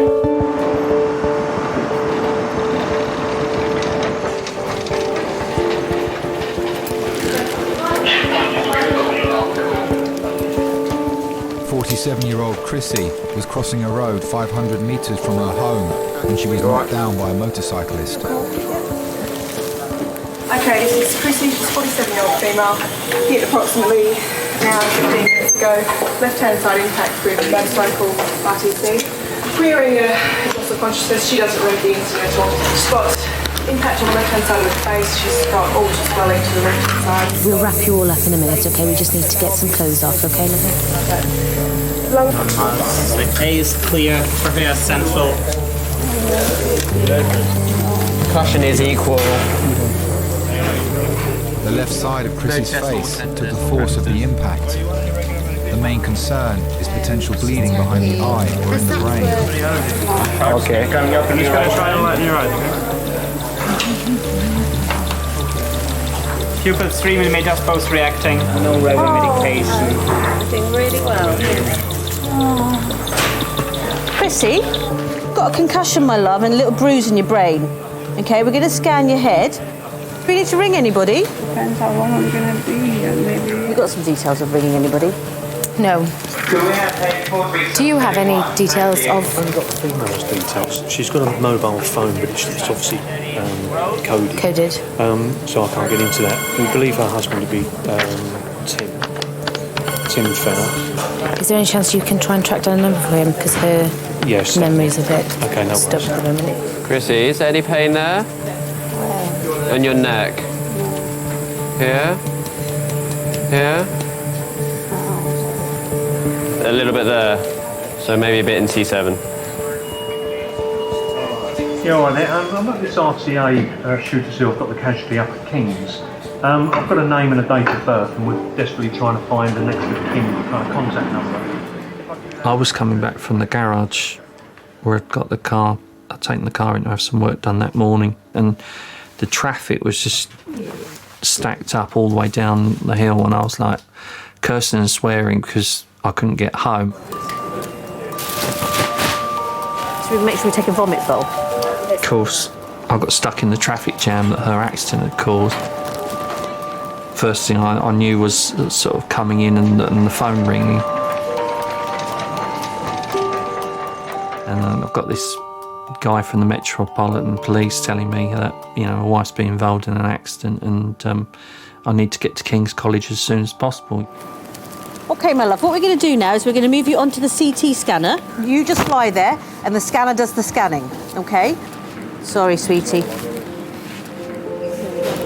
It was 20-odd years ago. We started going out together. Ready, brace, roll, slide. We didn't work in the same office as such, but on the same floor.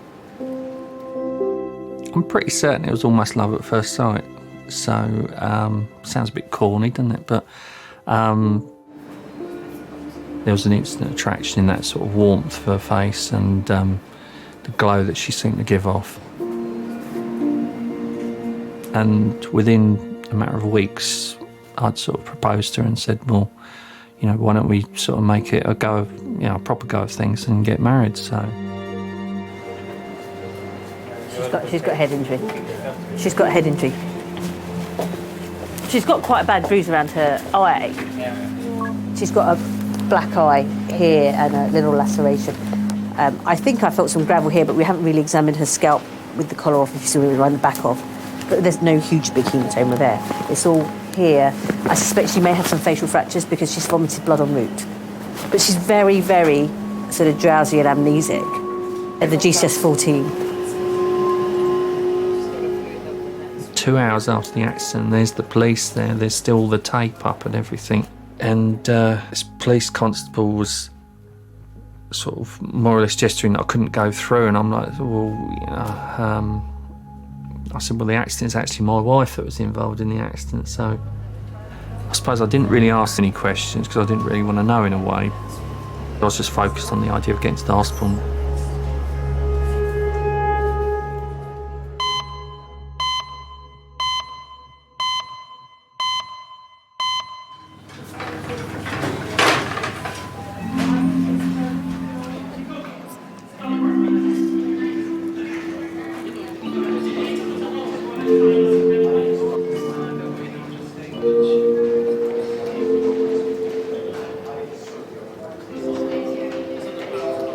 I don't know whether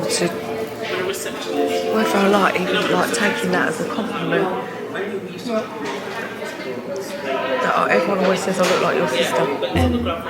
That means I look old. No, it means I look young and I want to look like your mum. That means I look old.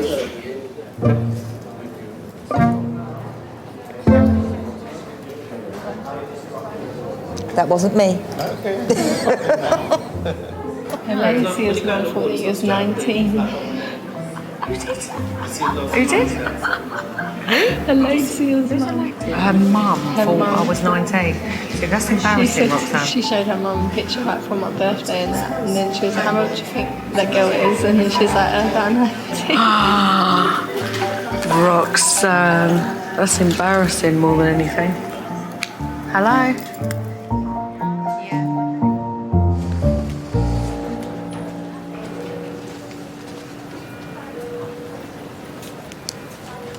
Yeah, John? John? John? You all right there?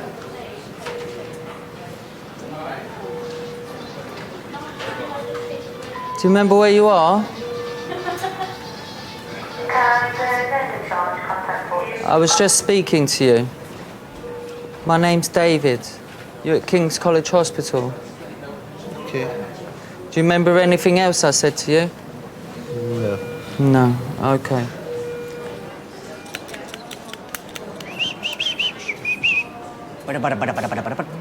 Somebody sounds happy. Are we ready to rock and roll?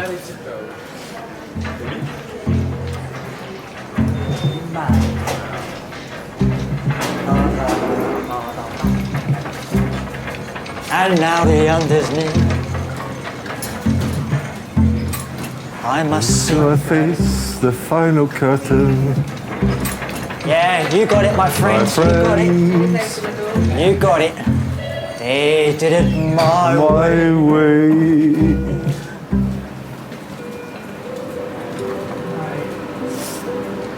Bit of old Frank Sinatra, eh? Oh, he can't beat him. Hello. Do you think you'll be able to shuffle yourself over onto our bed, or do you want us to slide? Of course I can shuffle. Lovely, great. Lovely. I could tango as well if you want. Just the sliding for the moment, maybe the tango later. Oh. I know, spoils the water. A stroke is a blockage to a vessel which stops oxygenating blood getting to various parts of the brain. If you have a blood clot on the left side of your brain, your right side of your arm and leg will stop working. Whenever you're ready. Okay. I think.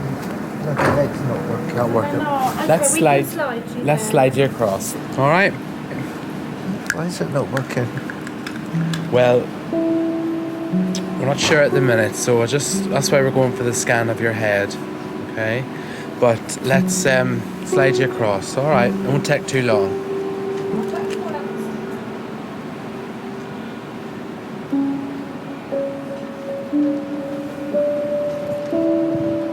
Don't worry, we'll slide you across, John.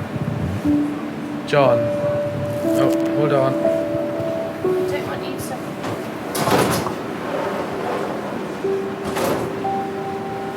Lovely, well done. Keep coming over. That's lovely.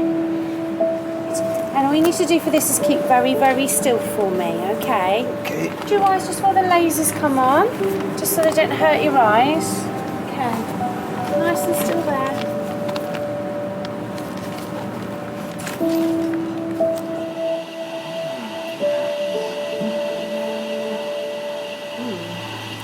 You did an operation for a cyst. That would be it Something in the then. past. Yeah. The scan has revealed a previous operation to remove a cyst in John's brain. It explains some of his short-term memory loss. There is some brain there. Yeah. But there's no blood. So we just carry on and thrombolise.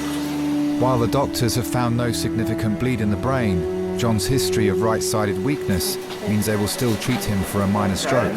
Joan, how are you doing? We believe you may have had a stroke, Joan, so we're going to give you some clot-busting medication. Okay. So I'm not going to die yet. Not at all. Don't talk like that.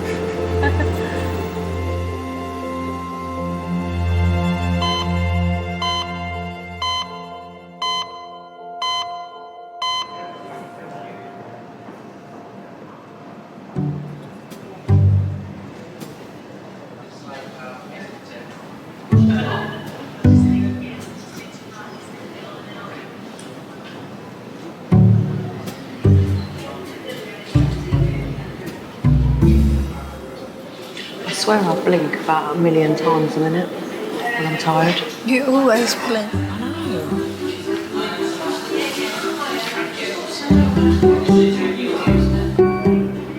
I feel sick. Yeah, you feel sick probably because you need to eat. This is what I'm saying to you, Rox. You need to eat. You can't just have biscuits. I had a cream egg as well. Roxanne, you need a sandwich or something, darling. Shall I quickly nip round then? We're better off going now. Go on then. Yeah, we're going. Go on then. All right, wait a minute. Why are you thinking of me?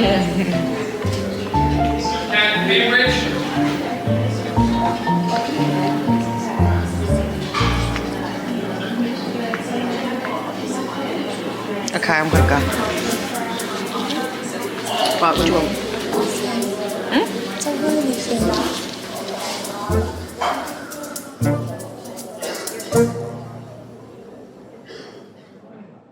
Okay, my love.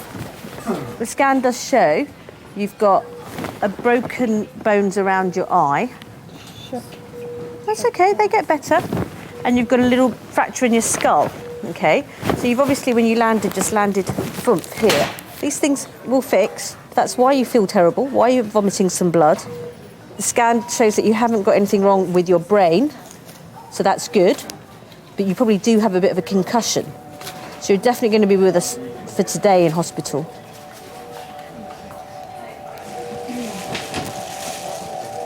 This lady, the whole imaging's been done. Spiros here is her trauma fellows, just making the phone calls to Neuro and Max Fax as we speak.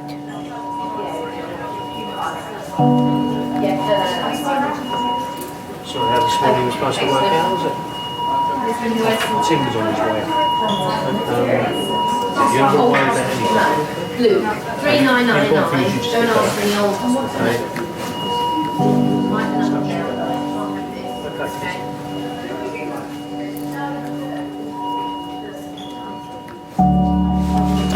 It's a significant accident, and like she does not. Your mother walking past would say she doesn't look right. Yeah. Do you know what I mean? It's not life-threatening. It may be life-changing. When people have severe head injuries, they can have epileptic fits. They can have character changes, particularly the frontal ones. The truth is, you're not necessarily back to normal again once you've had a serious head injury. You can affect blood flow to particularly the frontal cortex, where our personality comes from, and our personalities change.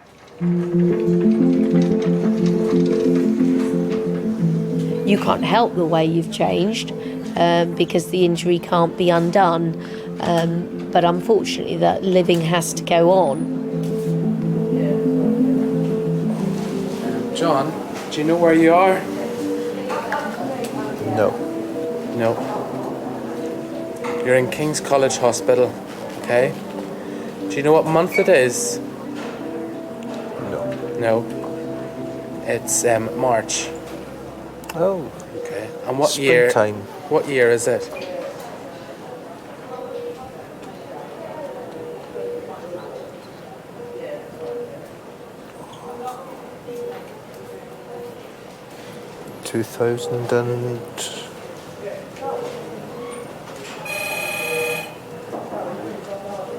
It's 2012. No. No, it is 2012. Okay. Alright, Alright?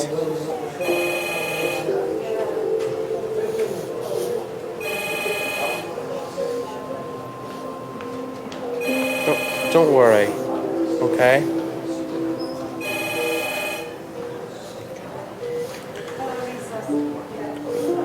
Gonna have to shine light into your eyes as well. The tissues over there. Got some tissues here. It's all right.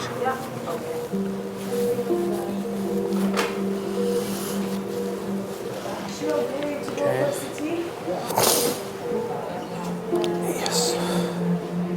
It's gonna be all right.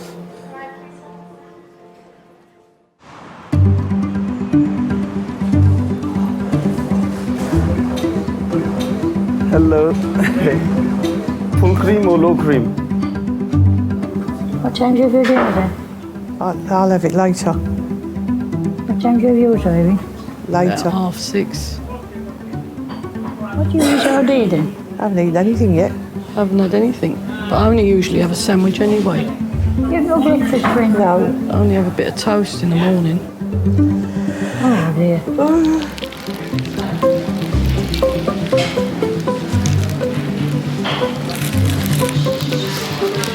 Picnic in A&E waiting room. It's just a picnic, just a sandwich. What did you do about your dinner? Marion, she's talking to you. Aren't you hungry? A bit. I'll survive.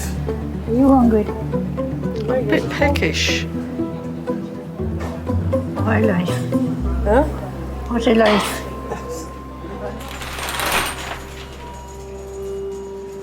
Oh, hello, iClinic. Sorry to trouble you. Can I speak to the ophthalmology registrar on call, please?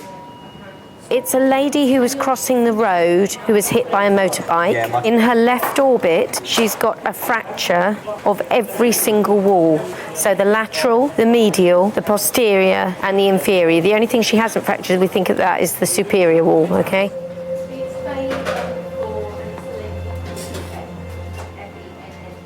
I met Tim when I was 21. He was just very, very good looking. It was just wow. And we were engaged within 3 weeks. 3 weeks before the wedding, I turned around to him and said, sorry, don't want to marry you. To Tim, because I said those words, you know, I don't want to marry you, he just sort of switched off. For me, I thought he was just moving out to just think and get, just get himself together, and that he was, going to come back, and then we'd ever talk about it, but he never did. Hello, Mr. Fenner. I'm Dr. Hobbs. I'm one of the emergency medicine consultants. Your wife is able to speak to you in there, but she has had a head injury. I don't need you to do anything apart from sit there and hold her hand. And then about 4 years ago, I wrote to him and I said, would you want to get in touch, and so we could just sort of have some closure, because you just disappeared and there was no closure, and for me it just was left hanging for over 20 years. She'll be better for seeing you. Yeah.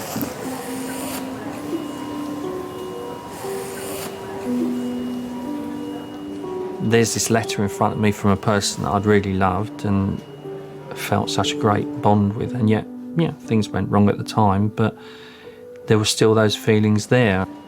I actually sat on that letter for about a month thinking about things, and I got to the point where I thought, well, what have I got to lose?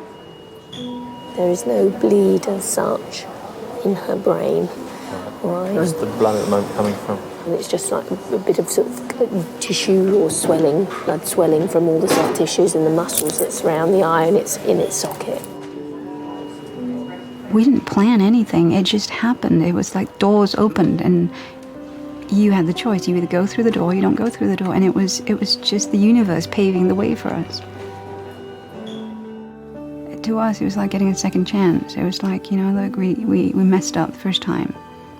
We shouldn't have broken up. And it just felt like the universe was giving us a second chance. And I suppose I felt an overwhelming sense of, I'm home, I suppose, in a lot of ways.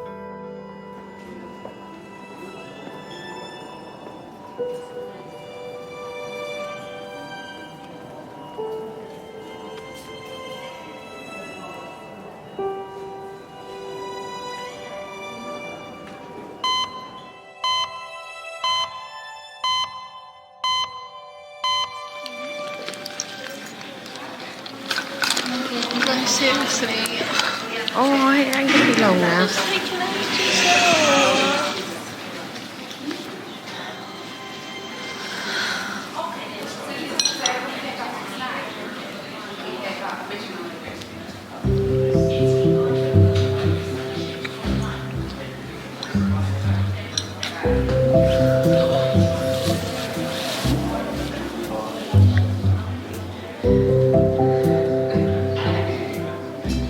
got to wait for now? For him to arrange the scan. A scan or an X-ray?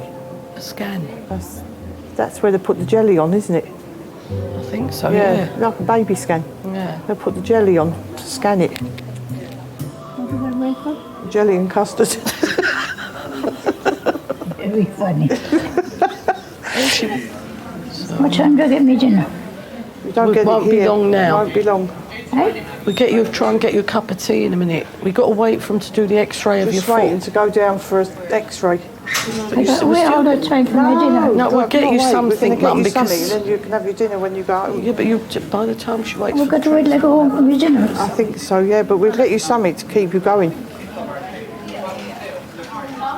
Do I get my dinner here? No, you... Just tell her yes, you do. Yeah, in a minute, They're cooking it now. And I get my dinner? Yeah, they're cooking it for you. What would you... He's going to ask you what you'd like. What would you like for dinner? What would you like for dinner? Roast dinner. Requests. Roast dinner. A roast dinner. Right, no problem. Oh, you got to go and buy it somewhere? No, they're going to do it for us after that. You can't eat before the scan. You're not allowed to eat before the scan.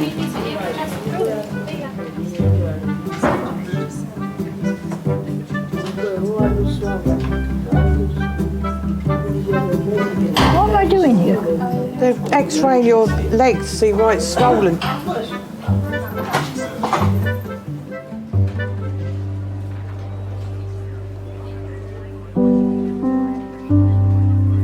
"22-year-old Benedict is back at King's. He's been drinking. At the time, before I realised I had a drinking problem, I felt on top of the world. I felt amazing. I thought, this is great. This is all I wanted to ever do is just, drink. At the peak of my alcoholism, my worst, I would say I was drinking basically anything as quick, as cheap as I can to be obliterated, to block out reality.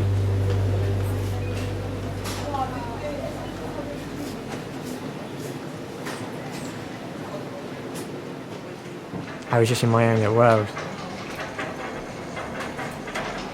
It was just me, the street, the off-licence, and the can of lager. That was me. How much do you normally drink a day?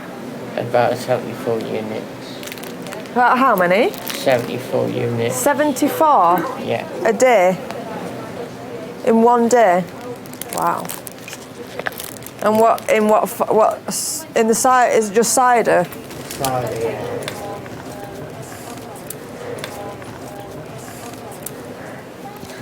No, I could easily have up to 9 litres of 3 litres of white ale. Wow. 9% cider. 9%, yeah. What made you start drinking in the first place? I don't know, you can tell me. Do you regret it? Yeah, of course I do. You're very pretty. Thank you. That's nice of you to say. Make me blush? Really? Nah. It takes a lot to make me blush, really. I think I was about 6 years old, just starting out primary school, and we all got brought into the main hall. This guy stood up and he said, well, this is what we call the trumpet. And he must have played something really cool, like the Pink Panther, or something really cheesy theme tune. And I said, from that day onwards, I said, that's what I want to do. It's letting your emotions free. It's my voice. If I can't say something, I'll let you know via the trumpet. I'm just sick of the withdrawals and the fits. So. And then you drink to stop you feeling like rubbish. Yeah, I don't enjoy it. I hate it. It must be hard. Yeah, Hard work. Stop you feeling rough. Yeah. There were some times if I left the house, I would have my trumpet case with me, but there wasn't a trumpet in there. There was a big bottle of cider. I couldn't stay sober enough to sit through one rehearsal. the drinking had really messed up something that I've always wanted to do.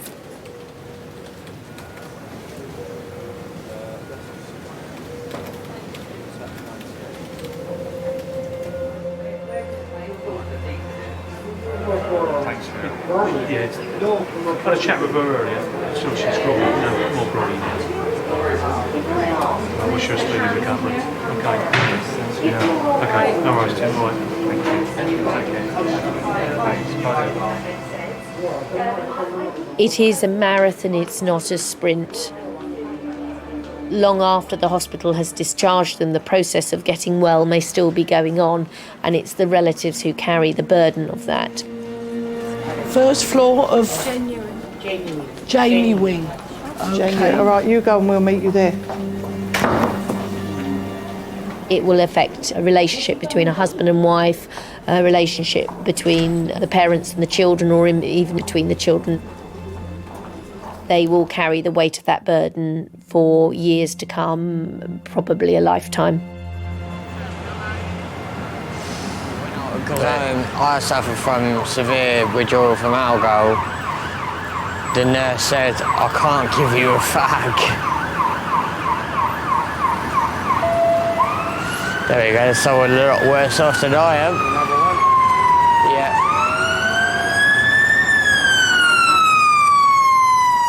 I had 3 children. Simon is very political, which I enjoyed. Emily went to my college and did English and drama, and I love English. And Benedict took up the music, and of course that was my first love and first profession. I'll see you in a sec. I'm very proud of Benedict. Taking the lead in Tchaikovsky 4 or Bruckner 4, I mean, at one end of the spectrum, or hearing him playing a trumpet concerto from memory. But when somebody that you've brought up and been proud of is an alcoholic, I think there aren't enough words really to describe the intense sorrow and pain that one can feel. It's a disease which just, it's like cancer or MS. It doesn't matter who you are, where you live, how rich you are, how powerful you are, whether you have one parent or no parents, whether you're in prison or whether you're a high court, it just grabs you. And I think I don't think there is a stereotype. It can happen to anybody at any time. No. What?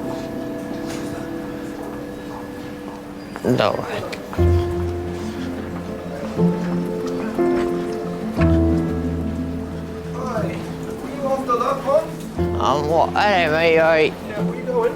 I've got a bed. You got a bed where? I don't know. Wait. Yeah. Come here. Yeah. Quick. Yeah. Is it? Yeah. Yeah. Put it away. Sorry. Yeah. He's just getting back to his walking back slowly. Yeah. Is it don't need a chair. No. Hey, you're gonna fall, mate. Yeah.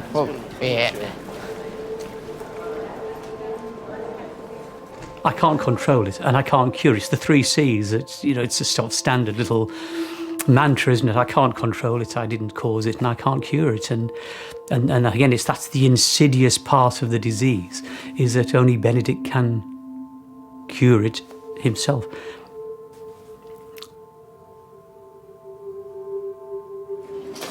Yeah. All right, cool. Thank you. Ben, what are you doing outside? I fag. To tell the nurse you went outside. No. You should have told the nurse.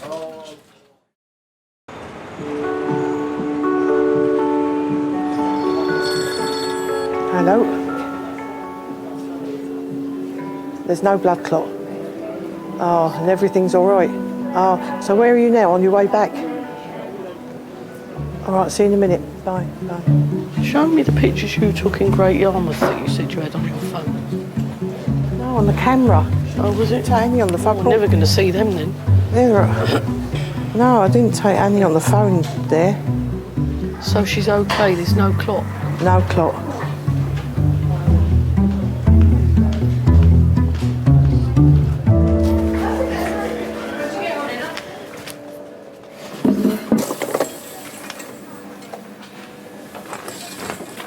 Benedict, hi, it's Emmanuel from the mental health. Yeah, I remember. You remember me last night, isn't it? Okay. What's happening? What happened today? I had a withdrawal fit. Normally, I have a certain amount of drugs that I have to take, but they are not giving it to me, so... If you need it, definitely they'll prescribe it for you. No, but I do need it. One doctor said, yes, you think you need it, but when they've done the assessment, they don't think you need it. It makes me feel sick to the stomach that I actually became a compulsive drunk alcoholic liar. I was that guy. I was the guy. I was like, I'm not him again, you know. Here we go again. It's the same routine. I wanted the attention. I wanted the care. How best will you describe your mood at the moment? Out of 10, about 1.5. And how long have you been feeling low for? I'd say since I was about 19. I'm now 22. I cut my 2 sides of the neck, as you can see. And why did you do that? I tried to kill myself.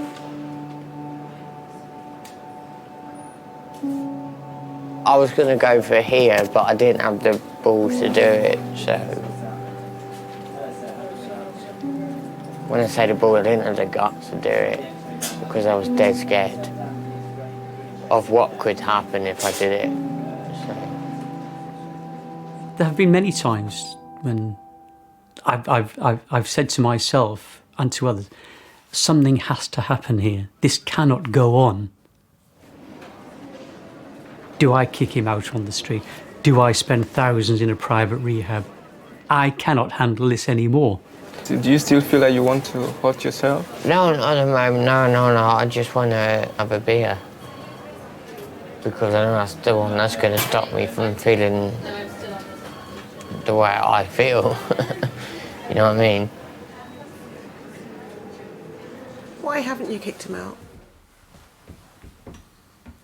Why do you think you haven't? I love him too much.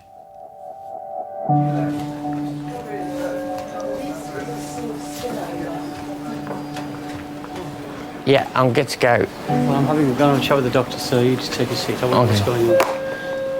I'm not going to see him on a park bench or drinking with the winos down the street corner. I'd rather have him here unconscious than allow that to happen. At least when he's here, I know that there'll be a solution. Your bloods are all completely normal. Right. So your liver function's absolutely fine at the moment. Don't think for a minute that means if you keep drinking like this, it'll stay fine, because you won't. Yeah. Not at all, but at the moment it's fine. Okay. So, thank you very much for your time. Okay. All right, take Thank you. Bye-bye. He doesn't need to apologise. He doesn't need to explain. Because when he's not drinking, he's my son again, and we just move on. I forgive him. Full stop. He doesn't even have to say sorry.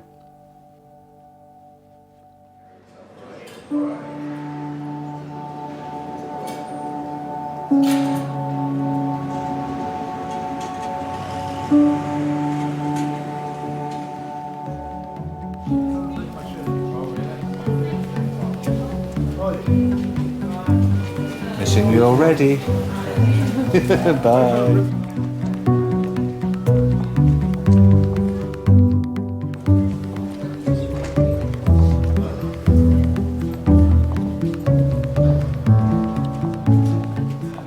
I'm not very good at being romantic or anything else. I suppose that's the one good thing that's come out of the accident, is the fact that it's woken me up, and hopefully I think she sees that I actually try harder now. Couldn't imagine life without her, really.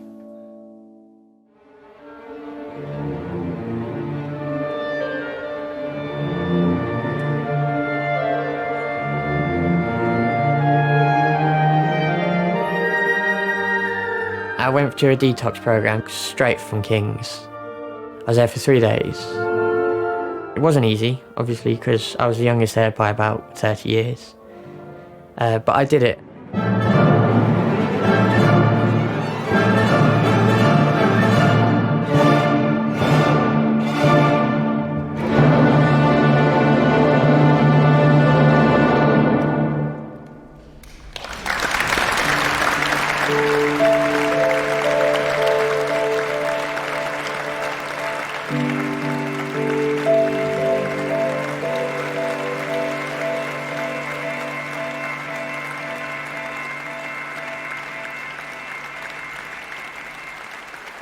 Every night I lie awake and I'm scared.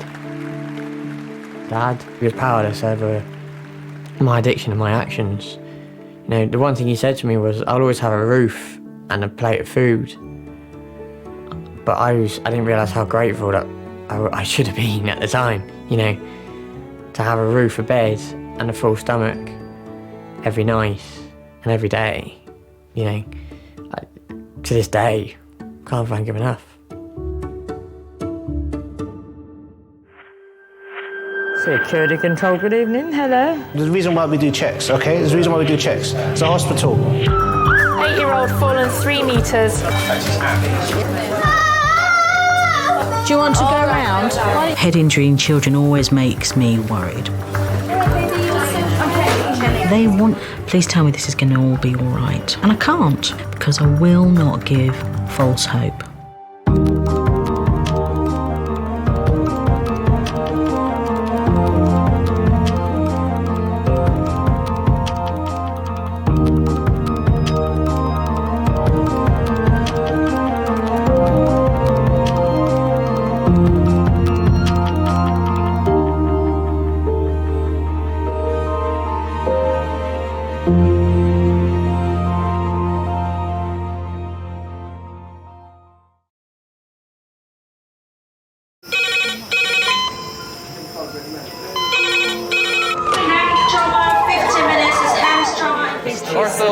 Surgery. We're just going to get on through this. Not scare him, get you all sorted, all right? John? Do you remember where you are? King's College Hospital, London. Thank God, thank God. A major trauma centre. Hit the curb, jackknifed onto the verge. Have we got a good pulse? Have we got an output? You know? And one of the busiest A&E departments in the world. He will probably scream, but he won't remember. No, stop! Ah! A place where love. Come on, sir. Let's go. Up you go. No. Yeah. Life. There you go. I love you. I love you too. And loss. It's all right. Unfold every single day. Don't cry. And we'll make sure Mummy stays with you. Well, listen. Right, who's not busy? Squeeze that. We can't give up on her, come on. We've got to be strong for Mum, if it is the last bit. Hey. All the patients you're about to see were treated in one department. Well done. In just one 24-hour period. I never cease to be amazed at the robustness of human beings. I love you. And the strength of their relationships. Love, it's a reflex. It's what you do.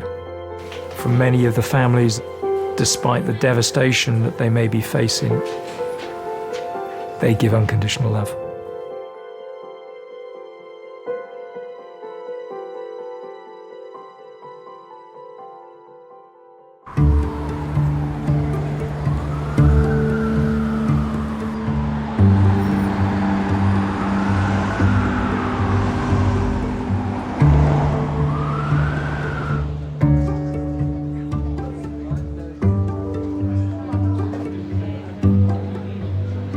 They should give you free meals in A&E, really. If you're here over mealtime, you should get food. I think you should have tea and coffee as well. Tea and coffee facilities and chocolate biscuits. Yeah. One of the best countries in this world. And all kind of stinking people. They stink. It's the poor doctors I'm sorry for some of these patients. Yeah, but you have to live and let live. Not live and let live. No, you can't. No, you can't be. You can't be prejudiced. You know, be careful. That isn't a prejudice. It's straightforward. Going into me, oi boy.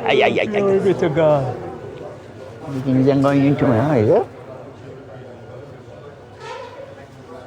Oh well. That was yours.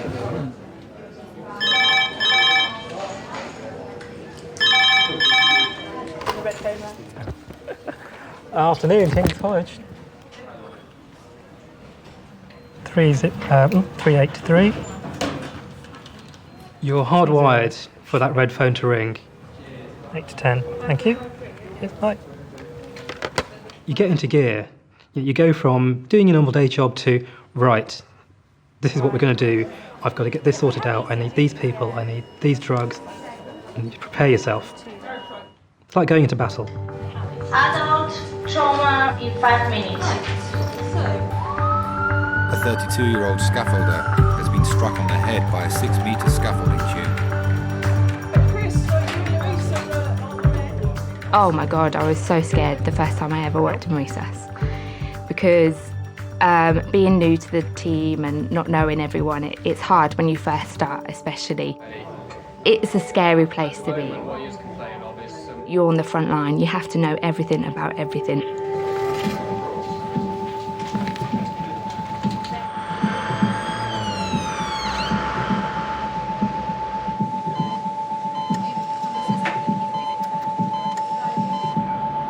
The red phone patient has come from a building site in Kennington, South London. Before the paramedics arrived, he was unconscious and convulsing on the ground. Okay then, this is Tommy, he's 32. Hi there, Tommy, I'm Charlotte. He's a scaffolder, and what he is complaining of is some pain central in his neck, going from the base of his neck right to the top of his head, roughly in the middle. He does have an injury to the back of his head, onto his head. Fortunately, so we're going to have to cut all your clothes off, all right? Do you round up for me, Tommy? Thanks, darling. You weren't particularly attached to those T-shirts, were you? They're the best T-shirts I've ever bought, to be honest with you. Honestly, they are. Chest X-ray here? Or do any? Resonant percussion notes. Cruel lot of people here. I fucking hate it, I really do. Hold on, mate. Sorry, swearing. It's all right. The human body is tough. It's built to run, it's built to hunt, it's built to play sports. It's not built to be hit by something hard and metal. And that can really damage your brain. It's difficult, because you often don't know what they've done. Well, what we're going to do, get some blood, make sure that's fine. Get you off the hard metal scoop in a second. You'll probably have a scan of your head and your neck. See if you've broken anything, or if that scope of that scaffold's gone into your head. And then we'll talk again. Thank you.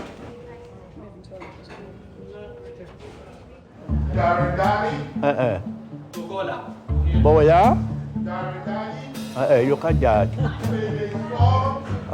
You hear him? 85-year-old Hilton suffers from diabetes and is worried about his swollen legs. He's been brought to King's by his cousin Earl. Now look it. Oh.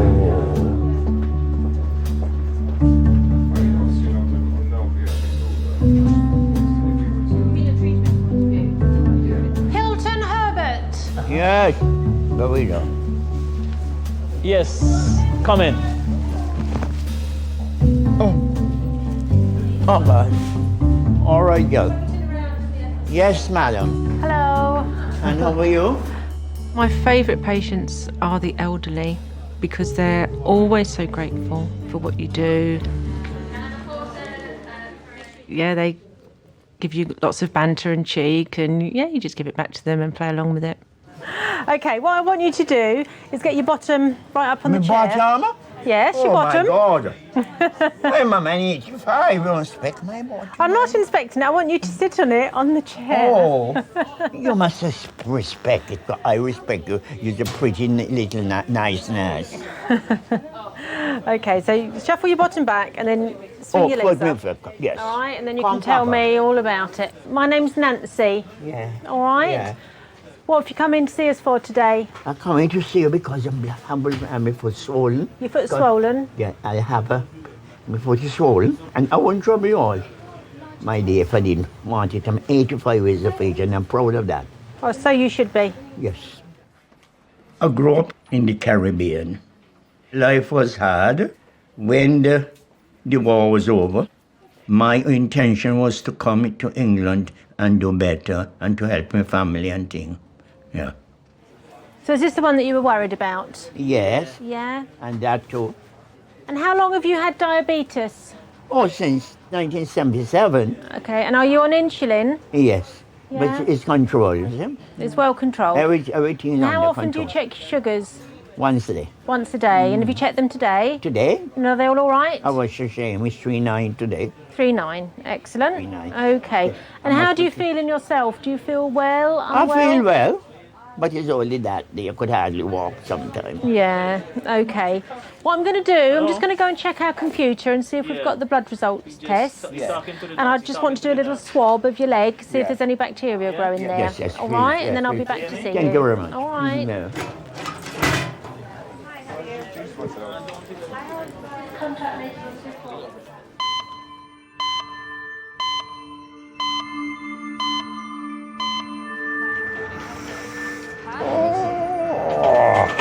Just want to take some blood, put a line in so we can give you any medications that you might need instantly. Okay? Relax your arm.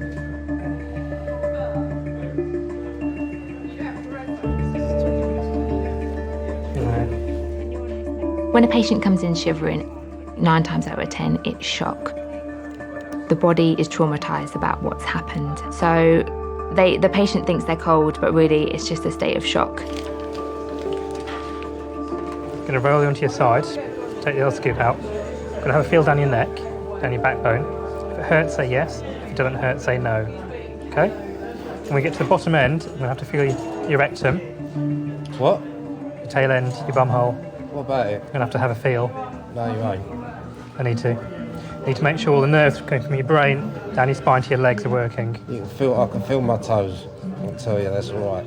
Can I have a feel on the outside without putting a finger in? How about that? Compromise. Yeah. Unfortunately, they're very specific nerves that go to very specific places, and we can't.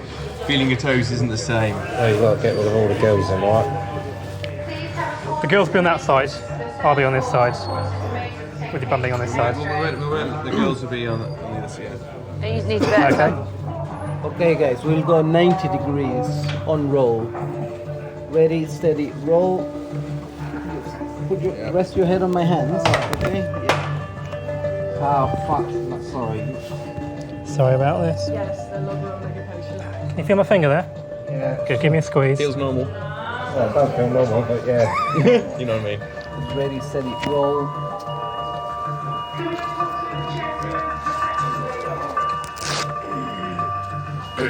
Let's get you warmed up now, okay? Don't move too much.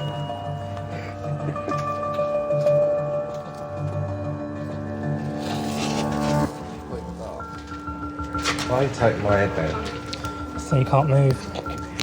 But we worry that after a tumble like that, you may have fractured your skull, you may have fractured your spine and your neck. You're quite sore though. I know you said it's bruised, but it's difficult to know, is it bruised or is it broken? I appreciate you, look. So painkillers, x-rays, scan of your head, see where we go. Thank you. What's your name again? It's Chris. Chris. No problems.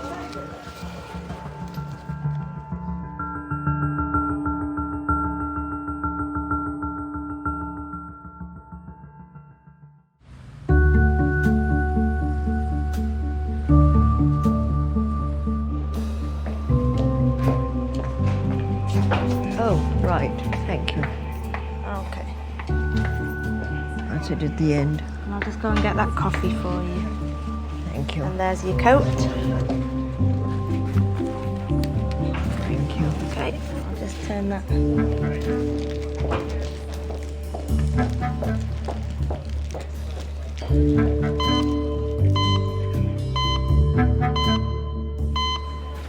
Okay, I had a quick look at your blood tests. They're all okay. Oh, yes, it is. All right, nothing out of the ordinary there. Yeah. You get them quite quickly. Yes. Mm-hmm. Wonders of technology. Yeah, oh my God. Do you live on your own or do you have anyone with you? Uh-huh. He lives on his own. And who does all your cooking and shopping and everything? Me? You do it all yourself? Yeah. I still have my appetite and everything. I want to take my little rum, you know. Well, I think at your age you deserve it. Yeah, 85. Exactly. Okay. come Let me now. see if I've got some cream I can put on there now for Yes, you. please. All right. Yeah. I can't promise that I have, but I'll go Yeah. and have a look. Yes, all right. please, yes. Okay. I do think about getting older because obviously I'm a grandmother now. I'm getting that way, and I do think about it. But I think I've got a fantastic example in my own parents.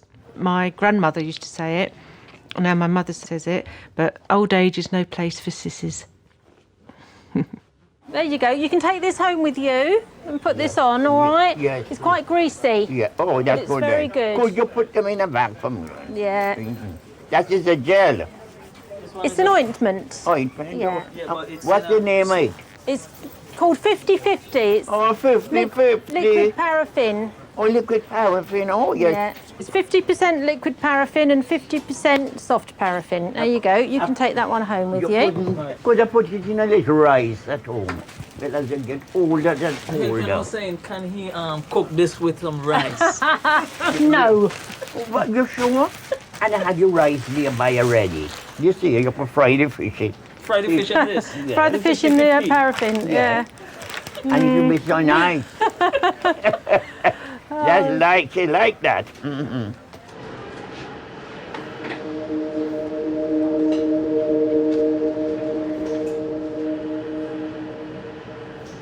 It's 45 minutes since scaffolder Thomas arrived in resus. Doctors are concerned he may have injured his skull or his brain.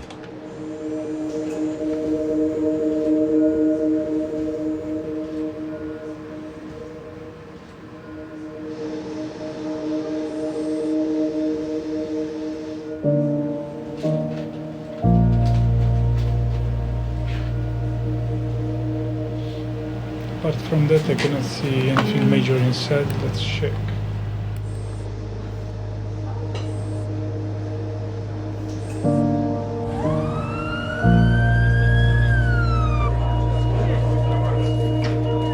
Hey, marked. Yeah, you the painkillers and the antiseptics.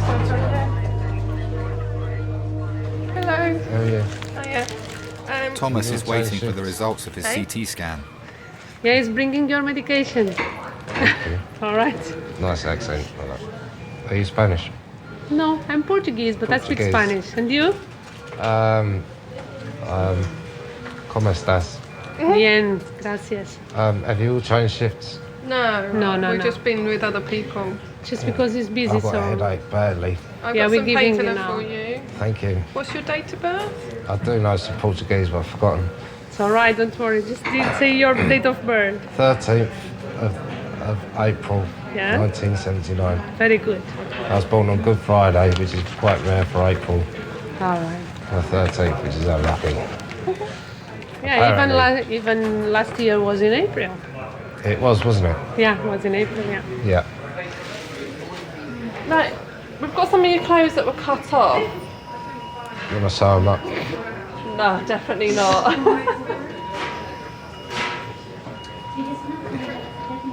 Maybe someone would, not me. No, I haven't got anyone. I can have a quick look through them and see if there's anything in pockets. Do you want them in the bin? Yeah, chuck them in the bin. I will show you what I'm doing. Well, I haven't got anything to go home with. So there's no Mrs. Herbert then? Huh? No Mrs. Hilton? No. No. Strictly Herbert on its own. Some of the women, them is too bad. You can't be worried. Yeah. You could have a fling. The woman in these islands, they're worse than the German soldiers. Really? Oh, blimey. I wouldn't have you no, don't hit them so hard. The woman in these Present islands, company accepted, I hope. they're worse than the German soldiers. Oh my goodness me. So now it's no cause for alarm, eh? No cause for alarm. I feel as young as ever, yeah. I'm quite happy. Never married yet. I don't want nobody to have me pin down to them. Yeah. I like to be free. He said, in the Bible, he said, who is free indeed. I like to be free. You need to get yourself home because it's cold outside. Oh, yes, I know. Last time I come here, let somebody get a cab for me. Okay, we'll get you a cab. Huh? We'll get you a cab. Cab, yes. And All right. put my boy in Do you want to go and sit in the waiting room? Yes, please, Hilton And we'll Herbert. get you a cab. Yes, thank you very much again. All right. And keep up the good work. Okay, just take it slowly. 85 and it hasn't been And touched. counting. You haven't been touched? What can you touch? Bye. All right then. All right. Okay. Yeah, see you. You know which way you're going? Yes, and before Yeah, you all right. you won't call that thing for me. I'll call a cab. Yes. All right. Okay, Take care then. now. All right. They look after me nice today. It's because I've had migraines and a lot of medication. Get migraine. I used to get migraine. So what did you do? I'm not quite certain what happened. But you haven't got them now, have you? No, I don't have them now. I tell you, once you go into menopause, Yes. that's tough. Yes. And how do you feel now? What? You feel well now, don't you? Touch wood. Yeah, touch wood, me too. I've never felt so well in my life. Touch wood. Touch wood.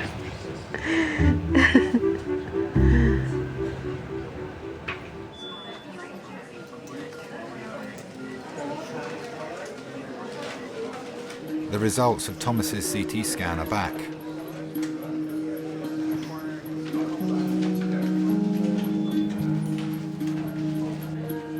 Hello. How are you? My name is Cyril. I'm one of the A&E consultants. Cyril? Yeah. Nice name. Thomas. I've got some good news. The CT of your head and your neck is normal. Thank you. There's nothing broken and your brain looks absolutely intact. Thank you very much. Absolutely fine on the X-ray and the CT. We're gonna remove that. Can I take it off? Yeah, I'm gonna take it off for you. Have you got any pain in your neck? Pain? Yeah, pain. It's not painful. Oh, just at the back, but if my CT scan's fine, then it's just bruising, then don't worry about it. We'll see. Huh? We'll see. What I'm just going to ask you to do, to start with, is just to stay very still, yeah? I'm going to remove that and make sure that we haven't missed anything on your neck. Yeah? So you don't move your head until I ask you to do it.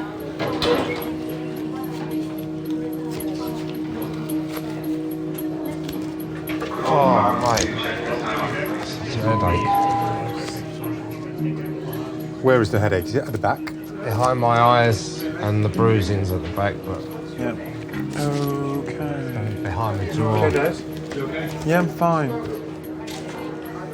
And Thomas is going to be fine too. Pardon? Yeah, I was just talking to myself. Right, just don't move your head a moment. Okay. How is it? Bruised. You feel it's bruised. Could you turn your head to the right for me?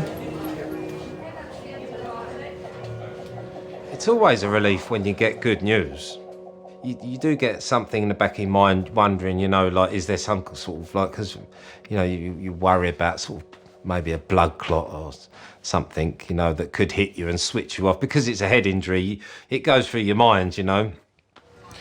The feeling in your legs, in your arms is normal, yeah? Normal, yeah. Cool, no pins and needles, no. Could you turn your to the left now? It's a 6 metre tube, and then the tube basically hit me square on the back of the head. I don't remember feeling anything when I hit the floor. I remember being extremely scared, you know, and all sorts of things start running through your mind, like, you know, okay, you're awake, but you think to yourself, are you just going to switch off? I'm sick. You feel sick? I'm starting to feel sick. I was afraid of dying, really, to be honest with you. I'm a little bit of a worrier when it comes to things like that. Maybe if it happened to somebody else, they wouldn't have been so worried. But I was certainly scared of dying. I thought that was it. You're going to stay with us tonight. Do I have to? It's better. It's better. You lost consciousness, yeah, when that big scaffolding hit your head. So you had what we call a concussion, and a big one too, yeah? It's better to keep an eye on you. So you won't sleep very well, unfortunately, because every hour, well, 30 minutes at the beginning and then every hour, a nurse is going to come back to you and ask you some questions just to make sure that your brain works well, yeah? But we have to do that. I'm sure it did.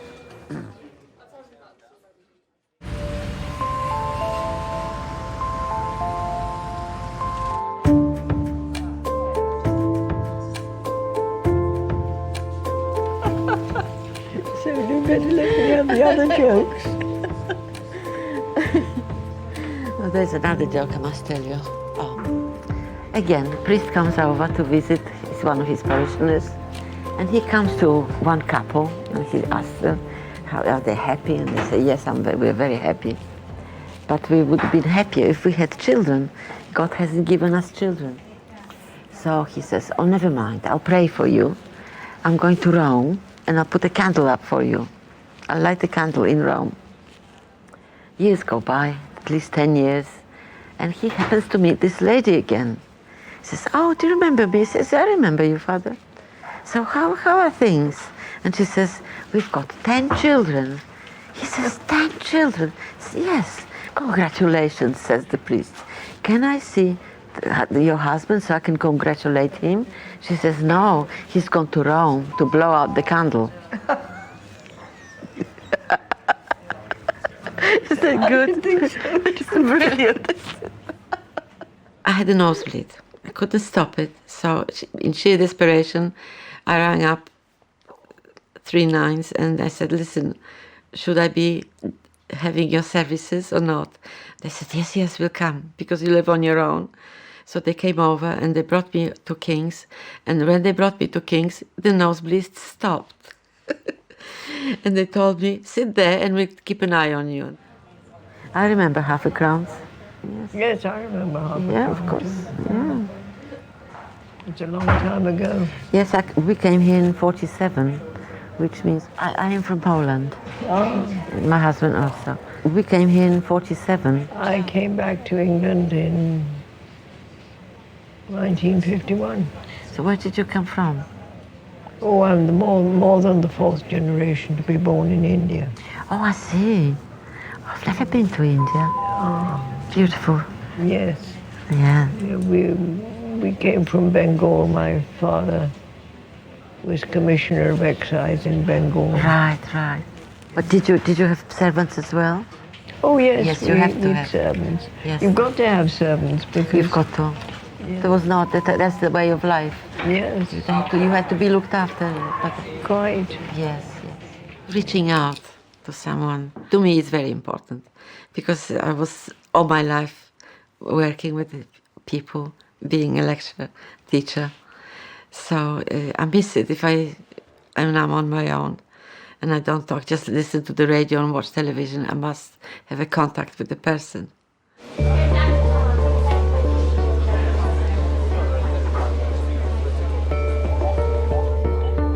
79-year-old retired architect Edgar has been brought to King's by ambulance after suffering an asthma attack at home.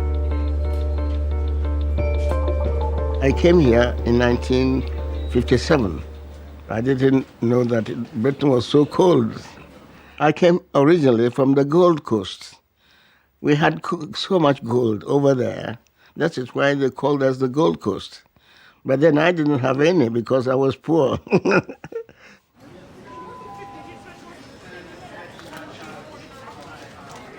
Me again. I've come to torment you some more. How are you feeling? I feel a bit tight. A bit tight? Yeah. I was wondering if you might be able to have a go on this for us. Have you used this? Yeah, I used it before, but I do it now. Yeah, so you know how to do it. You hold it and make sure your fingers don't get over the line on the top. And take a good, nice deep breath in and then blow as hard and fast as you can. With a... Okay. Right, okay. What we'll do is, if you take a deep breath in and hold it, and then wrap your lips around it and blow quick, hard as you can. Go. That's it. Okay, good man. Alrighty. Okay. We'll have to double this at least before we let you out of here. Okay, thank you very much. Okay. I have more energy to do anything I want, but asthma sometimes restricts you.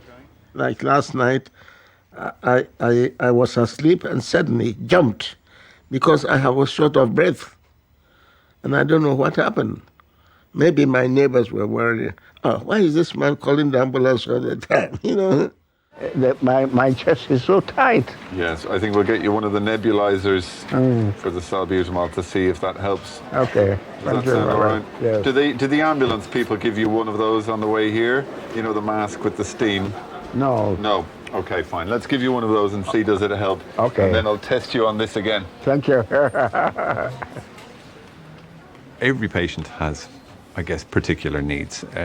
Older patients, they need more time to say what it is that they want to say, and it's their own time. They've earned that time to take to say what they have to say. Sometimes they're very stoical and they won't complain at all, and they actually won't tell you what the problem is when they're there with you. They don't, because they don't want to admit that there's a problem, or they don't need help.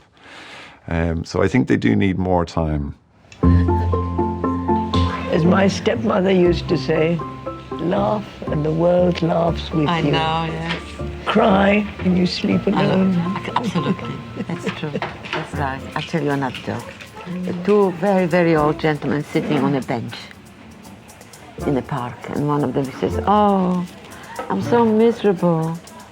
I'm so miserable. I feel like an old man because every bone in my body aches."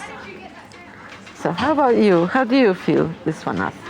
And the other one says, "Oh no, I feel quite the reverse. I feel like a child.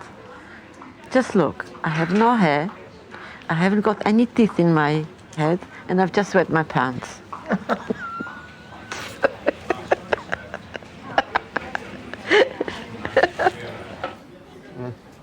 How are you feeling?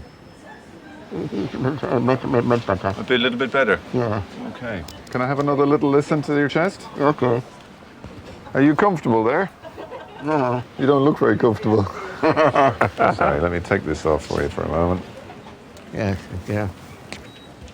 Shall we sit you up a little bit? You don't look comfortable at all, I have Yes. to say. I think.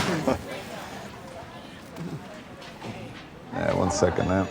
That's it. Mind your fingers. That help you feel a bit better sitting up like that? I think so. But it's terrible. I feel tight as well. Still tight. I don't know. And is this how you always feel when your asthma is troubling you? No, asthma, it hasn't been, I haven't been having it for a long time. Okay. It's only when my wife passed away, it's affected me. Really? She died on the 18th of Christmas. Of December? December. Just before Christmas? I don't know. Life is so hard. Oh, she was the most beautiful girl I met in London. She was a student nurse. And what charmed me was her eyes. She has fantastic eyes. It's like the eyes of the pharaohs. So I decided, oh, this is the girl for me.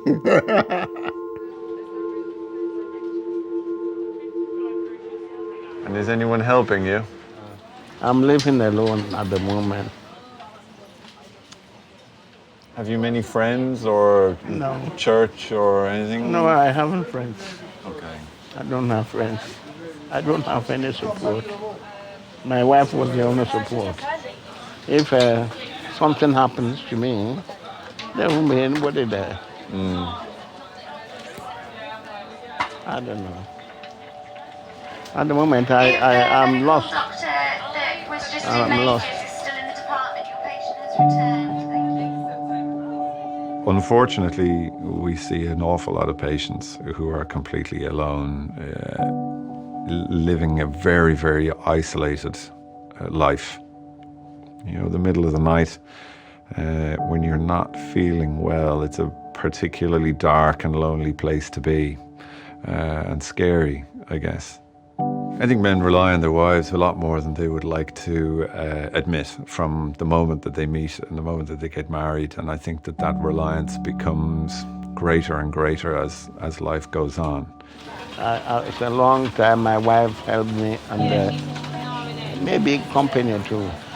I have nobody there, and I'm worried, you know. One is in a mess, and I don't know, my head is in a well.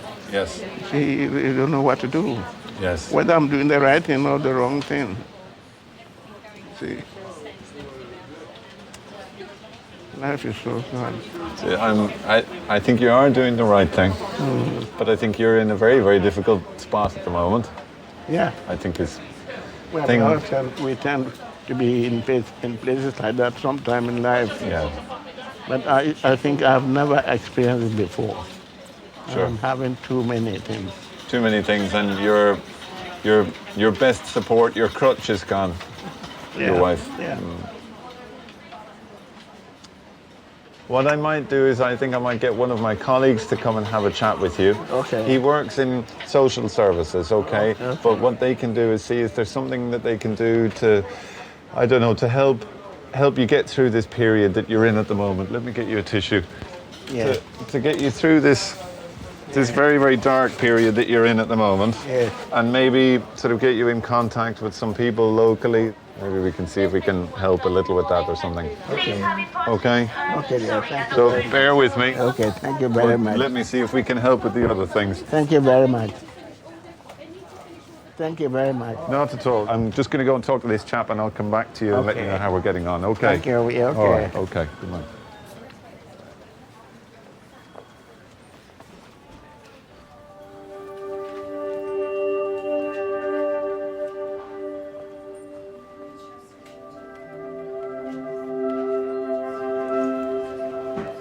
Your dad is here. Oh, mate. Oh, got a headache and a half, eh? Oh, no. Oh. Only just come over. I don't know, I don't remember anything. Oh. Oh, dear. I've got stomach. That's all right. But I am tired. That's a 4, aren't they? You know? Are they single women here? Get your face on a nice girlfriend. Oh, no, you just relax. I'll tell you what happened. Yeah, he said something. You're setting out, and one of the stands come over. Well, I just remember waking up thinking I was dying, you know what I mean? I know it's like because your body goes into shock as well. When I had that car crash, exactly the same. I know what it's like. I've been in bloody hospital loads. Got hit by that car, didn't I, when I was 8? Stop making a habit of it, will you? You got any money on you and all that? They reckon just tonight, staying tonight, have good sleep and everything. They could sedated you a little bit as well, I think. It brings you together, doesn't it? You know, you just kind of, you realise, it puts things into perspective. You realise who you know, you realise some people are not so lucky to have their family around. Well, my dad thinks he's just dropping off a toothbrush and a deodorant. He's going to make sure I'm all right and just go home. But, you know, he doesn't realise that I'm sitting there and I'm grateful to have my dad there, or anyone, family-wise, or even friends, you know. There's a lot of people in this world that haven't got anything, anyone.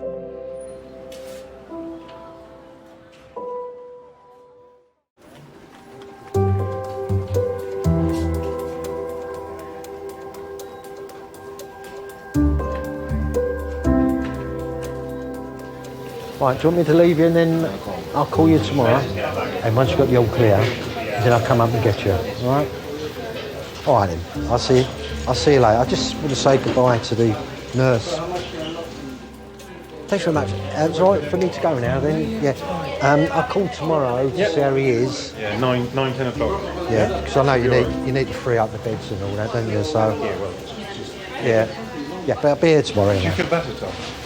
Hey? Do you feel better? Yeah. Be careful what he says because he does. Okay. He feels crap.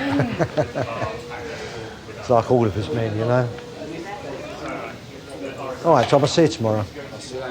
I'll tell Mum everything, so don't worry. You know. And I'll finish that Indian off you left. All right, Tom. See you tomorrow. All right, thanks very much for everything. Thank you.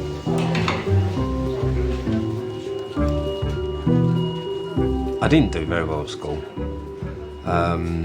For someone like me, you leave school, what you're going to do? You're going to be a plumber, a bricklayer, chippy, or my uncle's got his own scaffold firm, so it just kind of went from there. I just kind of slipped into it, really. It's hardly glamorous.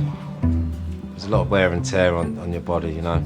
I have to wear a knee support these days, and I'm only 10, 11 years into my job. I've got another 30 years to go yet, at least.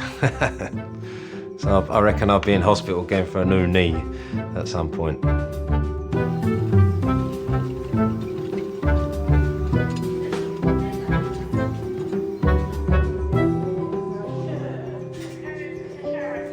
My husband was a colonel in the Polish army. That's him.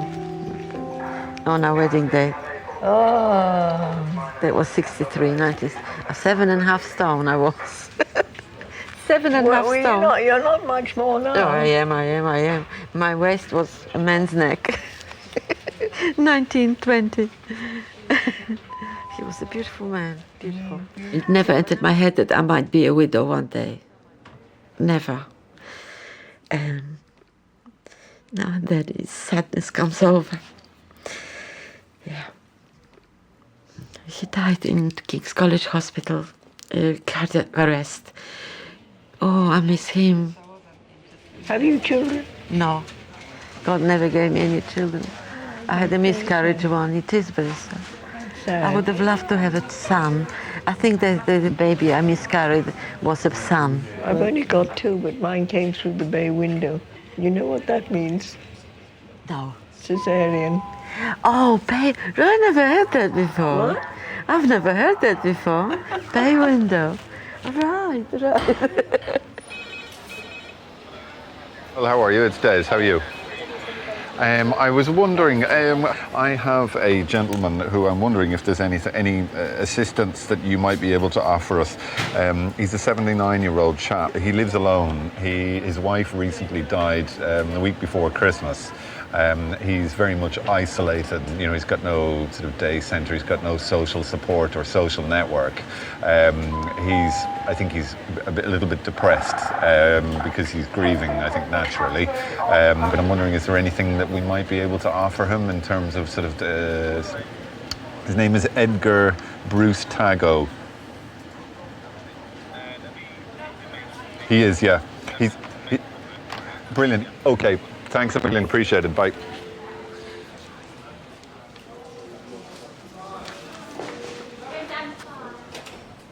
Hello. Lucy, a Red Cross volunteer, has come to visit Edgar. Because we've got some volunteers down in Bromley, which nearby the place where you live, and I thought got a very nice lady. She's called Mary, and if you would like to, she can come to see you maybe on Thursday, because she's available on Mary. Thursday. Yeah. And she's really lovely. She used to be nurse as well. Oh, I see. She likes to see people and basically... Maybe she even knows my wife. Oh, is it? Because she's worked for 28 years there. Wow. She was a midwife there. Edgar, as I said, I would... Oh. I always feel sad. But life must go on. We live together, we help each other. And now she's gone. You see? That's how I feel. It's a lot to take in. Yes. There is a phenomenon called broken heart syndrome. And I think that once your partner and your anchor is gone, then why are we here? I find it difficult to know that there is an aspect of my patient's care that I can't sort out, because that's why I'm here, is to sort out these issues. But sure, I'd love to wave my magic wand and make absolutely everything fantastic, but life's not like that. And I don't want to live with anybody else. No. No. I don't want to live anybody who is looking after me. I don't want to live. No. If my husband goes, then I have to be alone. You want to be alone? Well, no, my daughter, I don't want to live with my daughter. No. It's not fair to her. Right. Well, she might, yeah. Yeah. Because some people, yeah, it just because depends. she lives in Chelsea, she's got room. Yeah. But I still don't want to live with her. Well, it's just how you want it, yeah. Yeah. It's just whatever makes you happy, that counts. I hope I go first. Oh, no, please don't say that. Nobody knows who goes What? first. Nobody knows who goes first. Nobody. No, please God, I go first. So how is he going to cope without you? We can go live with my daughter. That'll be okay. That'll be fine. Will you look after yourself? Thank you. Yeah, and hopefully we'll get things a little bit brighter. Tomorrow is always another day. Yeah, that's right. Yeah. Thank you very But much. if you need, You're very nice. if you need, well, most of them are. These two are particularly. Yeah. Now your chariot awaits. Okay. Have a seat. Look after yourself.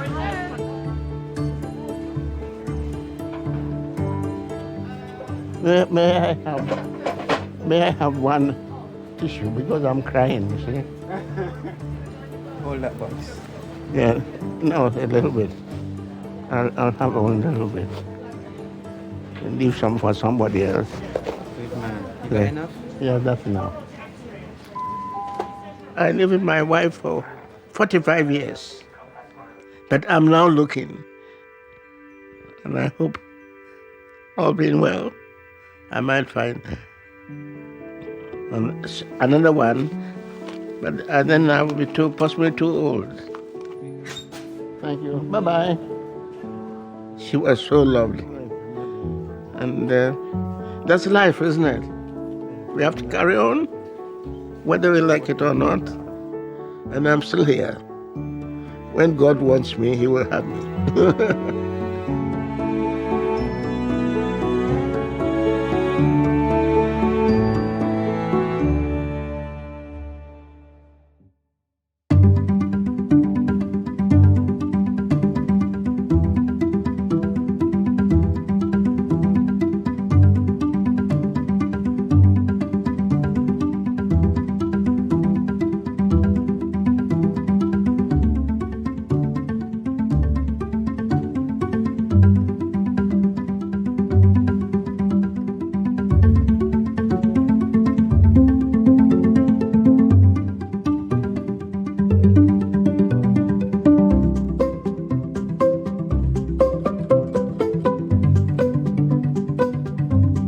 I've never had freedom like this in my life.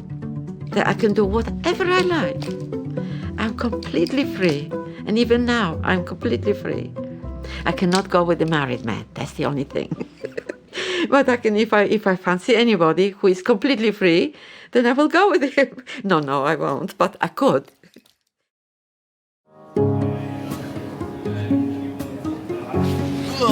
Head up, man. Eyes open. Let's not fall asleep. It was a broken heart that led him to get a physical injury. I can't say I've seen that a lot. Well, longer. I've got a 20-odd-year-old chap. He's got Behçet's disease and it's quite complicated.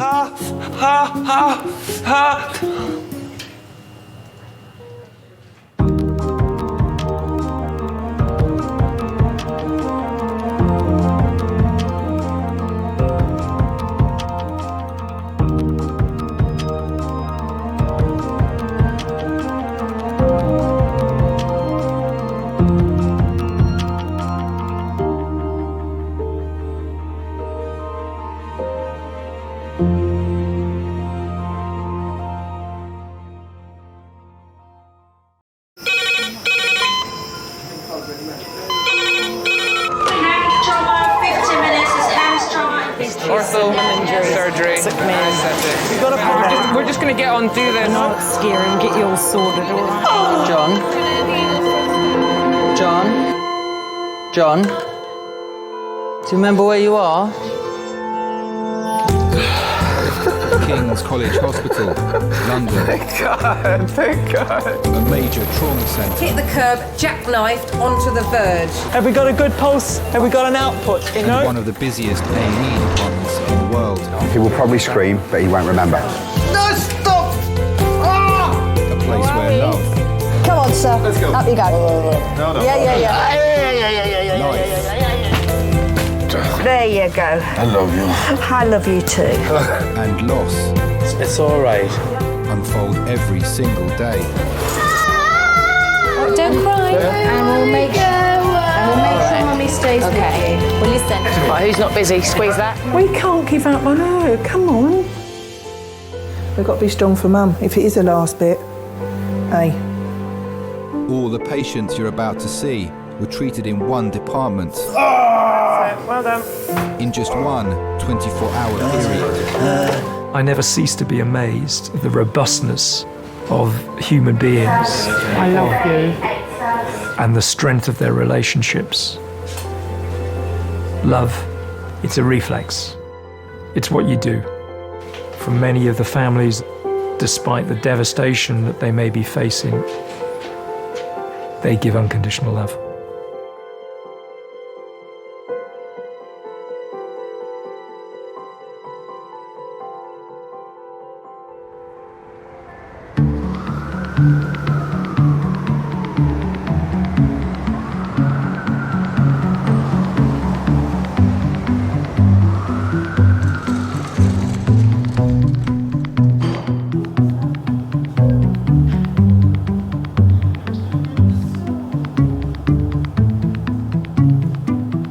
Is that for your car window?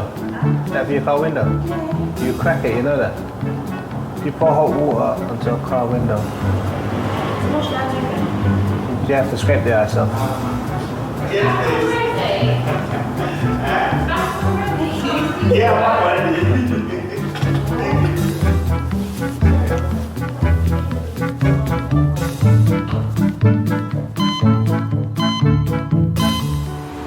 Show me the way to go home. I'm tired and I wanna go to bed. I'm not tired, I want something to eat. I'm hungry.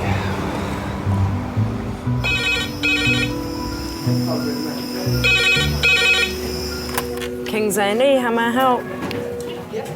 Adult male trauma. Code red, yep. Head, chest, limb, yep. Okay, good. Sorry, was that motorbike or motor car? Motorbike. Hit a car. Okay, cool. Thank you, bye. HEMS trauma call in 30 minutes. HEMS trauma call 30 minutes. What is it? It's a motorbike versus a car. Code red. Head, chest and limb injuries. Sick man. Do people want to sign in at the trauma team, please? Give us a hand, because if we're rapidly infusing, someone's going to have to hold blood. No, it's fine. Can you make sure we have a head-to-toe CT plus all the code red bloods? So Consultant Chris is leading a trauma team of 20. They're preparing for a 47-year-old man with life-threatening injuries. Which cubicle are we in? Or you can have 4. 4 is free, let's do that. Good. Chuck it away. So can we just check this is a male, not a female? It's very important from the blood. The patient is being flown 50 miles to King's by air ambulance. You're wondering what the impact speed was, whether the patient was thrown distance, whether they hit the windscreen, what other objects they could have hit when they were thrown off. So we're about 10 minutes away, guys. So we all know what we're doing. Everyone's happy with their role. We keep people around the bedside to a minimum because it's getting a bit chaotic in here and it's just... Okay, I've got an anaesthetist, I've got a B doctor, I've got a C doctor and I've got my orthopod for us. That's all we need. Hi, it's Chris Lacey. We have got a code red patient, which it's multiple injuries. It sounds like chest, head and limb. I don't let myself hope. I think I'm geared up to treat what injuries come through the door. Who's doing bloods? I'll do blood. So you're happy? That's it. Okay. Right. You're doing the abdomen. We're all set. We'll just wait. We'll not go anywhere.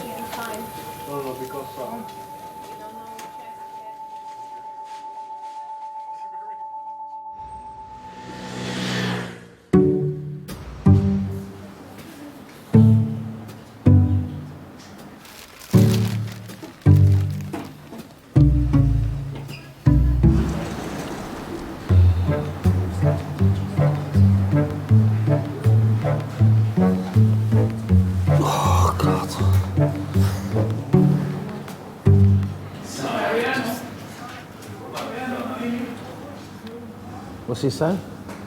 Don't know, I can't understand him. I think he's foreign.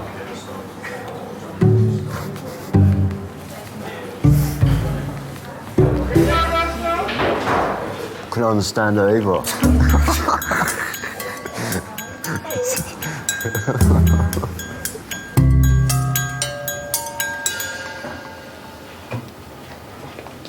Very warm. It isn't you.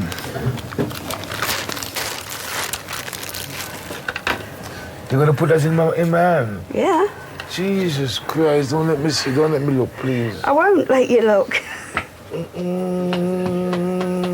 not even done anything yet, and you're... He's excited with me. 69-year-old Steve has come in with a fishbone in his finger. Right. God, please take your time with me, please. I will. He needs to be injected with anaesthetic before it can be removed. And then what I'm going to do is put a little injection that side and that side. It's a little bit... Two injections? Yeah. It's a little uncomfortable, okay? But once it's done, it's done. Well done.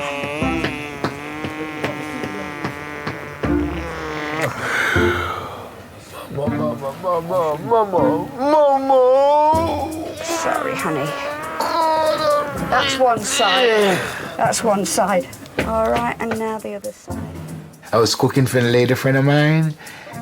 I was showing off my skill in cooking fish. You'll thank me later when you can't feel it. I'm thanking you right now. I can see you're happy about it. Her being in the background, I suppose I got somewhat distracted, by her beauty, whatever it was, and I just got complacent in it. That's what happened. Nearly finished. Nearly finished. Nearly finished. You're such a comforter. There you go. I love you. I love you too. There we go. Rest it down, and I'm going to leave you for a couple of minutes now. Thank you very much. You're very welcome. You're so sweet. Thank you. I shall back a couple of minutes. Let that ma'am. just Thank work. you very much. All right. I can continue read my paper now, shall I? Yeah.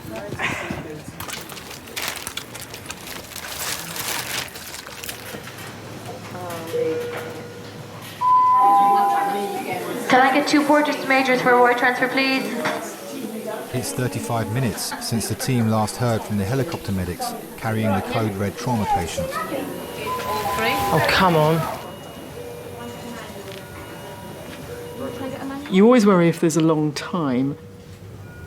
We all know with trauma that the best outcomes are with those that are treated early on. There we go. They're in the park. If they don't come, you worry if something happened en route. Have they had to stop to do something? Has something gone wrong? Yeah, 5 minutes away. Okay, so I've got an A, B, C, D. I'll be like...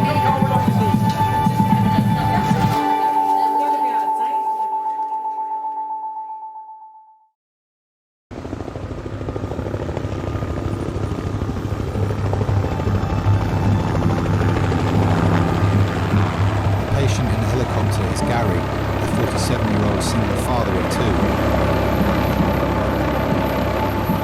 2. It was during the evening and I received a phone call from the police, and the gist of it was that Gary had been involved in a terrible road accident and that he probably would not survive the night. Laura's running. Gemma's nurse 1, I'm nurse 2. She's doing bloods, I'm doing monitoring. Who's doing airway helping? I remember feeling numb, trembling. It was just an experience that I hope not to experience at any other time in my life. Everything's there, ready to go anyway we've for got the A airway. nurse, B nurse, C nurse. Yes, you have We're four organised. nurses. Do Anita won't need anything? She's got it. It's 2 hours since Gary was on his motorbike heading home and had a head-on collision with a car. If someone's been hit by a car on their bike, there's no protection. It's literally, the rider versus the impact of the car. If 2 cars collide, you've got some crumple. But if you're on a bike and your car hits you, that's it. Gary is on life support and has been placed in a medically induced coma to reduce the risk of brain damage. Everything consultant Chris and her team do in the next 15 minutes will be solely to keep Gary alive. This is Gary, he's 47 years old. He was riding a motorcycle this afternoon and had a head-on collision with a car. Both the motorcycle and the car were very significantly damaged. Injuries top to toe, he has a head injury, he has a large scalp laceration down to the bone, he has right-sided rib fractures, right-sided femur and an open tib and fib fracture. You're thinking what will kill him first. You've got quite a lot of information that's flashed in front of you. You've got uncertainty. Sometimes this doesn't quite add up. Okay, as soon as we've done the ABCDE, we're going to CT, guys. As soon as we're happy, we'll go straight to CT. If the blood pressure is above 90, we're going round the corner. We've got bloods? Yeah, like this. We're just getting bloods. I get bloods. We're going to take bloods and we're going to CT. You're always thinking about the chances of survival. Okay, fine. Can we have a temperature? Not yet. It's freezing though. Have we got a good palpable pulse? Like for some reason the blood is not running through. I don't know what the pelvis is, so I can't do a femoral stab, Leanne. Can we just hang up a minute? I want a blood pressure. If we're not getting one on the cuff, can we recite the cuff? But before we push any more blood in, I'd like to know what we've got. Have you got a pulse on the groin? No? Have we got a good pulse anywhere else? Have we got an output anywhere else? We need to cut this through. This is probably through. I can't get a blood pressure. Do you have an output? I have pulse in the right I can feel his heart You've beating. got a pulse on the right groin, I have okay? pulse in the right Okay, groin. fine. He's got a SATS trace. Are we happy to go to CT? I'm happy. I'm happy. You're happy? Yeah. Anaesthetist, are you happy? Yeah, okay. Right. Do that bit there. Hi, it's Chris Lacey. Our trauma call. Are you happy to go us to come round? He's not particularly stable, but we're... Yeah, okay. Thanks, bye.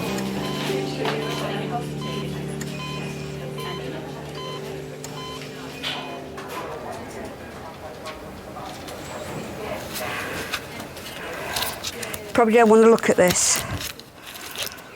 Don't frighten me, please.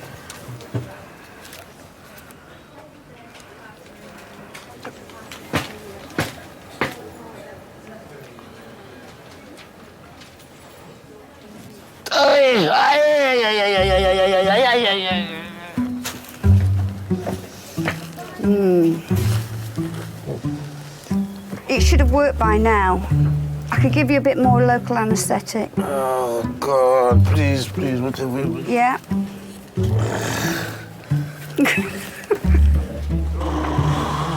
I've not even touched you, really. I've only been pressing very lightly.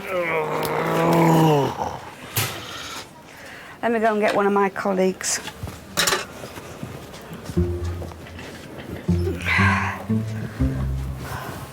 First day back and my first failure. I was looking forward to that too because it's really juicy.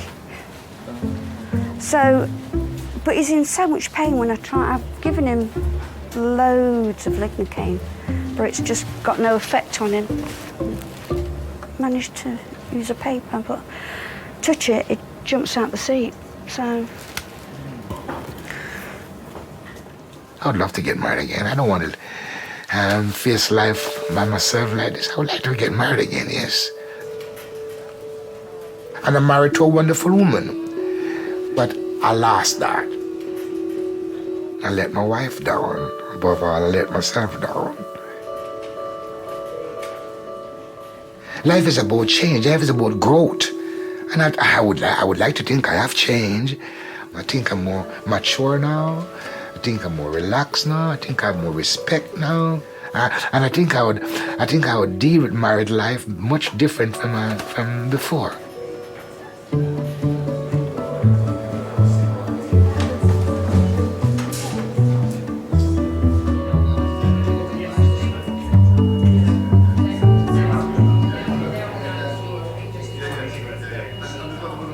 Year-old Hannah has been brought in by her mum with an extreme allergic reaction to her face cream. How you doing, Mrs? All right? Yeah, my face is just very tight now. Still sore? No, it's not sore. It's just very dry and uncomfortable. I'm going to get some kind of, see if we can get some creams, but it's just really excoriated around here, isn't it? What can we put on that? Like And I don't know if it's Vaseline still or... weeping. Because the face was so swollen, obviously you think about the airway, if there's swelling inside the face and in the throat and things like that, and her tongue. So until you know that her airway is safe, you would always put a patient with that amount of facial swelling that's clearly having a reaction to something in resus. For me, hon. Okay. I don't want to put anything on it because I don't want to make it worse. I just want to think we should leave it alone at the moment, yeah? I know it's sore, but just try and hang in there. If once the swelling goes down, it won't be so bad. We've just got to wait for that medicine to work. I'm allergic to wheat and soybean, nuts, eggs, cow's milk, tree pollen and grass pollen, hair dye, and then a whole bunch of chemicals that are in things like washing up liquid, cosmetics. How you doing? Your eyes are opening. Yeah. They are, aren't they? When a patient first comes into A&E, it's a guessing game. It's like Sherlock Holmes trying to work out what's going on. What did they say? That you are allergic to oat. I am. Oat in this. Oh. Oh, at least we know what it is. No. Right, give that a good wipe and get all that off. It's just baby wipes. I'm sure you're hopefully not allergic to those. We'll rinse it off with water afterwards, okay? Oh, that stings like...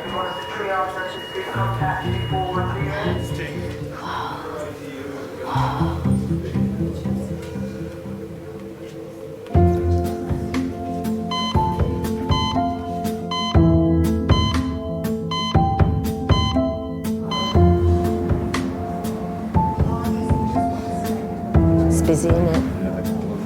Do you want a sweet? We'll have a polo, yeah, please. Thanks, darling.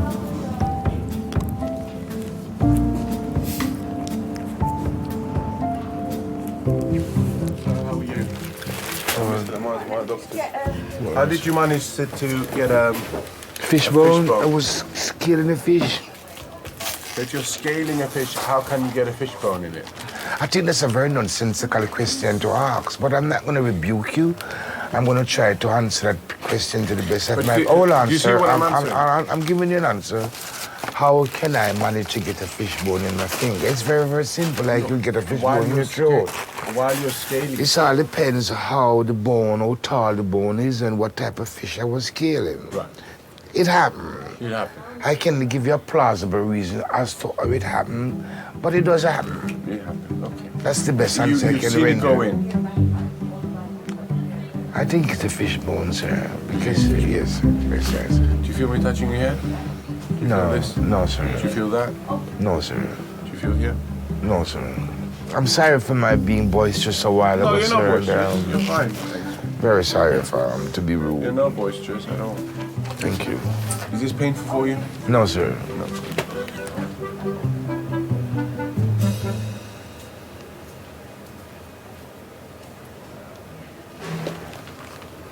Oh, that's it.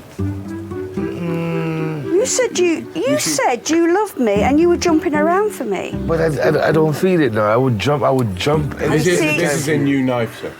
We've just opened it. The one she used before, she had it at home. Speedy potato. Chopping carrots and She's such a sweet stuff. bear. She's Yeah. just sweet, man. I can't believe you've just done that. I can't believe it. I've done all the hard work and you've got all the glory. No, I do the same thing. I just need to be more patient to let it work. Are you saying I'm impatient? She's trying her endeavor best not to inflict any more wound in me, so she becomes very meticulous. All right. Thank you very much, doctor. Just keep some pressure on it, sir. Okay, sir. Thanks a lot, man. I appreciate it. I can't believe you took all my glory. I am a little bit lonely. Sometimes the loneliness grabs you. I regret not being the father I would love to be able to be. I regret not being the husband I ought to be. I regret not being loyal and loving and caring as I have gotten from my family. I regret not being able to give them some of the things that they have given me. They give me love, they give me compassion, they give me understanding. What have I given them? Anxiety and stress, etc. Yeah, I regretted that.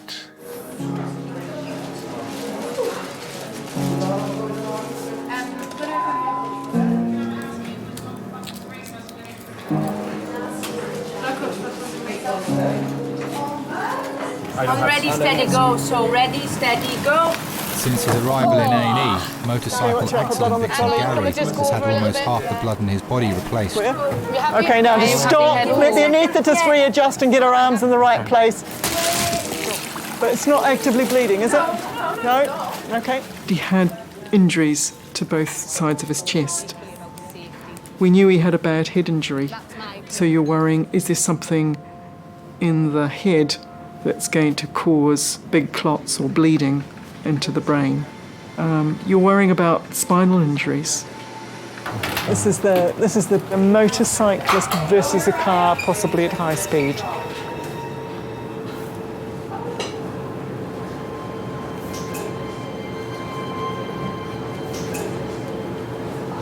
None of us actually know what's around the corner.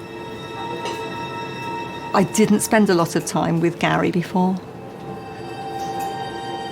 And with hindsight, you would think, gosh, I wish I'd done things differently, wish I'd made more effort.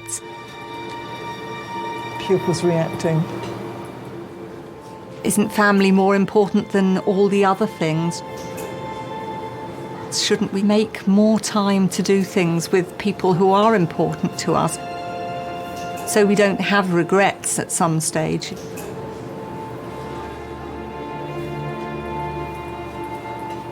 He's got a fracture there, yeah. And he's not noted to move his lower limbs.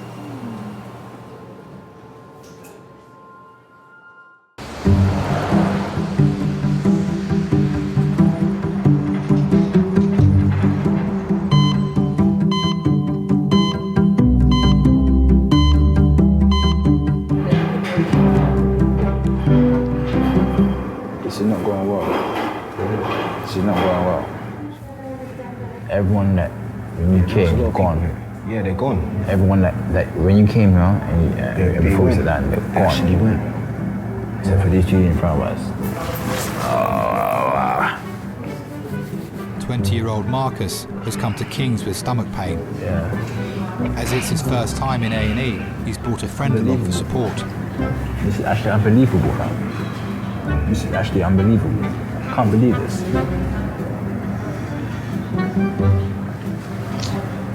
Like, that much of pain. So why do you take painkillers then? No, I'm just gonna walk. Stay cool.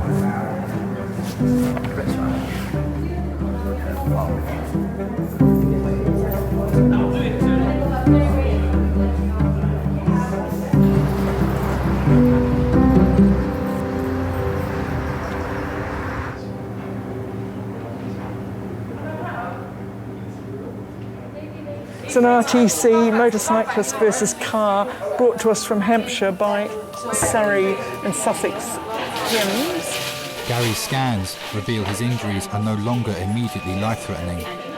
Not noted to be moving his lower limbs, but moving upper limbs on scene. Chris's worry now is that he may be paralysed. He has a fracture at the T11-12 region. There's a lot of free air that's in the soft tissue behind the spines, which we're not certain where he's come from. Before we log roll him, we'd like your opinion on what you think of that. You can have broken bones around the spinal cord, but not always injury to the cord in the middle, which carries all the nervous impulses. And so it's important for us to understand fairly quickly how much damage there is. The spine has a T11 fracture, which neurosurgery are coming down to have a look at. I just spoke to the on-scene doctor who said he did not notice him moving his legs. Gary was very much a family man. Immediately before the accident, sadly, he'd separated from his wife, but he was a pretty hands-on dad, actually. He doted on his children. He'd go out to the garage and, he would tinker a bit or fix the children's go-kart or little motorbike, for his son. He'd always liked to tinker. He was great fun. I can't say he should never have got on a bike, to be honest, because where do you draw the line? With hindsight, he might not have made that trip, but he wouldn't have lived his life differently.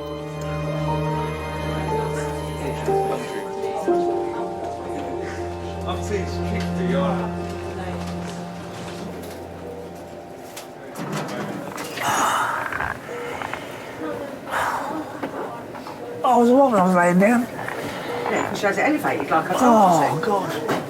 A year ago, 58-year-old Terry was diagnosed with lung cancer and given 2 weeks to live. I've got to lay down because it's paining me when I'm sitting up. I'll see if I can do it. All right. Let me hold on. Oh. Oh. Do you want to be sat up some more? I think that. Let me just. Oh, then I'm getting a pain in my leg every side. Oh. And I'm going to miss Judge Judy. Well, you got it taped. What are you worried about? You got it 10 days taped. Yeah. didn't you? I ain't got the energy to do anything. What are you muttering about? I said, I ain't got the energy to do anything.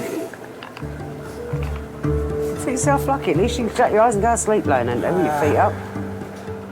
I smoke more now since I've been ill than I ever did because it's boredom, innit? When I first was diagnosed, I thought it was just getting old and walking to the station. I found it harder every day, getting out of breath, and I just put it down to too many fags and getting old. Then I went to my doctors and sent me to the hospital and they did diagnose cancer. Yeah, a bit of a shock. Oh, God. Oh! What's the problem today?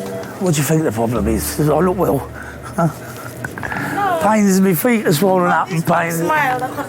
My foot's all swelled up and painful and everything. And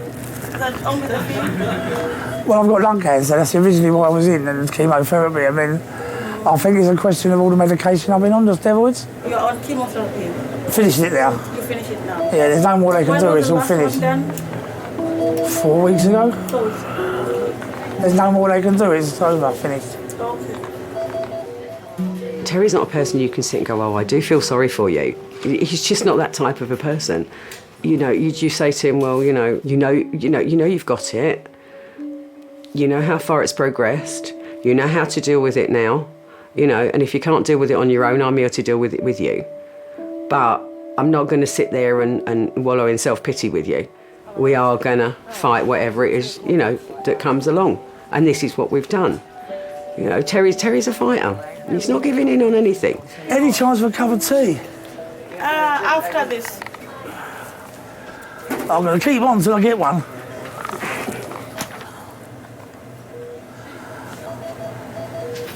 Just as you doze off, someone's going to come in and wake you up. You know that, don't you? And poke you. They wake me up with a cup of tea. At least you had your toenails cut, so that's all right. Yeah. I'm here. Yeah, and your hair. And your beard's off, so you're all right. They asked me, it fell out, all right.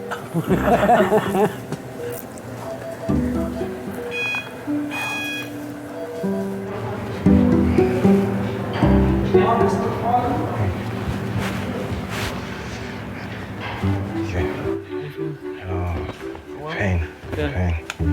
Stomach.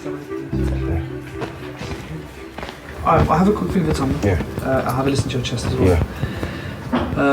In abdominal pain, I usually check the back passage as well. All right, that's fine. Yeah? Have you had that examination before? No. Okay. No, But, I haven't been tested. Okay. At all. Usually involves inserting one finger into the back passage to check if there's any problems in the back passage. Okay. That's fine. Okay. Okay, that's fine. That's fine. That's fine.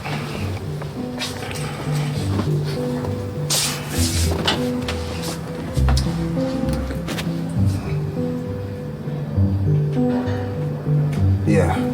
Here? No, not there. Mostly in the middle. In the middle here? Yeah. All right, so if I just get you to lean onto your left-hand side. Yeah, that's it. So just bring your knees up towards your chest. Yeah, that's perfect.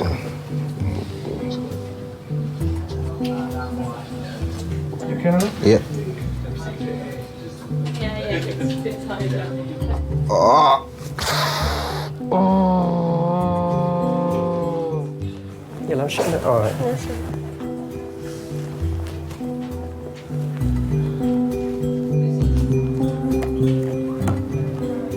Wait a minute, leave it there.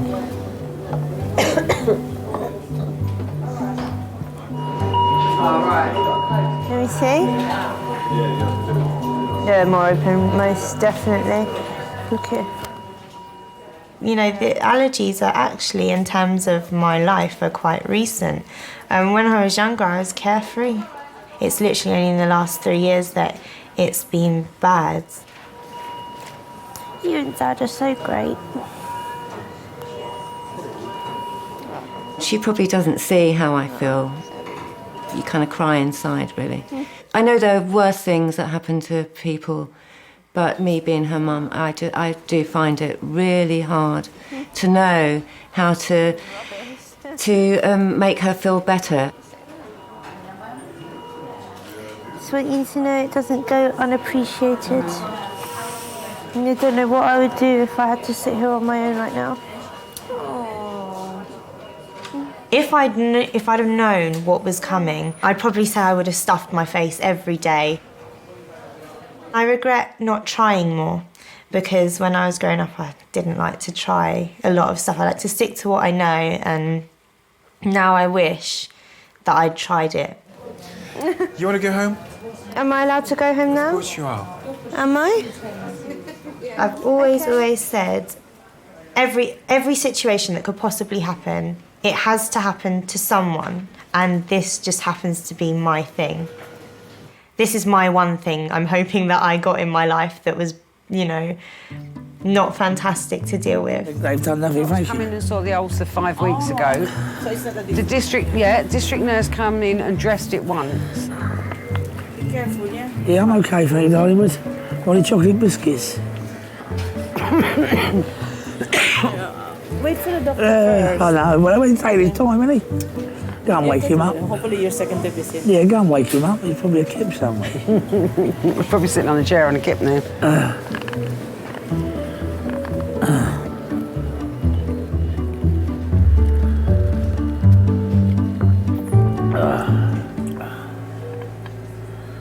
That was disgusting. You drank it anyway. Wet and warm, isn't it? Yep. Wet and warm. His brother died last year and I looked after his brother. I shouldn't have done that. No, you shouldn't have done, should you? No. His brother said to me, if anything happens to me, Terry won't handle it. Make sure he's all right. And you know, you look after him. I wouldn't say we enjoy each other's company. We tolerate each other. But we get on. And because of Tom and what Tom asked, then I now do it for Terry. Yeah, a couple of papers on the way home. Who said you're going home? I ain't staying here. You won't go home, I shouldn't think. They're going to have to give you a massive dose of antibiotics. I can give you the night, but I'm going out tomorrow. Yeah. And not at no 3 o'clock either. Why, is it race time at 3 It's o'clock? racing day I tomorrow, knew yeah. that's what you was going to say. It's race day tomorrow. Yeah. He likes the pub and racing are the only two things that I know that him and his brother they've ever liked. They love their drink, you know. I've never known two people like drink so much, but they did like their drink, and that was their life. That was it. Can't you look at your newspaper and phone them through to one I could do, but it's not the same. I can watch it. I'll get your telly up here and you can watch it. Oh, yeah.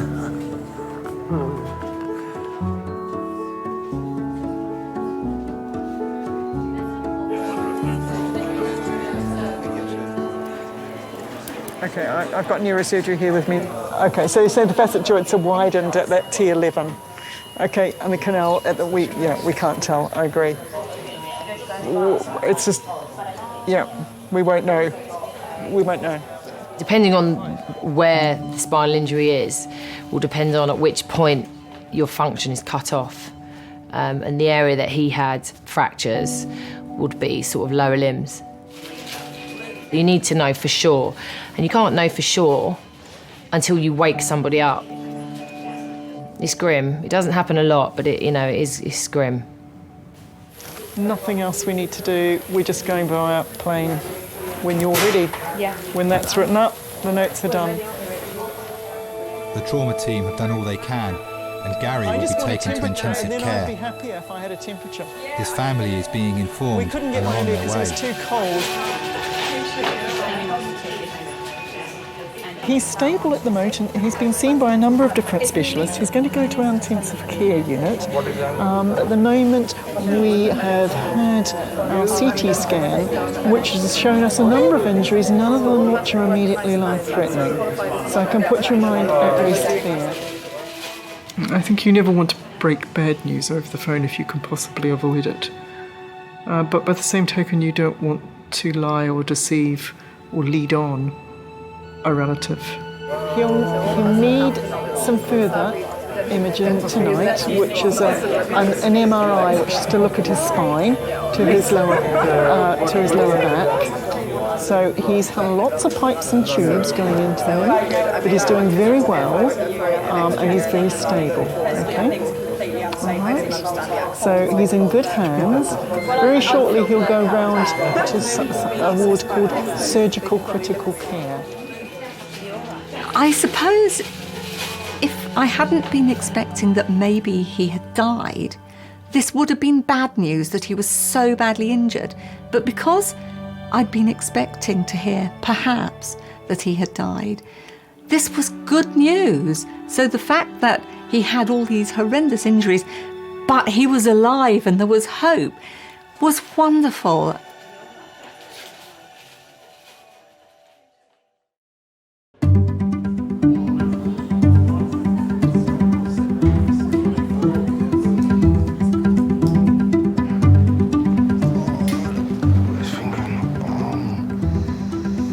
Doctors suspect Marcus has irritable bowel syndrome.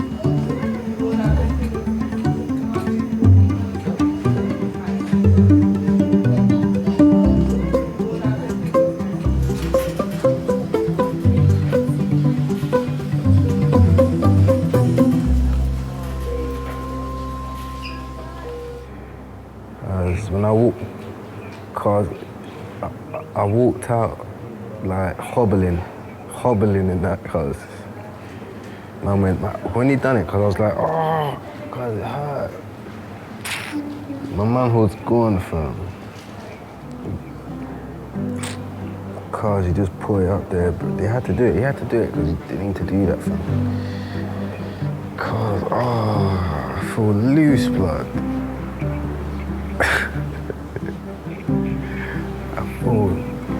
I feel loose.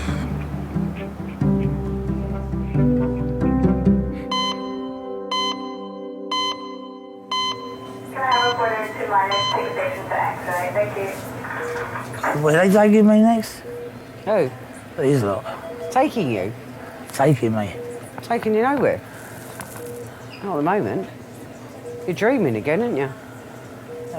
Why have you got your arm up near? I don't know. You waiting for a bus or something? Pubs are still open. That's what your right arm's for, love. I ain't good for nothing else. Is Jacko there?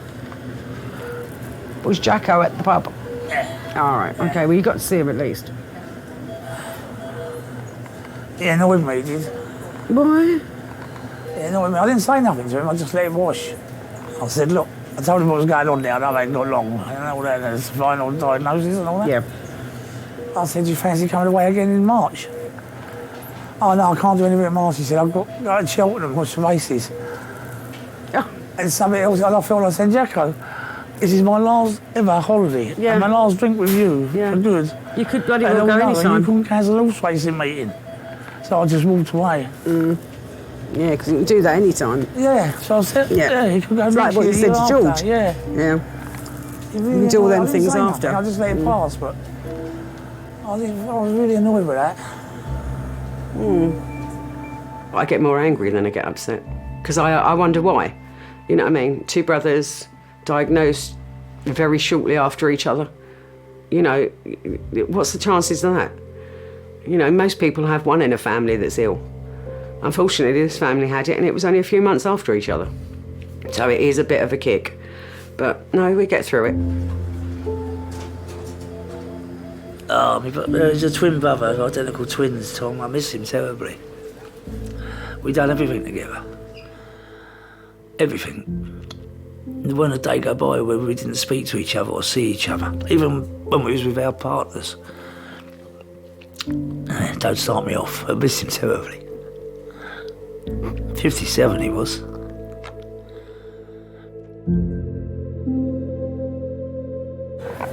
What's this? Same stuff you have at home.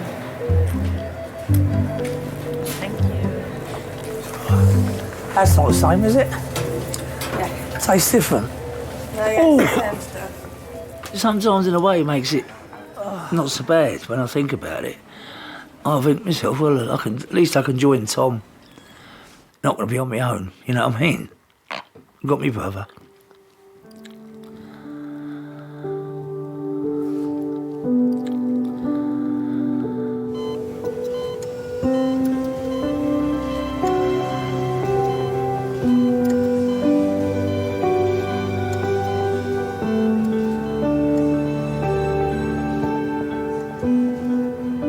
There's a lot of A&E nurses, and the character that we are, people think you're a bit nutty and you're a little bit hyperactive and you're a bit... But I think when you do that job every day and you realise how short your life can be, literally nothing's taken for granted. You know, you can end just like that. You're not going to waste the day, are you? You're just going to do it.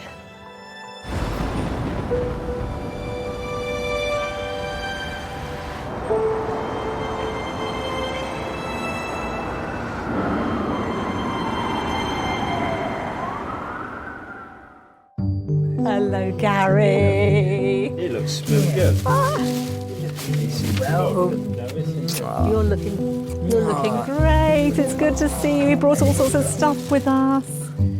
It wasn't for some weeks that actually made the diagnosis and told him, Gary, you're not going to walk.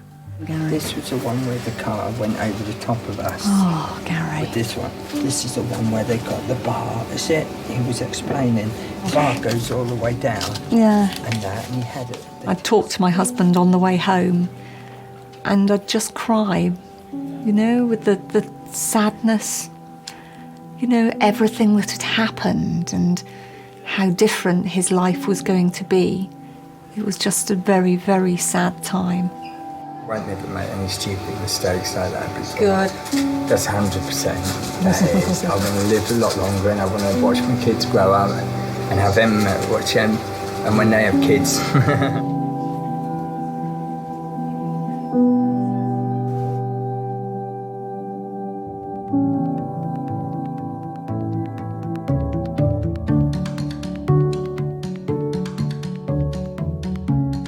Find me a wheelchair so I can get to that shop. I'm starving and thirsty.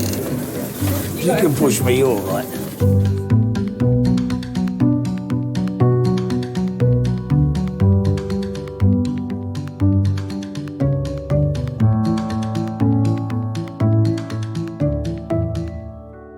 Your watches are... And they go. Please, be careful. Don't they smell really nice? Ah. Can I give Willow a mint? Is it? Oh, no. I don't know if that's a good idea with chewing gum for a horse. Oh, cheers. But you don't put your fingers. Could have one more. Good girl. Oh, nice one, Jen. You're doing really well. Just go careful, sweetheart. I can do a double one. They're saying you can have an electric wheelchair. If I did have an electric wheelchair, I'd want something which has got some oomph in it so you could so I can pull wheelies on it and have a bit of fun with the kids. I know. How old am I? 48? Or is it 5 years old? Yeah, see? So you know you are. I love you. That's well impressive, yeah.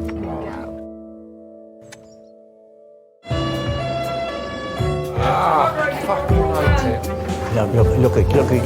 Look it. You weren't particularly attached to those T-shirts, were you? They're the best T-shirts I've ever bought, to be honest with you.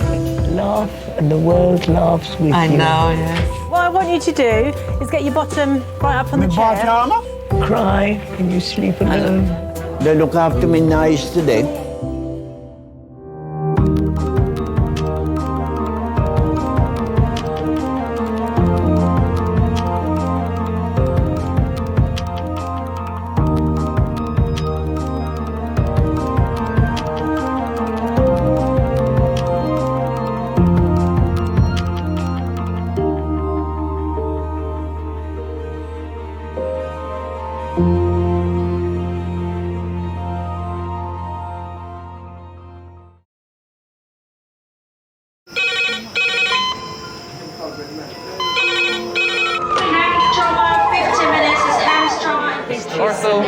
Surgery. We're just going to get on, do this. Not scare him, get you all sorted, all right? John? Do you remember where you are?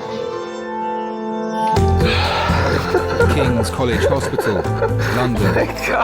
Thank God. A major trauma centre. Hit the curb, jackknifed onto the verge. Have we got a good pulse? Have we got an output, you know? One of the busiest A&E departments in the world. He will probably scream, but he won't remember. No, stop! A place where love, Come on, sir. Let's go. Up you go.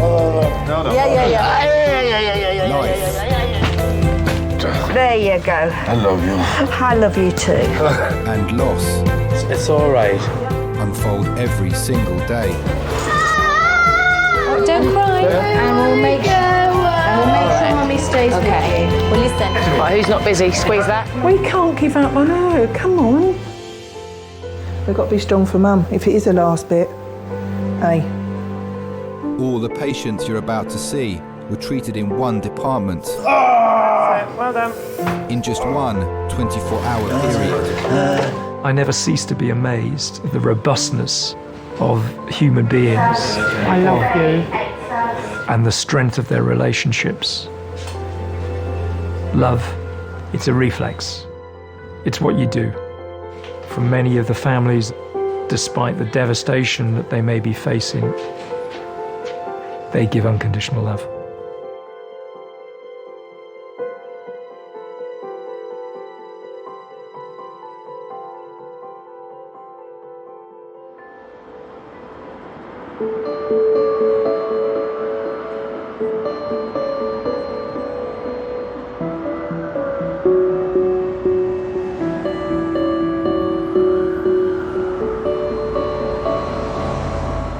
Sorry, mate, do watch your back there, please. How you doing, love? You all right? Come on. I'm the best driver. They're not gonna like to hear that, but yeah, bring it on. You got to know when to hold 'em, know when to fold 'em, know when to walk away, know when to run. All right, let's get you back around the corner. I like how they drive. Nice and smooth. I walk circles around a lot of my other porters there. I do walk circles around them. So that's just me. You know, I'm very, very, very toned person, very fit. Yes, I am very fit. I say I do about 25 miles a week. Easy. Driver, best one in the world. Best one in King's College. No collision, not even one. Not even a half one. All right, man, take it easy, okay? All right, thanks a lot. Cool, man. Probably take you to the ward later on. All right, see you later. All right, man. Thank you very much. No problem, nurse. Stop.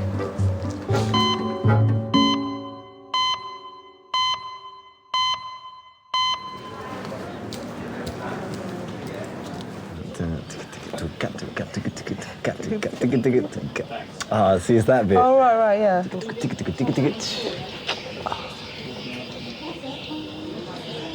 Like, it's tracks like these that remind me of Kill Switch. Yeah? But I scream. Music that's students my Andre pain and scream Thomasin right there. were skateboarding in the park after dark. If we just decided to stay in this one night. Yeah. Or I just actually got off the skateboard and be like, no, I'm not doing it. Not doing that one. But it was going to happen eventually. Like either way, I was going to skate that ramp. She's hurt her ankle.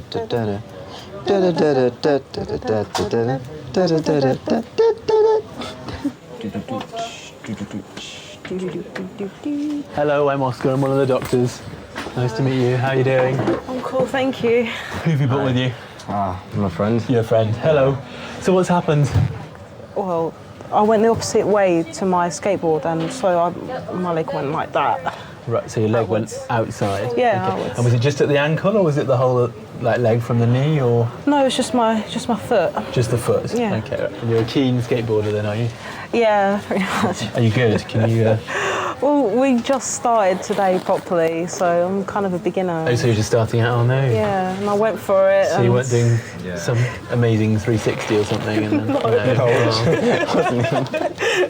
Not yet? No. Oh, no. It was my idea to go skateboarding that night. I think she is a daredevil, but she's just waiting to come out, really. She needs a little push. Any pain down the back? Yeah. Right there. When we got there, the park was closed, so we climbed over a couple of fences. Yeah, I did feel like when I was climbing the fences, like, I've never done this before. This is so exciting, really. Are you able to move it at all? Yeah, I'm able to move my toes. Tom's never done a ramp before, so I was pushing her, not literally pushing her, but like urging her on to go down the ramp. So what doesn't kill you, it makes you stronger, so, you know. Well, I was holding onto her elbows, I was behind her, and she said, no, Andre, I don't think I can do this. And then I said, yeah, just urging her on, saying, yeah, you can.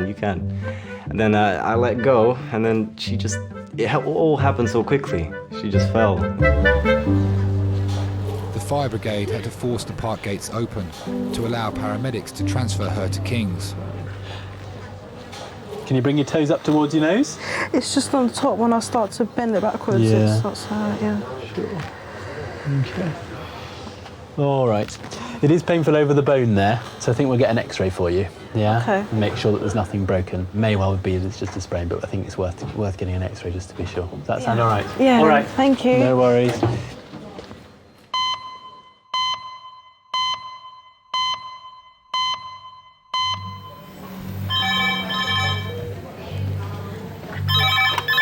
Hello, King's A&E.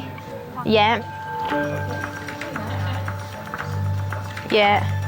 Thank you. Bye. Hems red phone. Hems red phone, 10 minutes. That's Hems red phone, 10 minutes. The red phone. I should admit this, I quite like that. And that's why I do this job. Oh, hello. It's one of the resource nurses. Can I have the trauma team to A&E resource in 10 minutes, please?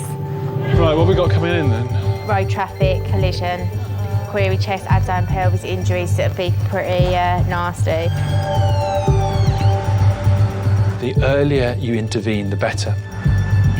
Treatment is far better when preparation is made. The 7 Ps of military, you heard that?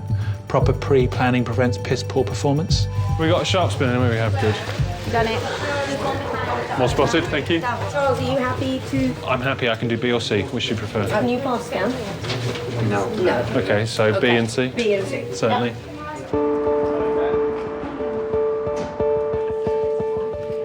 39-year-old Neil was driving a friend's sports car when he was involved in a head-on collision with another vehicle near Canterbury, Kent. Okay, guys. Should we get him over onto the bed first and then I'll give handover? Okay, ready, steady, move. This is Neil. He's a 39-year-old gentleman involved in a high-speed RTC car versus car. Point impact on the right driver's side, crumple zone gone. Injuries from top to toe. He's got a right clavicular and chest rib fractures, right liver injury and pelvic injury, and is also complaining of lower back pain.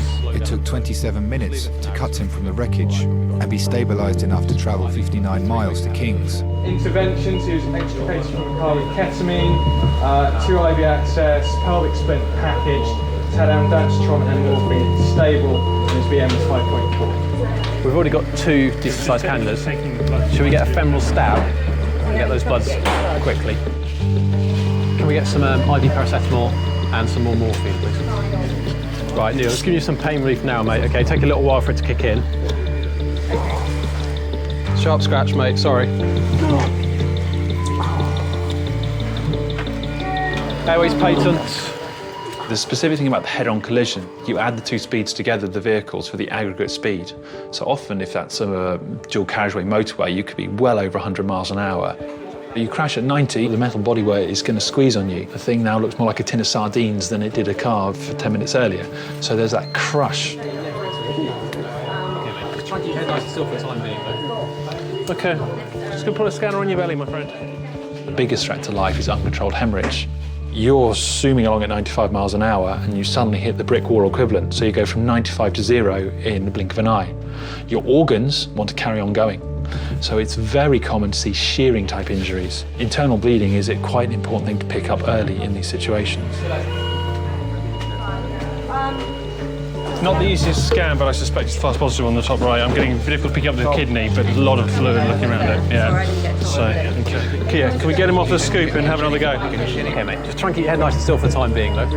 Okay, just bracing again, guys. Ready, steady, brace, and down. Go on, mate. I'm feeling a bit tummy. Let me know if you've got any pain anywhere. Right-sided belly pain. Jesus. Oh, God. Okay, Neil, where's the worst of the pain at the moment? Chest and lower back. Okay, out of 10? Chest 5, lower back 8. Okay. We're always very, very careful to assess the spine. Injury to the spinal cord causes nerve injury, i.e. paralysis. I suspect that's what most patients are most afraid of.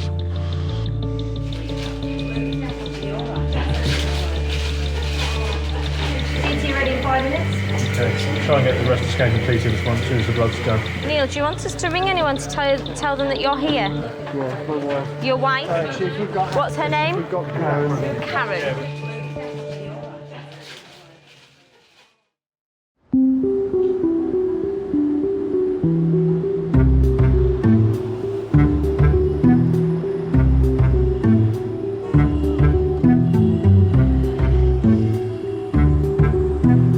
All right, David. Go to sleep. Do you want to have a little sit down on me? And lie down on me? I'm gonna sit on your lap. Oh, no, I think you're going to lie down. Even if I had no injuries, I couldn't go to school tomorrow. Why not?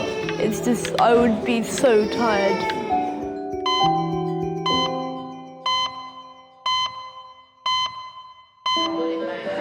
I've got your drugs and suction, and I've got the last 5 of morphine, yeah?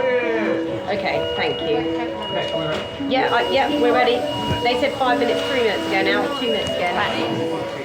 Hang on, guys. She wants him on the life pack. They want him on the life pack. I'm happy with it. Yeah, that's fine. I'm happy.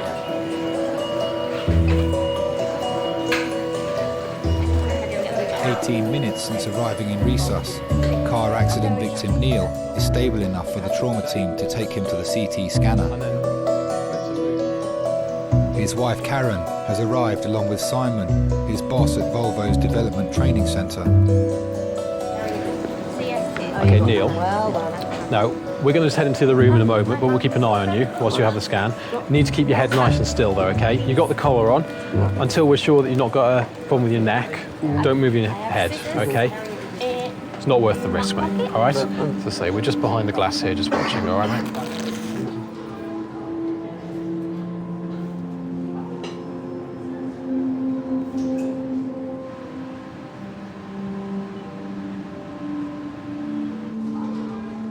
If you've just been pulled out of a smash, you must be thinking, am I going to survive? Am I going to walk out of here? Am I going to walk out of here intact? It's a yes or a no when you come out that scanner. So it's very easy to imagine the worst case scenario.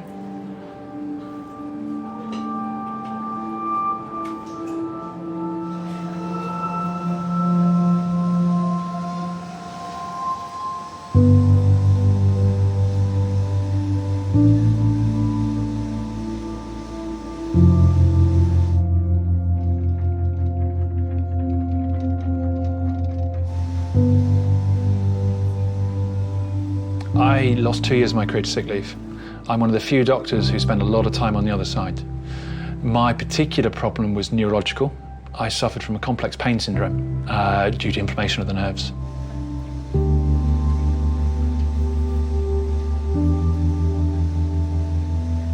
Pain that you get from things that shouldn't cause you pain, light touch.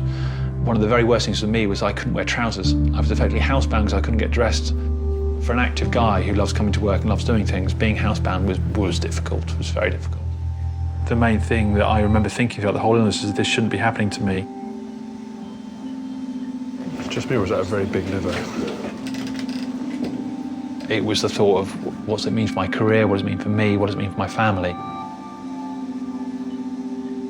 Patients undergoing a CT trauma scan are probably thinking the same. What is this going to show? What is it going to mean for me?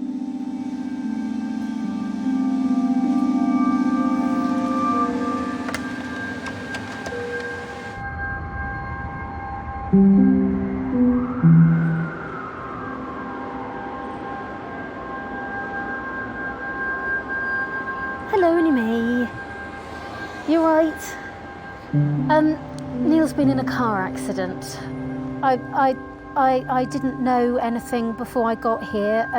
Police turned up at the house, and it happened down in Canterbury. They had to cut him out of the car. They blued and tooed him. Where Simon, Neil's boss, drove me here. We're in London in a specialist hospital because they thought it was life-threatening.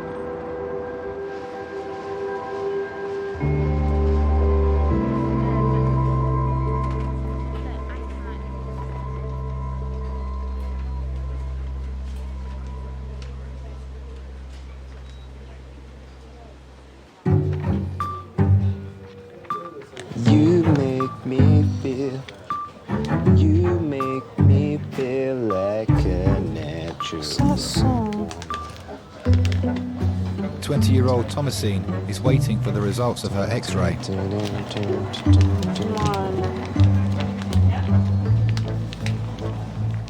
Hello, how are you getting on? Hi. I'm cool. Right, the X-ray's back, and there is a break, I'm afraid. So that's where all the pain and swellings come from. Yeah. So what we'll do for you, I'll put a plaster on at the moment for today, and then we'll get an appointment for you to come back and see the specialist bone doctors, the orthopaedic doctors, tomorrow. Home with some crutches and some painkillers, and book an appointment for you for tomorrow. All right then. Does that sound all right? Yeah. And there's going to be no skateboarding for a while, I'm afraid. Nice to meet you. Yeah, nice to meet you too. Bye now. So yeah. It's broken. Oh. At least it's not that bad. Like I need surgery or something. No, that's good. Well, you said maybe. I've known Andre for about 4 years. We met in college and we just met through that, and we liked the same music, so we just kind of started talking from there, like talking about music and stuff. That's right, kids. He never fails to make me laugh. I think he does know that. Like, he just makes like face expressions and like silly little things like that, and it just makes me laugh. You've been around me too. Yeah, pretty much. I don't know what I'm going to tell my freaking parents, man. Yeah. Well, they're going to give you crutches, yeah? Probably. If not, then I'm like... I'll carry you or something. Carry me? Yeah. Bridal style. Huh? Bridal style. Whatever style. Whatever style. Make me feel special. Yeah. Special for one day. I'm sorry for making you wait, by the way. It's okay, babes. I'm here for you. Really Got your back. Yay. Yeah.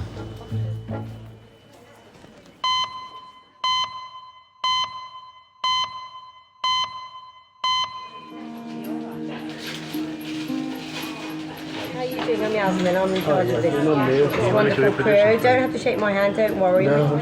We're looking after you here, trying to work out what you've done. The scan will get a report in a minute. Never had any loss of consciousness during this whole episode? You remember everything? Yes, unfortunately. Okay. And did you have a headrest? Is there a high back seat to this? There's a high back seat. Okay. Did your head go forward and back? Can you recall any of that? I don't remember. Okay.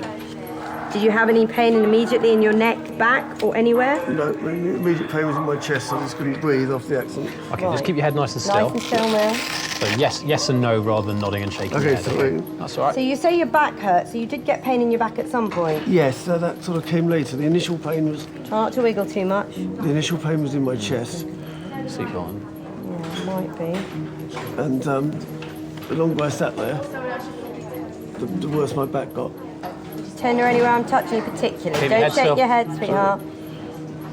That bother you anywhere? No. No, it's all fine.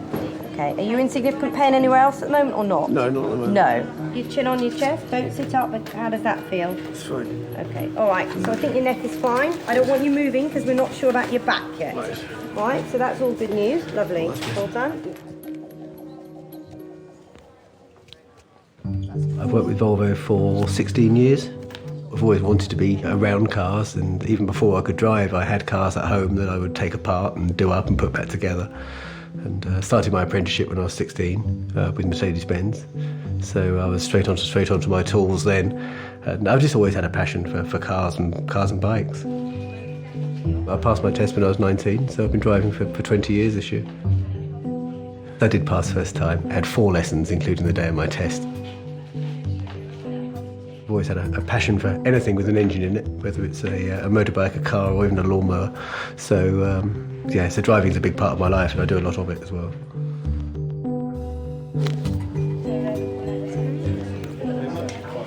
I'm just going to give you another painkiller, a different one. It's not morphine. It's a really strong ibuprofen. You're all right with ibuprofen usually? Yeah. Cool.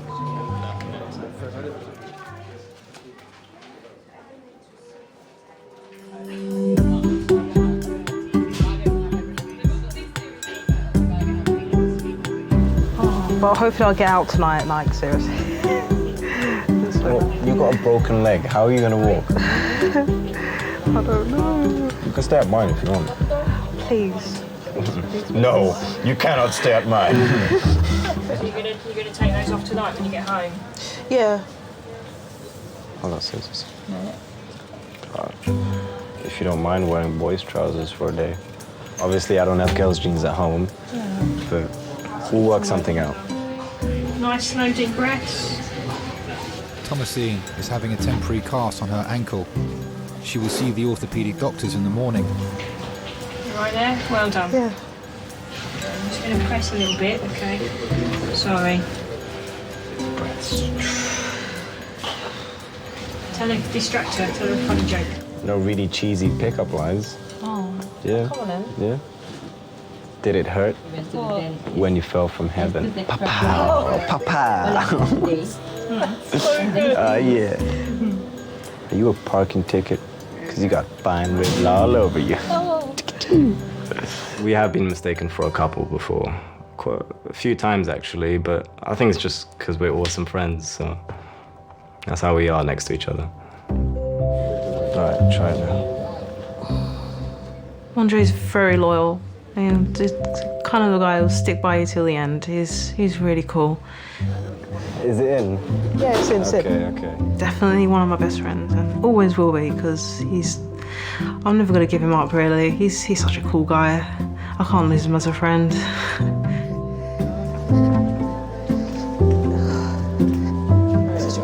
You won't be able to do anything anymore. Yeah. You're like an old lady now. Quite literally. Hannah was all about like taking the piss out of me, like, oh, you're so old and gonna be in crutches soon and can't do nothing.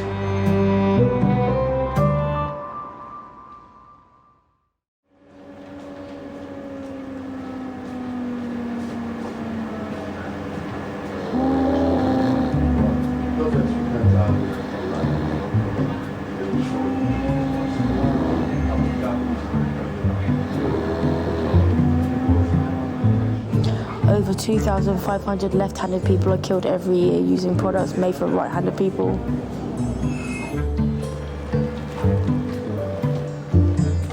Oh my God. The female orb web spider eats the male during sex, but the male's penis is detachable and it still finishes the job. Still gets the job done. Oh my days.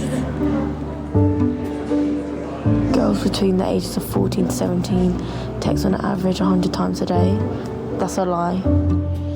No one texts everyone pins. Have you heard of boxercise? Yeah. Is that a really common thing to know? I was like, what? Yeah.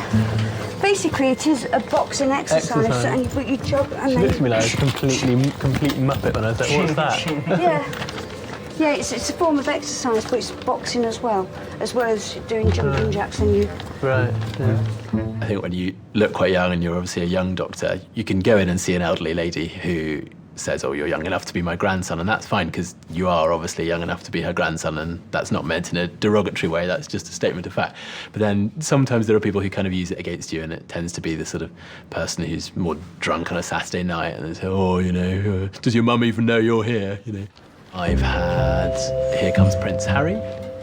Didn't know Ed Sheeran was a doctor more recently. Matthias, hello. Come on through.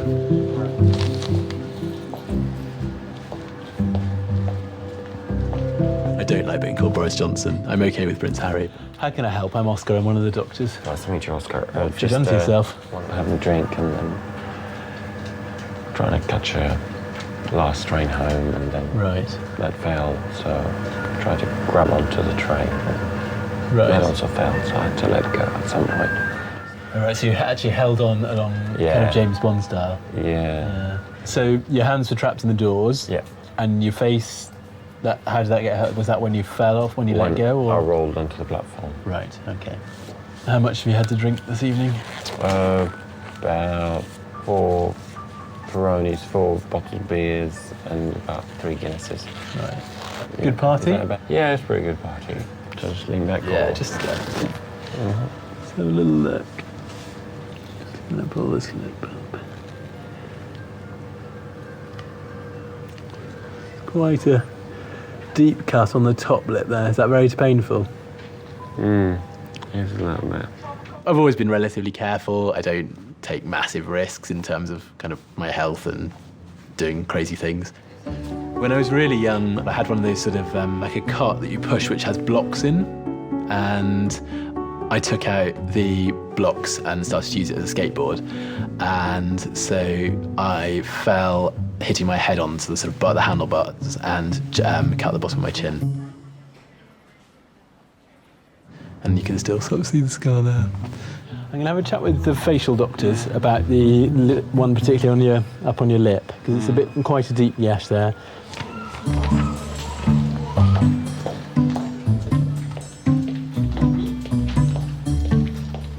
I try not to judge anybody when they come in. I try not to really judge people at all.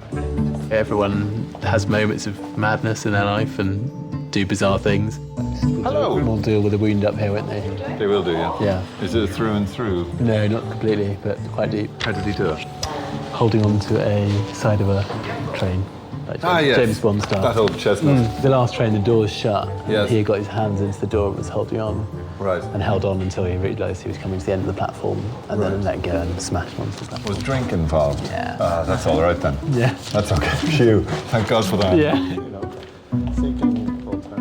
I don't sort of live every minute of my life thinking, oh gosh, I won't do that because I might end up in A&E, other than the fact that I live quite close by and it would be embarrassing to end up in this A&E department. Hello, sir. Hello. How are you? How are we doing? All right? You've got quite a gash in your lip there. How did that happen? Fell onto the platform from a moving train. Oh, right, okay. Trying to do a James Bond stunt. Fine, okay. Well, trying to get onto a train. Yeah, in a James Bond style. In a James Bond. A la James Bond. Happens to me all the time. Yeah. No. Yeah, I don't want it to happen to me again. Yeah, I can imagine that. Okay. Let's just have a little look. Open your mouth for me. That's it. Good man. Okay. Right. So it's through and through. I wouldn't say I'm always on the lookout for a thrill, because I always do a risk assessment, which is probably different to a health and safety officer's risk assessment. And if it's relatively risky, but not risky enough to get hurt, then it's got to be done.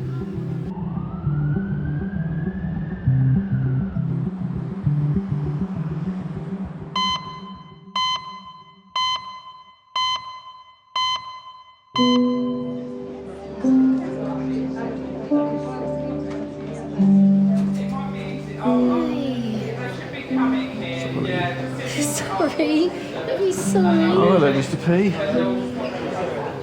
After over 2 hours in resus, Neil gets to see his wife Karen. What the hell happened? I haven't spoken to anyone yet, so... Mark and I were getting on really well today, and he said, do you want to go out on it? I said, yeah, come on. He said, you drive, and we went up the top of the road, and he said, go on, you drive it back. 60 miles an hour, A road, down the hill, round a bend, and an old S40 overtook the bus. And I head on at about 60 miles an hour. I said, nowhere to go, honey. Oh, it was a proper one. Yeah. I remember fucking great big bang. I remember going up in the air because we hit him sort of offset front. He went over through onto the grass that side of the road. I went up in the air, being much lighter, and then landed nose 45 degrees into a fence this side. So in the ambulance, it was horrible. So much pain in the ambulance. It's horrible because everyone talks about you as if you're not there, you're just still here and everything. But of course, the police, want to assess the scene and they close the road, and of course then they ask the question, is it life-threatening? And the paramedic said, potentially. Oh God, I don't want to hear that. Stuck in a car.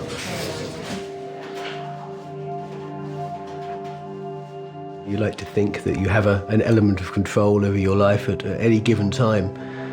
In that particular situation, that control is taken away from you. From the moment the emergency services arrived, I had very little control over what was going to happen, and that's quite a strange feeling, because you have to put your trust in the other people. Sorry. You're saying sorry, it's okay. Glad you're okay. Nowhere to go.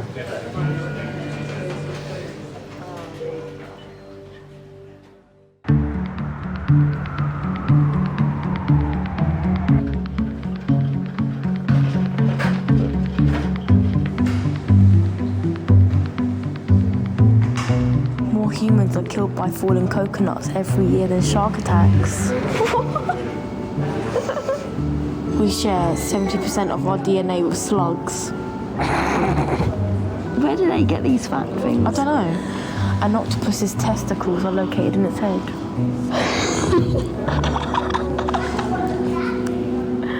Testy head.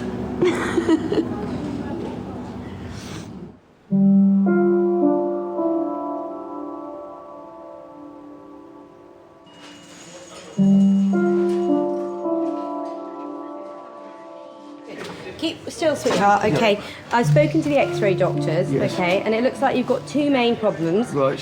One of them is the pain that's coming from your chest. Yeah. Looks like you've fractured your breastbone. Right. Okay, so that's broken. Yeah. Now, So you can do with that. I take well, it. generally they don't do much. Yeah. It's going to have to heal generally. You've got some bruising and grazing there, but that otherwise we don't see anything broken down your pelvic area, so that's good. Right. But what is cracked is the back. Right. Okay, one of the little backbones is crushed. So at the moment you have to stay nice and still and not move until we know whether that's going to be fixable by you just having a support around it, or whether the back doctor specialist will want to do any operation if it looks like it's an unstable break. Because your spinal cord runs through the backbone, and if you move too much or you move in the wrong way until we know whether it's stable, you may risk being paralysed. I don't want to scare you, so we're going to keep you like this. I'm not sure how long you'll be here, and I'm not sure what ward you're going to, so those are the next questions. At this stage I can't drink anything. At the moment, it's probably not until we know whether they're going to do anything with your back, because that's the main thing.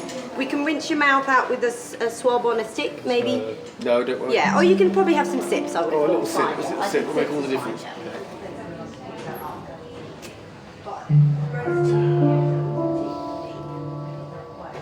There were three primary injuries. I had broken my foot, and that was the force of the brake pedal making contact with my right foot. I had a clean break on my sternum, on my chest. That was a big concern for the hospital staff initially, because whilst your sternum's not particularly important, it's what's behind it, of course, your heart and your lungs, which are a little more vital. But they were very pleased to tell me that it was a nice clean fracture and no splintering. So that was why my chest was so sore. But the primary injury was I broke my back.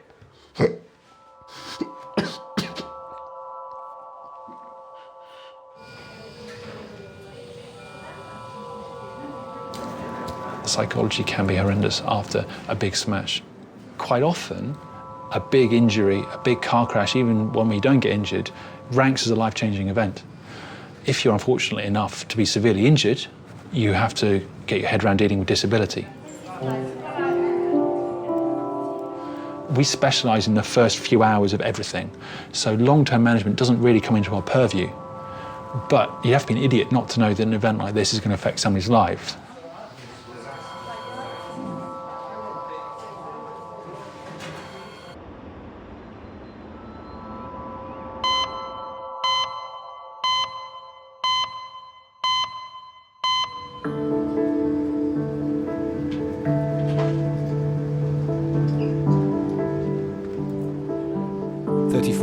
Dad of one, Matthias, has had his wounds thoroughly cleaned.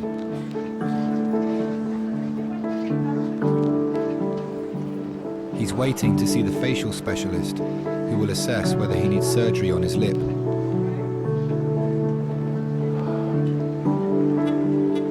All right, feel a bit queasy?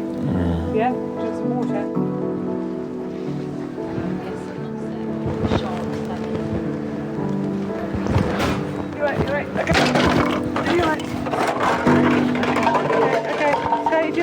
You're gonna go, it's fine. Well done, well done. Sorry. That's fine. Just, we'll allow you slowly. It's fine, it's just maybe. Just let it available, yeah, it's fine. Okay, you're fine. 2 hours after falling from a moving train, Matthias has gone into shock. Okay. As I was going down the platform, and I could see that the train was actually going faster, and the initial thoughts that come into your head is the fact that this is not going to end good, this is going to end in a bad way, and if you are smashed against a train, a tunnel, land on the railway, which are live wires, then at some point there's flashes of your life that flash. Obviously, first thing I thought about my son, and then I thought there's little flashbacks of my childhood, I don't know, beach, me and my parents building a snowman, and it was just little bits that I thought that's strange that those things and those thoughts came into my head. I had the feeling of impending doom. It was out of my control, and I could see the danger nearing, and there was no way out of it. Oh, thank you. Bowl here. Thank you. I just picked up stuff. Was it just one bag? Yeah, just a black bag. It was the closest I've been in my life, I would have thought, to death.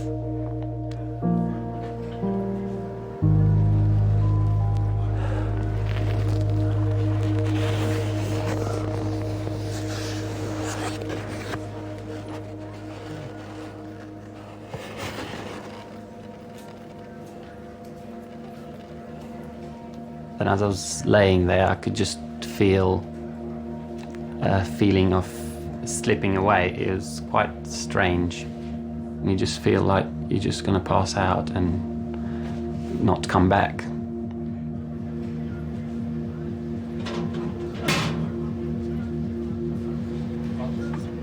As your days start to go backwards, you probably start hoping for an afterlife a bit more and look for something a bit more.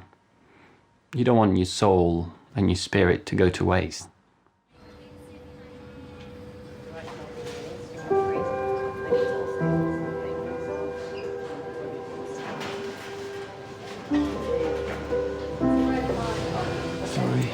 Say sorry. Be silly.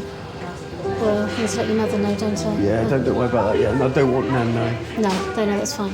Not pushing us on.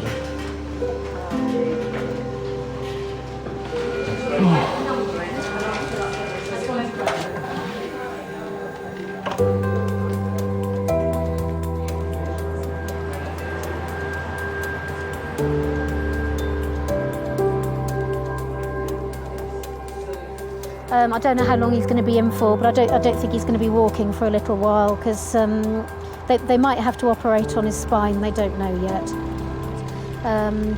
They're waiting for a spinal specialist to see him to see whether they need to operate on his spine or not. So he's going to be in pain for a long while. Yeah, I think probably the best thing to do. I will do. I think the best thing to do is we'll just wait to find out what the specialists say. Okay, I'll give you a call in the morning. All right, speak to you tomorrow then. Okay, bye.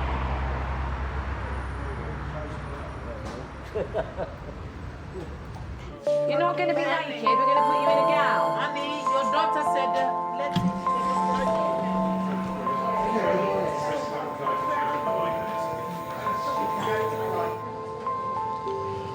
Oh dear. You'll be all right, won't you? Sorry. Drive a Volvo. I train safety for Volvo. I'm fully aware of safety systems and how they work and how they save people's lives. I then went out in a car for half a mile with very few safety systems, and not only was hit by another car, but it had to be a Volvo.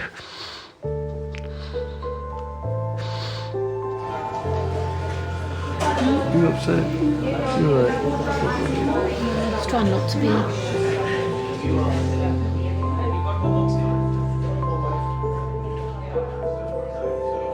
Neil is about to be taken to the neurosurgical unit. They will assess if his spinal fracture is stable or if he will need an operation.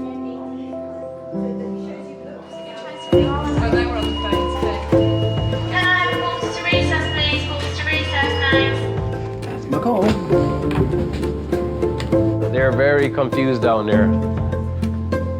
1887, yeah? Be hard work, sorry. Order recess. No. Should we just... Yes, please, yeah. Everyone's brilliant. Hi. Hi, good evening. Nurse, does he have to stay like this? Yeah? No, is it all right to raise it up a little bit? Yeah? I've just got to stay flat. Yeah, okay.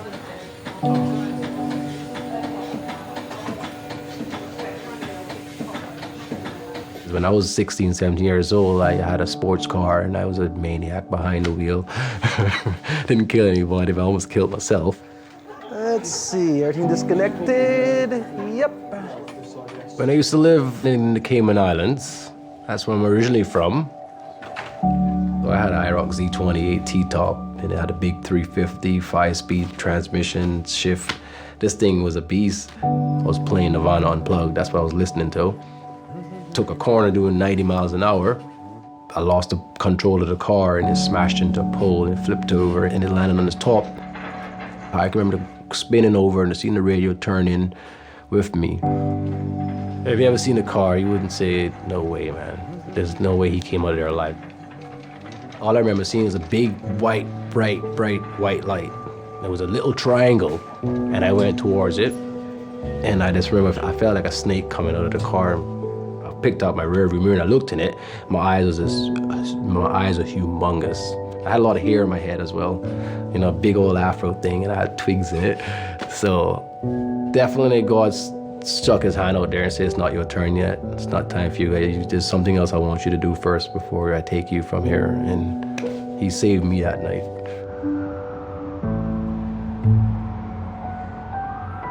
That was my reality check. And ever since then, I went straight. Oh yeah, straight A kid, no problem. Reality check. It does take a reality check sometime to wake a person up.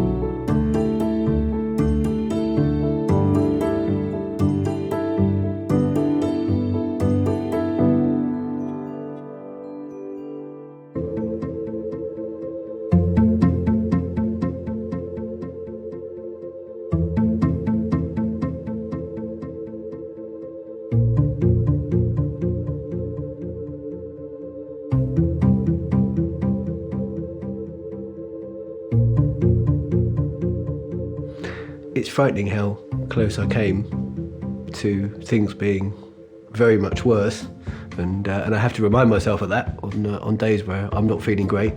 That there were times where they didn't know if I was going to walk, let alone survive.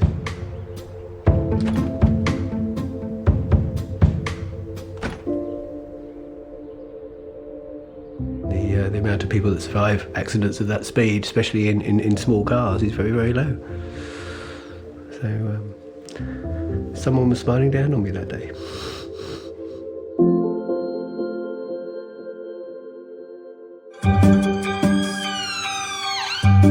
Happy Valentine's, babes. Oh, she said yes. She said yes. I love you. Christ! Hey, tripping out. But yeah, you're tripping out. It's ketamine, basically. Fine. He will probably scream, but he won't remember.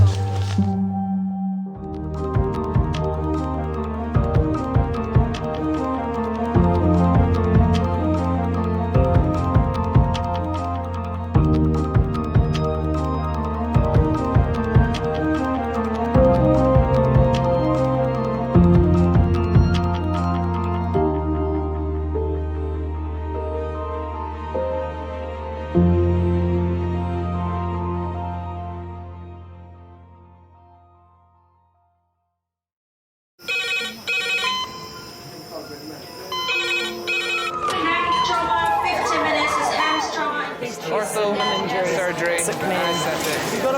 We're just going to get on, do this. Not scare him, get you all sorted, all right? John? Do you remember where you are? King's College Hospital, London. Thank God. A major trauma centre. The curb, jackknifed onto the verge. Have we got a good pulse? Have we got an output? And one of the busiest A&E departments in the world. He will probably scream, but he won't remember. No, stop! Ah! A place where love, Come on, sir. Let's go. Up you go. No. Yeah. life, There you go. I love you. I love you too. and loss It's all right. unfold every single day. Don't cry. And we'll make sure Mummy stays with you. Well, listen. Right, who's not busy? Squeeze that. We can't give up on her. Come on. We've got to be strong for Mum, if it is the last bit. Hey. All the patients you're about to see were treated in one department. Well done. In just one 24-hour period. I never cease to be amazed at the robustness of human beings. I love you. And the strength of their relationships. Love, it's a reflex. It's what you do. For many of the families, despite the devastation that they may be facing, they give unconditional love.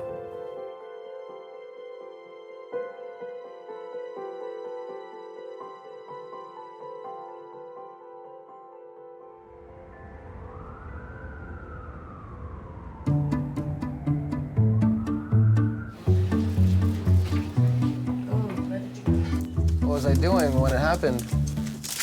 American friggin' football, right? I've got to go home and keep it in a sling and keep it elevated all the time.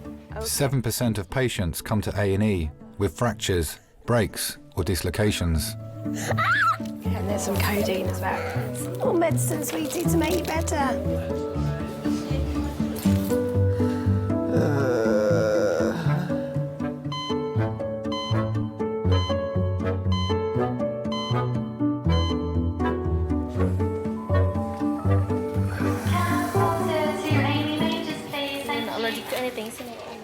Where were you playing American football? Burgess Park. 28-year-old Ahmed dislocated his shoulder in a game of American football. He's going to give you some anti-sickness first. Yeah. Apparently in London, you guys have a few parks, so the parks are Just pretty a few. big, though. Where are you They're from? pretty big when you get to them, so... Canada. Whereabouts? Toronto, Niagara Falls region. T-dot. T-dot, yeah. I've been here this is my 3rd year now. Okay, you studying? Studying pharmacy. You've got different methods of putting shoulders back in.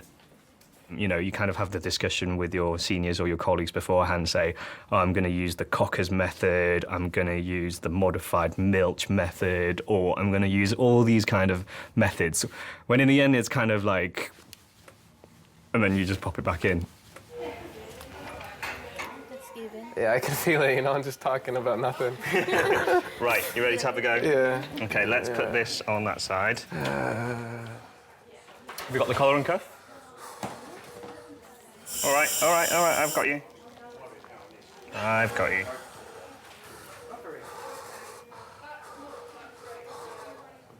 Keep sucking on that. Relax. Relax.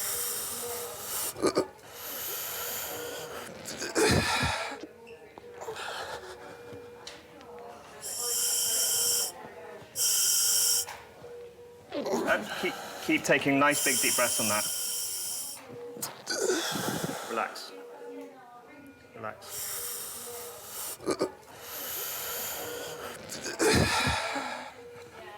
How's the pain?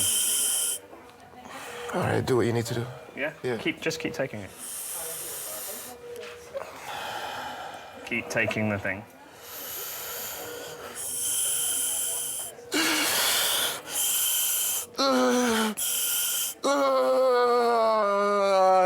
There we go.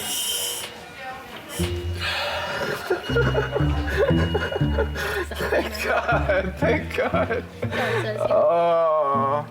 Oh my God, that's the best feeling in the world. Really? Yeah, no. You can't think of anything better? Well, right now it's all right. Okay. When you hear the clunk of a shoulder going back in, you're like, yes. I felt it just roll into place. Thanks a lot, man. No worries. It's like scoring a goal when you manage to get a shoulder back in. Or winning £10 on the lottery.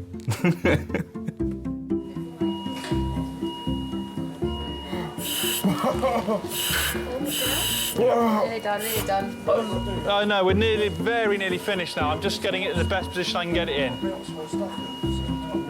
Because we often see patients come in walking for 3 days on broken ankles saying, oh, it's a bit stiff, doc. It was all right. That was Thursday, wasn't it? Yeah. It was okay. Well, I mean, it was painful, but it was okay Friday. Yeah. And you get somebody coming in with a paper cut who's screaming, you know, as if their house is on fire. Yeah, to take a patient's pain away is quite satisfying. Because even though the problem's not gone, you've just taken away the pain, it's a start. Is it a bit better? Yeah. When someone's in pain, they need your help. When you aren't able to do that, it's almost as if you failed at what you were trained to do.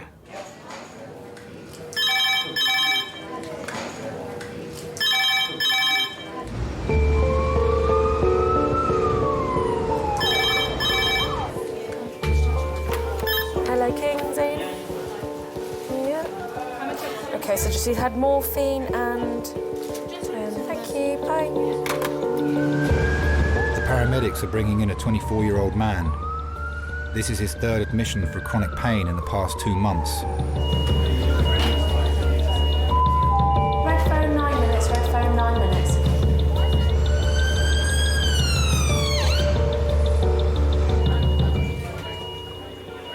When I see people with long-term illnesses, you do think about the family and how hard it must be for them to cope. You feel sorry for them because you can't cure them.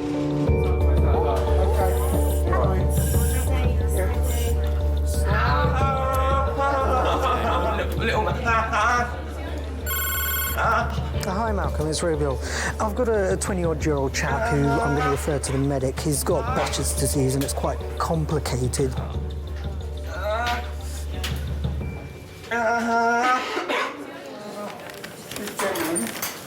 Has Behçet's disease. It's a syndrome. All pain all in his hips and down his legs.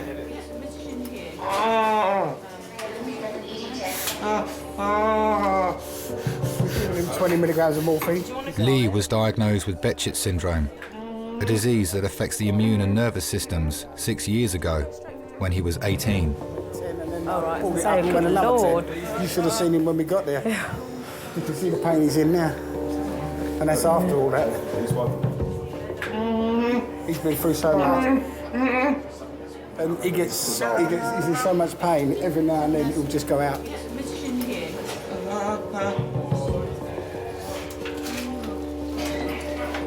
Can you two do something simple like go for a walk together? No. He can't even go to the shop downstairs because by the time he's done that, he's in agony. He would have been doing football, he would have been dancing a lot more. He would have been in the army.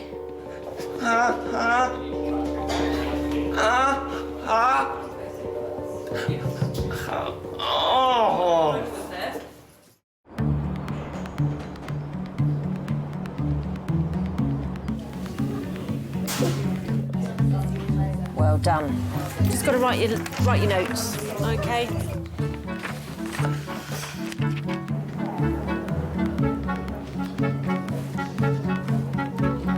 Danny, Neil, can you follow me? Hi. Dad of one, Danny, has come in with a swollen toe. Go take a seat. Yeah. Hi there, my name's Chris. I'm one of the doctors. What can we do for you? Well, I put my foot through my son's bucket just under 2 weeks ago now. When you say through the bucket, actually? He had a plastic bucket. I got dizzy, I banged into a bookshelf and an ornament fell, knocked it across in the path of when I was stumbling. Okay. And my foot went straight, into it, crushed the bucket under my foot. Okay. Barefoot. And for the first few days, the whole of my foot underneath was all swollen. Okay. But my big toe, which actually at the time, thinking about it, was the most pain I had. And have you seen your GP about it? No. Okay, why not? Because I just thought, look, I just bruised it a little bit and it'll get better, but it hasn't. So what made you come in to the emergency department today? So you've had it for 2 weeks. Mm-hmm. What made you come in today?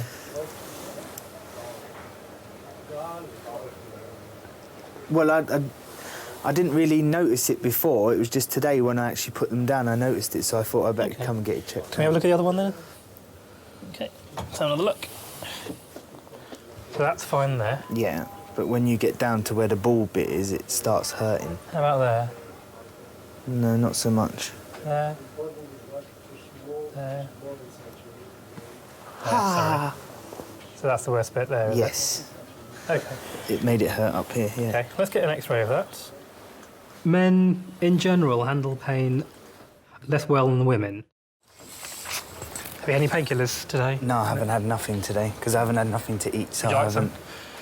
haven't... Yeah, actually, I could... Well, no, because I haven't eaten, so I don't really want to. Okay.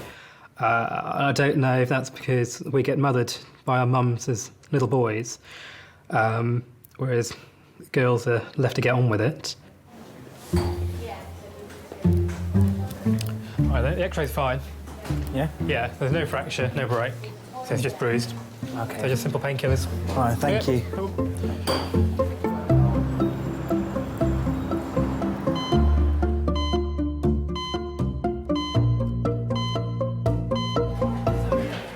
Can I get a CT estimate for February LODs at an ED check? Thank you.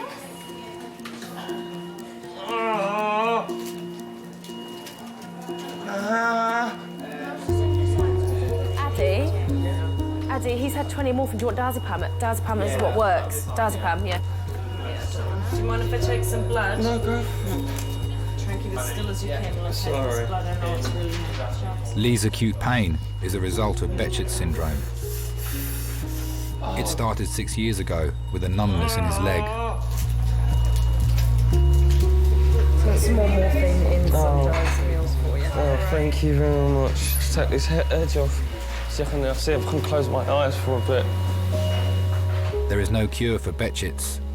The staff can only help manage Lee's pain. It's a form of vasculitis. It affects the nerves, muscles, immune system, blood system, ear, nose and throat, joints. It's just all of them rolled into one. I said before I got this, I was playing football for 3 football teams, jogging, like mornings and things like that, and then I got this, and it was like, yeah, you're not doing that no more. One thing I want to do is kick a ball again. That's my main dream. It's just even a 5-a-side football match is my main dream. Kick a ball again. Have you still got it in your hips? These are the right hips, but since I passed out and went to my house and I passed out on a wooden floor, landed right on my left-hand side. And since then, my left side's been playing up now as well. Since I got this 6 years ago, it's been nothing but trouble.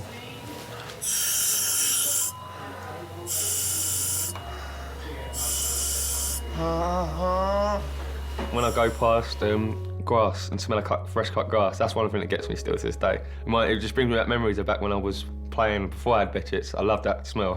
I could sit there and just smell fresh cut grass all day and just be happy.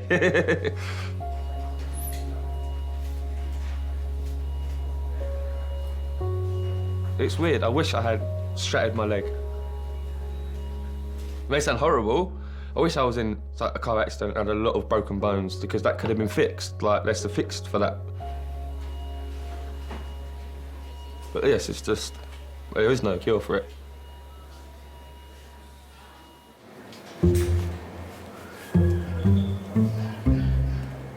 Man, I was more drunk last night than I have been in, like, several days. Yeah, but you think for most people that would be weeks. Yeah, should be weeks for you and all. Yeah.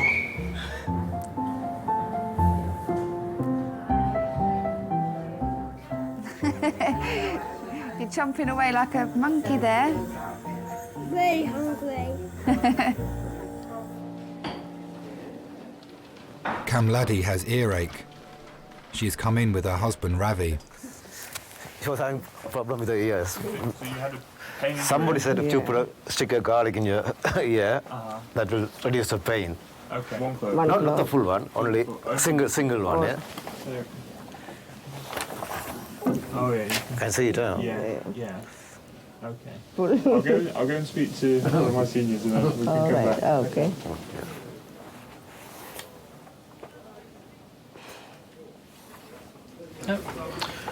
Garlic clove in her left ear. Sorry? Garlic clove. She's got no hearing loss from it. I'm sorry. I'm sorry. Okay, right. How long's it been in there for? A day. Okay. Do you want to take it out? Yeah. Come with me. This garlic doesn't work, does it? I've never heard of it, I know. to be honest. No. Try that. Let's make one up, yeah. So can you just tilt your head a little bit? Yeah. That's great, thank you. It's got teeth on it. If you just grab it, you may be able to get some friction. There you go. Yeah, done. Well done. You can take it home if you want. Let's just double check. Make sure there's nothing left behind.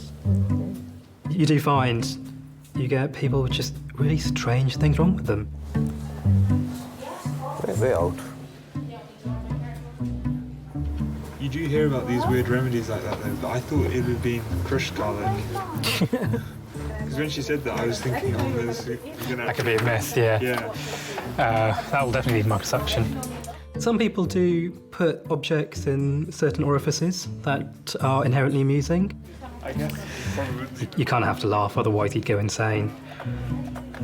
So, yeah, they're the good fun ones.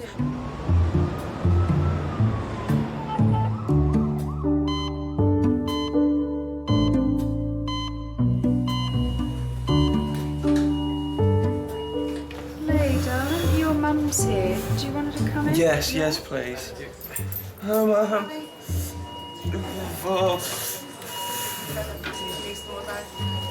I've got some more diazepam. Oh, thank you.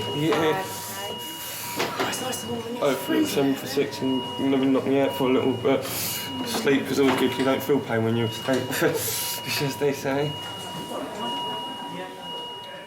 Lee, when he was younger, he used to be in a football team, do training, just started work as a doctor's PA. Yeah. Very outgoing, happy boy, always out. Hey, get my socks on, please.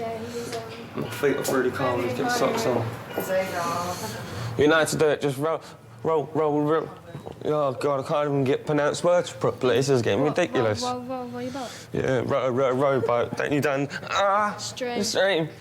Well, that's start kicking in a minute, mate. And then one day in work, he couldn't feel his legs.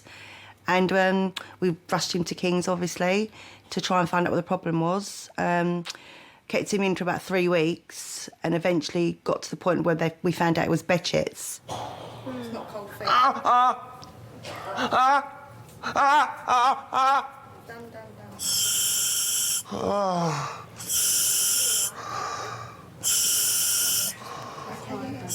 His life's on hold. It's been on hold for 6 years. You go from a child that can walk and play to a child that lies in bed most of the time and he's in a wheelchair or he's on crutches. He's fighting something so hard that there's no answers to. But I mean, he gets days when he's really bad, but I've got to cry, sorry. He gets days when it's really bad, but you just got to be there for him. You just got to deal with it. Great memory. You can go for a fag if you want. OK, we will do.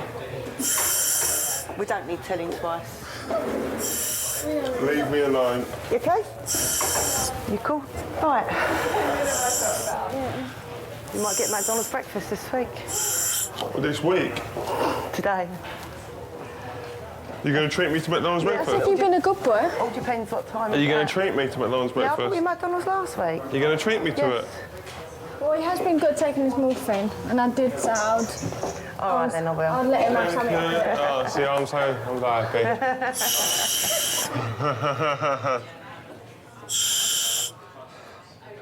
No, I said he could. I was going to get him something for when he takes it.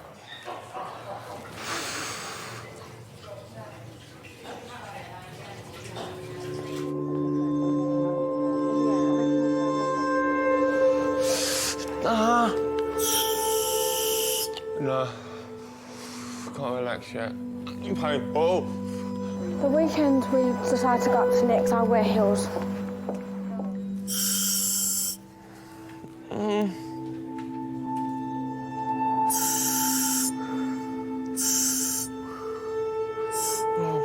fucking hell. No. I love my flat.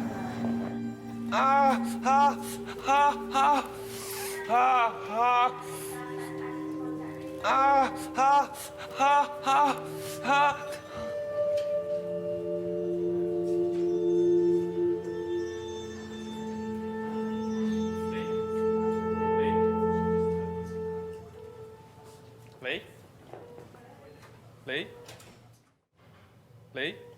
You alright?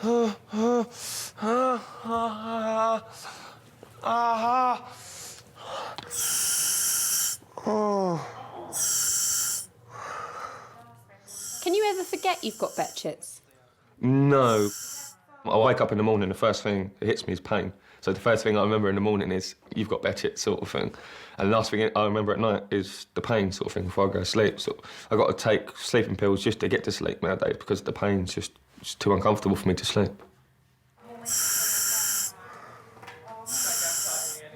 Huh? That gas? A little bit, yeah. It's just taking that edge off of it, you know what I mean? That little bit edge of it. And I think it's keeping my mind on something as well, which is helping with the sort of controlling the pain. Do you take regular painkillers at home? Purpose.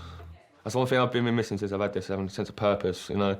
When I had this, at least I knew there was things I was doing. There's a reason for me to get up the next day, the reason for me to wake up.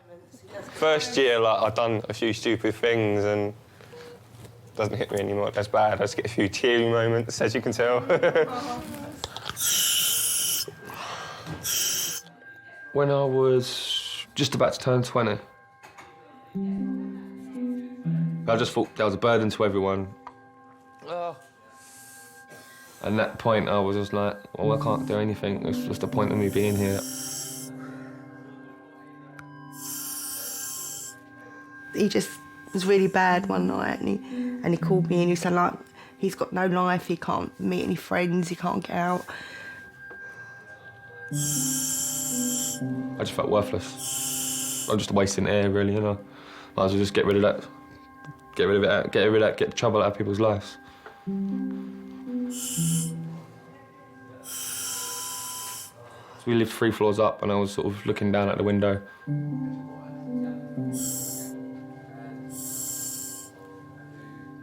Sitting on the window ledge.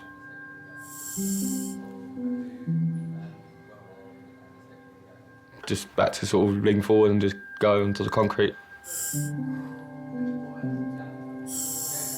Mum saw me at the window. She just dragged me in and went, that's it. It will take you to a shrink. Head back. And he's going to go stick your head back. That's it. Back a bit. Makes sense?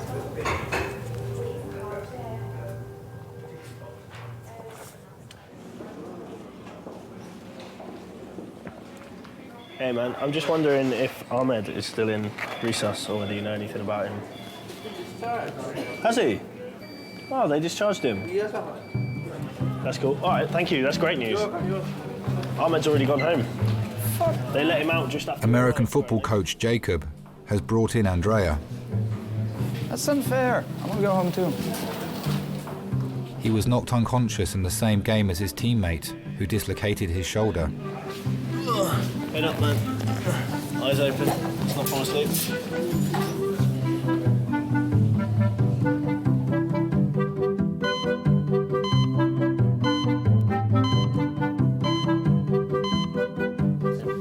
So usually now it comes over the top. First. Lift your hands up. Hands up to heaven.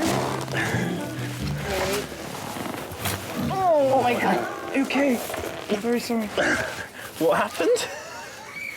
Bent from my sins. Yeah. Yeah. You got a nice, young nurse looking after you. Yeah, it's and unfair. you, I'm very you hit her. sorry. I was very concerned about having He said he didn't want to take it off in case it stank. You've got to make up to this pretty young girl now. I'm very sorry. I'll pay you a coffee if you want. Oh, you're okay. You're fine. Cheers. You stink, by the way. What? You stink. I got perfume in my bag, Coach, if I stink really too. You're fine. I'm joking. It's my Irish sense of humour, don't worry. Are you Irish? No, you're gonna... You've only just realised. You not recognise the accent? I'm not from here. How can I recognise the accent? I'm stuck with you, unfortunately, for a while. Unfortunately? Yeah. C'est pas très gentil, ça.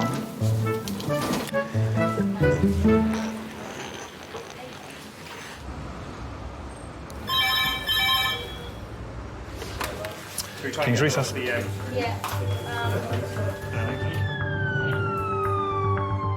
paramedics are bringing in a 30-year-old dad of 4.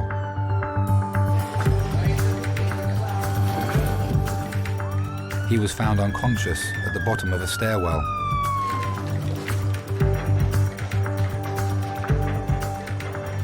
One, two, three. Cole. Hi, this is Simon. He's a 30-year-old gentleman. Tonight he's passed out and fallen down about 7 steps. He's complained of C-spine pain and tenderness. He's had a relationship breakdown on Valentine's Day, and since then he's not eaten or been eating and drinking. And this afternoon it's probably all more emotional, and he's apparently passed out at the top of the stairs and fell down about 6 or 7 steps. He can't remember what happened, and his partner's just broken up with his children at the time. It was always quite a stressful situation.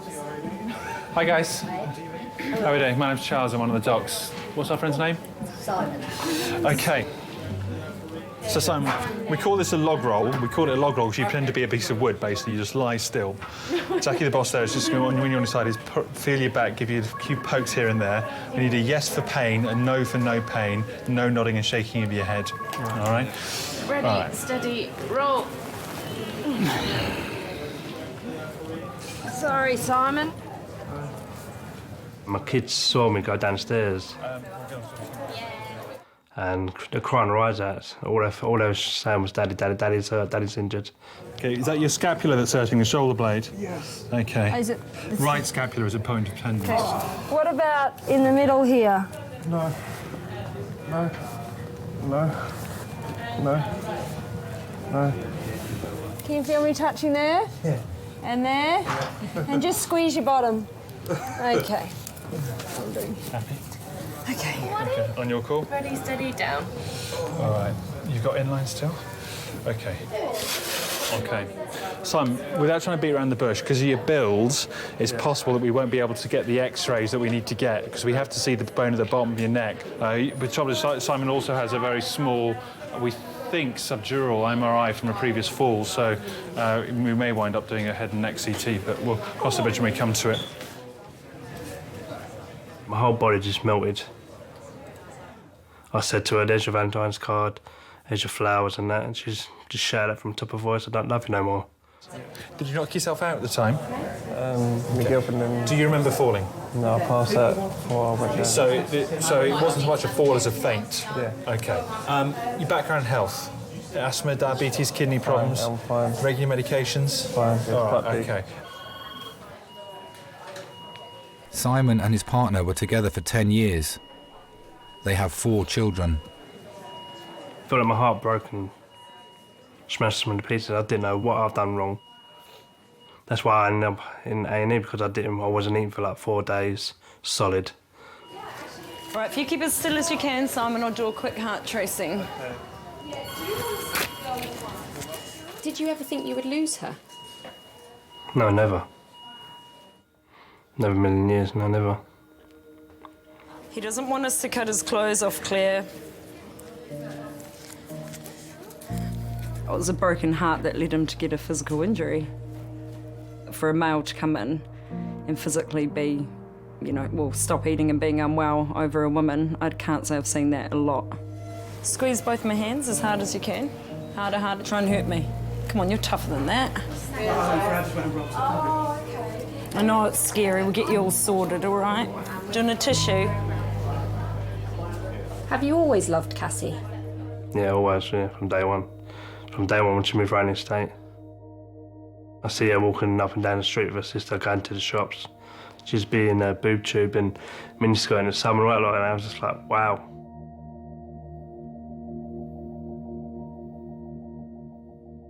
Do you want your sock No, on? you got not, yeah, can you want my sock? My foot's getting cold. Why'd you take your sock off? Because she had a really bad itch and I couldn't get to it. I keep itching because of the morphine, isn't it? I've asked her, she's just going to get the doctor to find out for you. Oh, brilliant, thank you. Yeah, oh! We'll hold it, we'll hold it.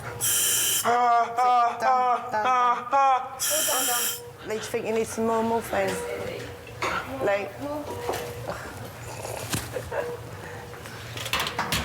Oh my God. Wakey, wakey. Wakey, wakey. Where am I? Hospital. What? You're in the hospital. You're right. This doesn't look like King's. It is King's. It's not guys, is it? No, it's Resus. Resus. It's the new bit, remember? They brought you into King's. Right. I'm just going to get... Let me get you some tissues. No, leave it. It dropped. It dropped. Lee used to have loads of girlfriends years ago, and then this big blot in his life for 3 years where he's not been able to go out, he's not met anybody, and then all of a sudden she comes along and it's just attraction straight away. You can't have it yet because the gas it drops on the floor. Oh, I hate the way it hits you like that. I know. They're just meant for each other. Deep breaths. Yeah, since he's met Megan, his life has changed. It drops on the floor, innit, so you don't want to... Yeah. Megan and Lee met 7 months ago at a party. I saw him as he was coming downstairs, as I was coming up, and it sort of clicked from there, really. Just drink. So you liked him from the moment you saw him? Yeah. He lets people shine. If you can't shine yourself, he'll help you. I think I'm just lucky. Just luckiest girl in the world, really.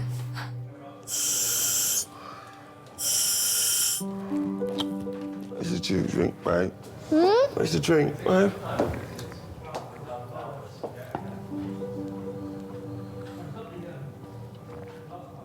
The first time I had an attack was about 2 weeks into our relationship, and she slept on this little tiny chair, just didn't want to leave me, did not want to leave my side, and I was like, wow, it's the one.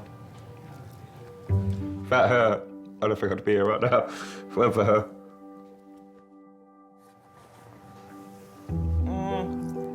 My head was getting back to a point where I was in a place where it was getting bad again. And she sort of just cut me at the right point. Oh, sorry. I'm really itchy, morphine. What my head was like before she came along, sort of thing. It's just, wow, that's how lucky I am to have her. That's how lucky I am to have her. Just so I keep thinking, lucky. Oh. This is that.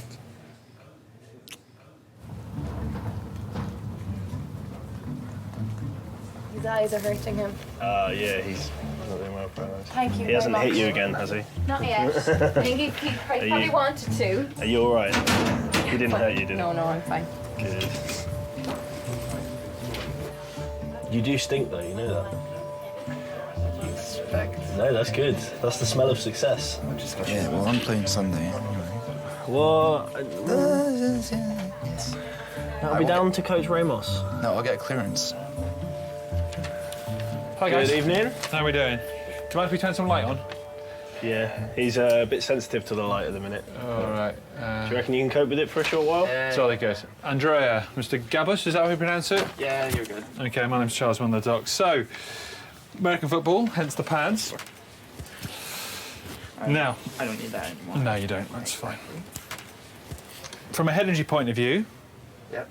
no imminent risk of concussion. Okay, the slight light intolerance is a bit unusual, but I'm sure that'll settle. I'd avoid contact sport, unfortunately, until it settles down. To when? Until you've been pain-free for a while, Right, all right? Can you just sign it saying I can play Sunday? I can't sign anything to say you can or you can't. The advice would be not to play until the pain is resolved, all right? Okay. All right, hold fire there. We'll get you some painkillers to get you on your way, okay? So that's cool. That's great news. There you go. All's good. Yeah, I was faking it, probably. Thank you. I'm Take sure care. you'll see another Bye-bye. one of the teams sooner or later.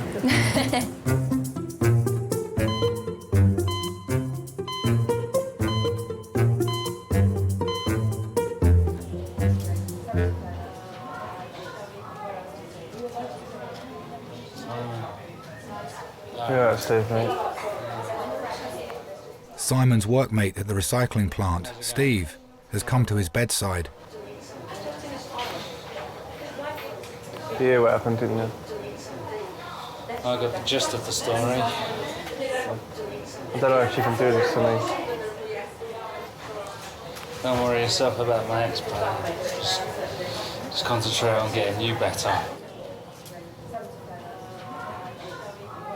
To get you out of here, we'll make sure that you get well. Make sure you get better. Oh, I love her.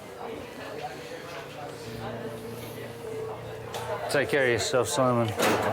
All right? I'll see you when you finish. All right, cheers. All right? I'll wait here for you. Yeah, literally just feel like that. Feel tiny. You think, hang on a minute, you know, big as I am, the world's crushing down on you, and you feel like a little mouse. You know, you ain't as big as you are no more. As soon as that woman says that, it's game over. Yeah.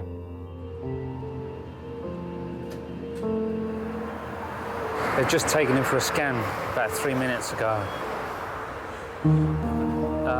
He's under a morphine drip at the moment as well.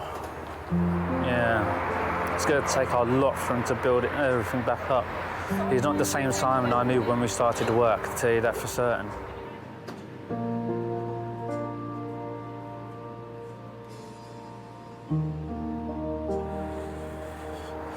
Trying to keep Simon's spirits up, but even that's bloody hard. Just have to see how everything goes. Ready? 1, 2, 3.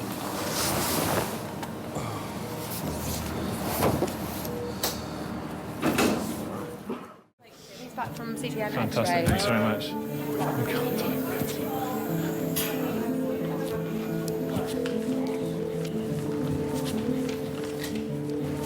All right, Simon, your scan's fine. Let's get this for you, huh? So you let's take me off now. There we go. Now, I don't want you to start turning cartwheels or anything because you've been flat for a little while. Oh, mad. That's better. Okay, I'm just going to sit you up a little bit, all right? Simon's nan has come to take him home. I'm just going to sit you up a little bit, just let you relax, all right? And then I want to come back and re-examine your back a bit now, let me know your neck's fine, and see if I have to order any more x-rays or not. 20 mils Gaviscon, yeah? Okay.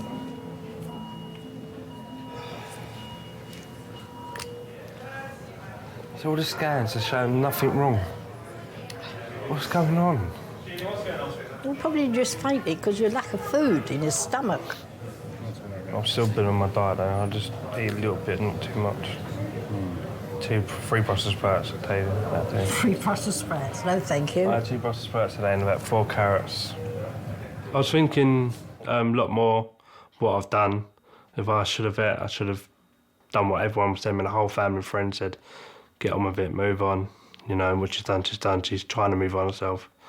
But if I've hurt myself in the long run, how's my kids going to feel? That's basically my main priority.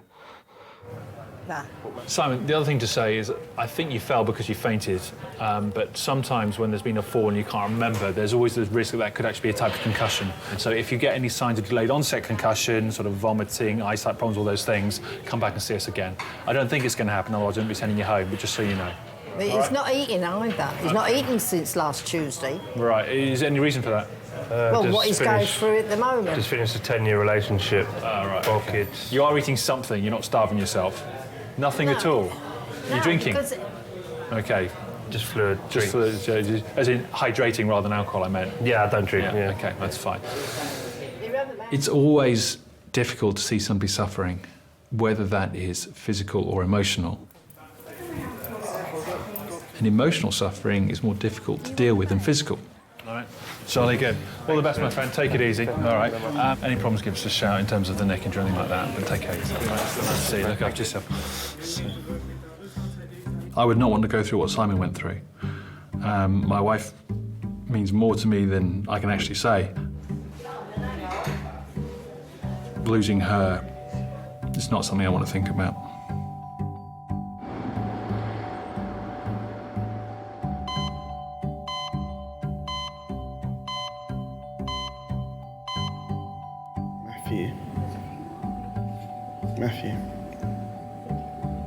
Matthew, yeah? Would you pay £711 for flight and hotel to New York? No, too expensive.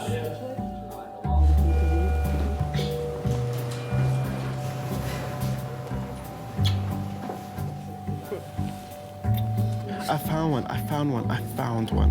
In Turkey, under £600, flight and hotel, all inclusive.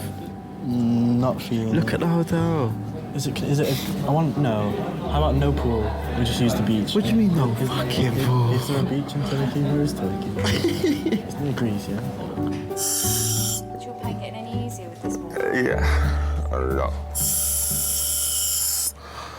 The cause of Lee's Betchits is unknown. Some sufferers grow out of it in middle age, but for many it's a lifelong condition.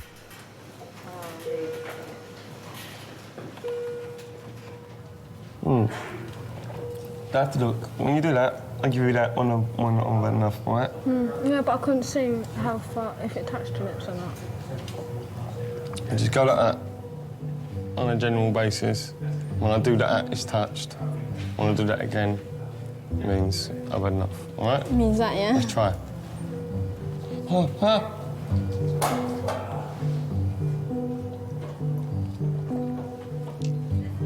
It worked.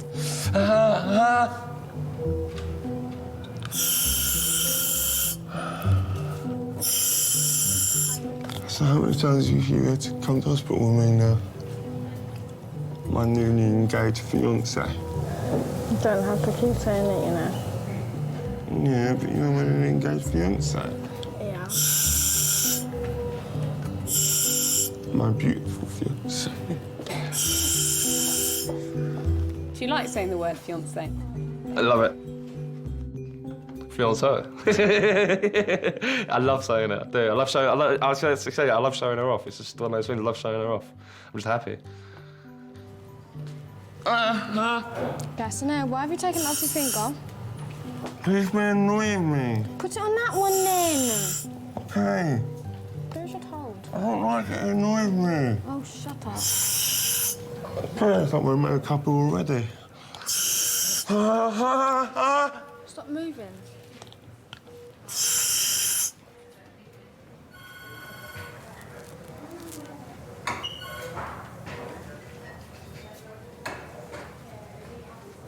Lee?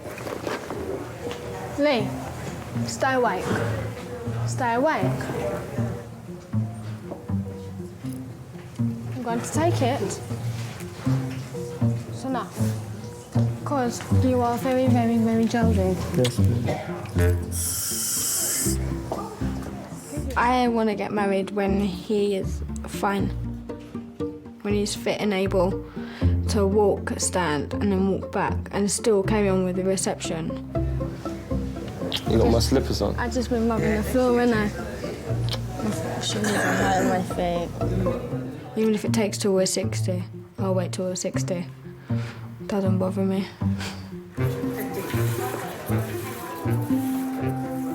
This is really hard. But I'm not going to lose this. It's not going to beat me. Nothing's going to beat me. It's only one thing that's going to beat me, and that's me missus.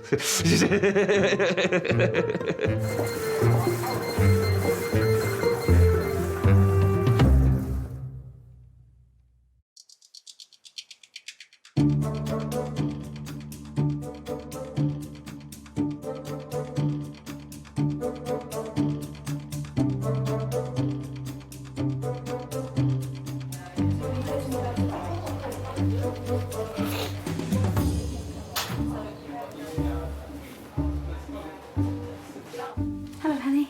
Hello. As you can see, I've got my girl back. Best woman in the world. Lovely.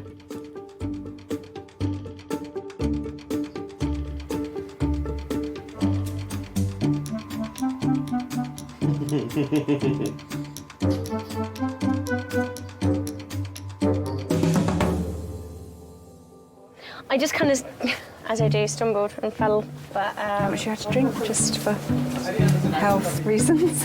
People don't come for a laugh to the marriage restaurant. It's not like a comedy club. Well, I don't know. Sometimes it is. It hurt to lock my phone. There is a massive spectrum in the way you can die. It can be very peaceful and comfortable, and that's very difficult to recreate in an A&E department.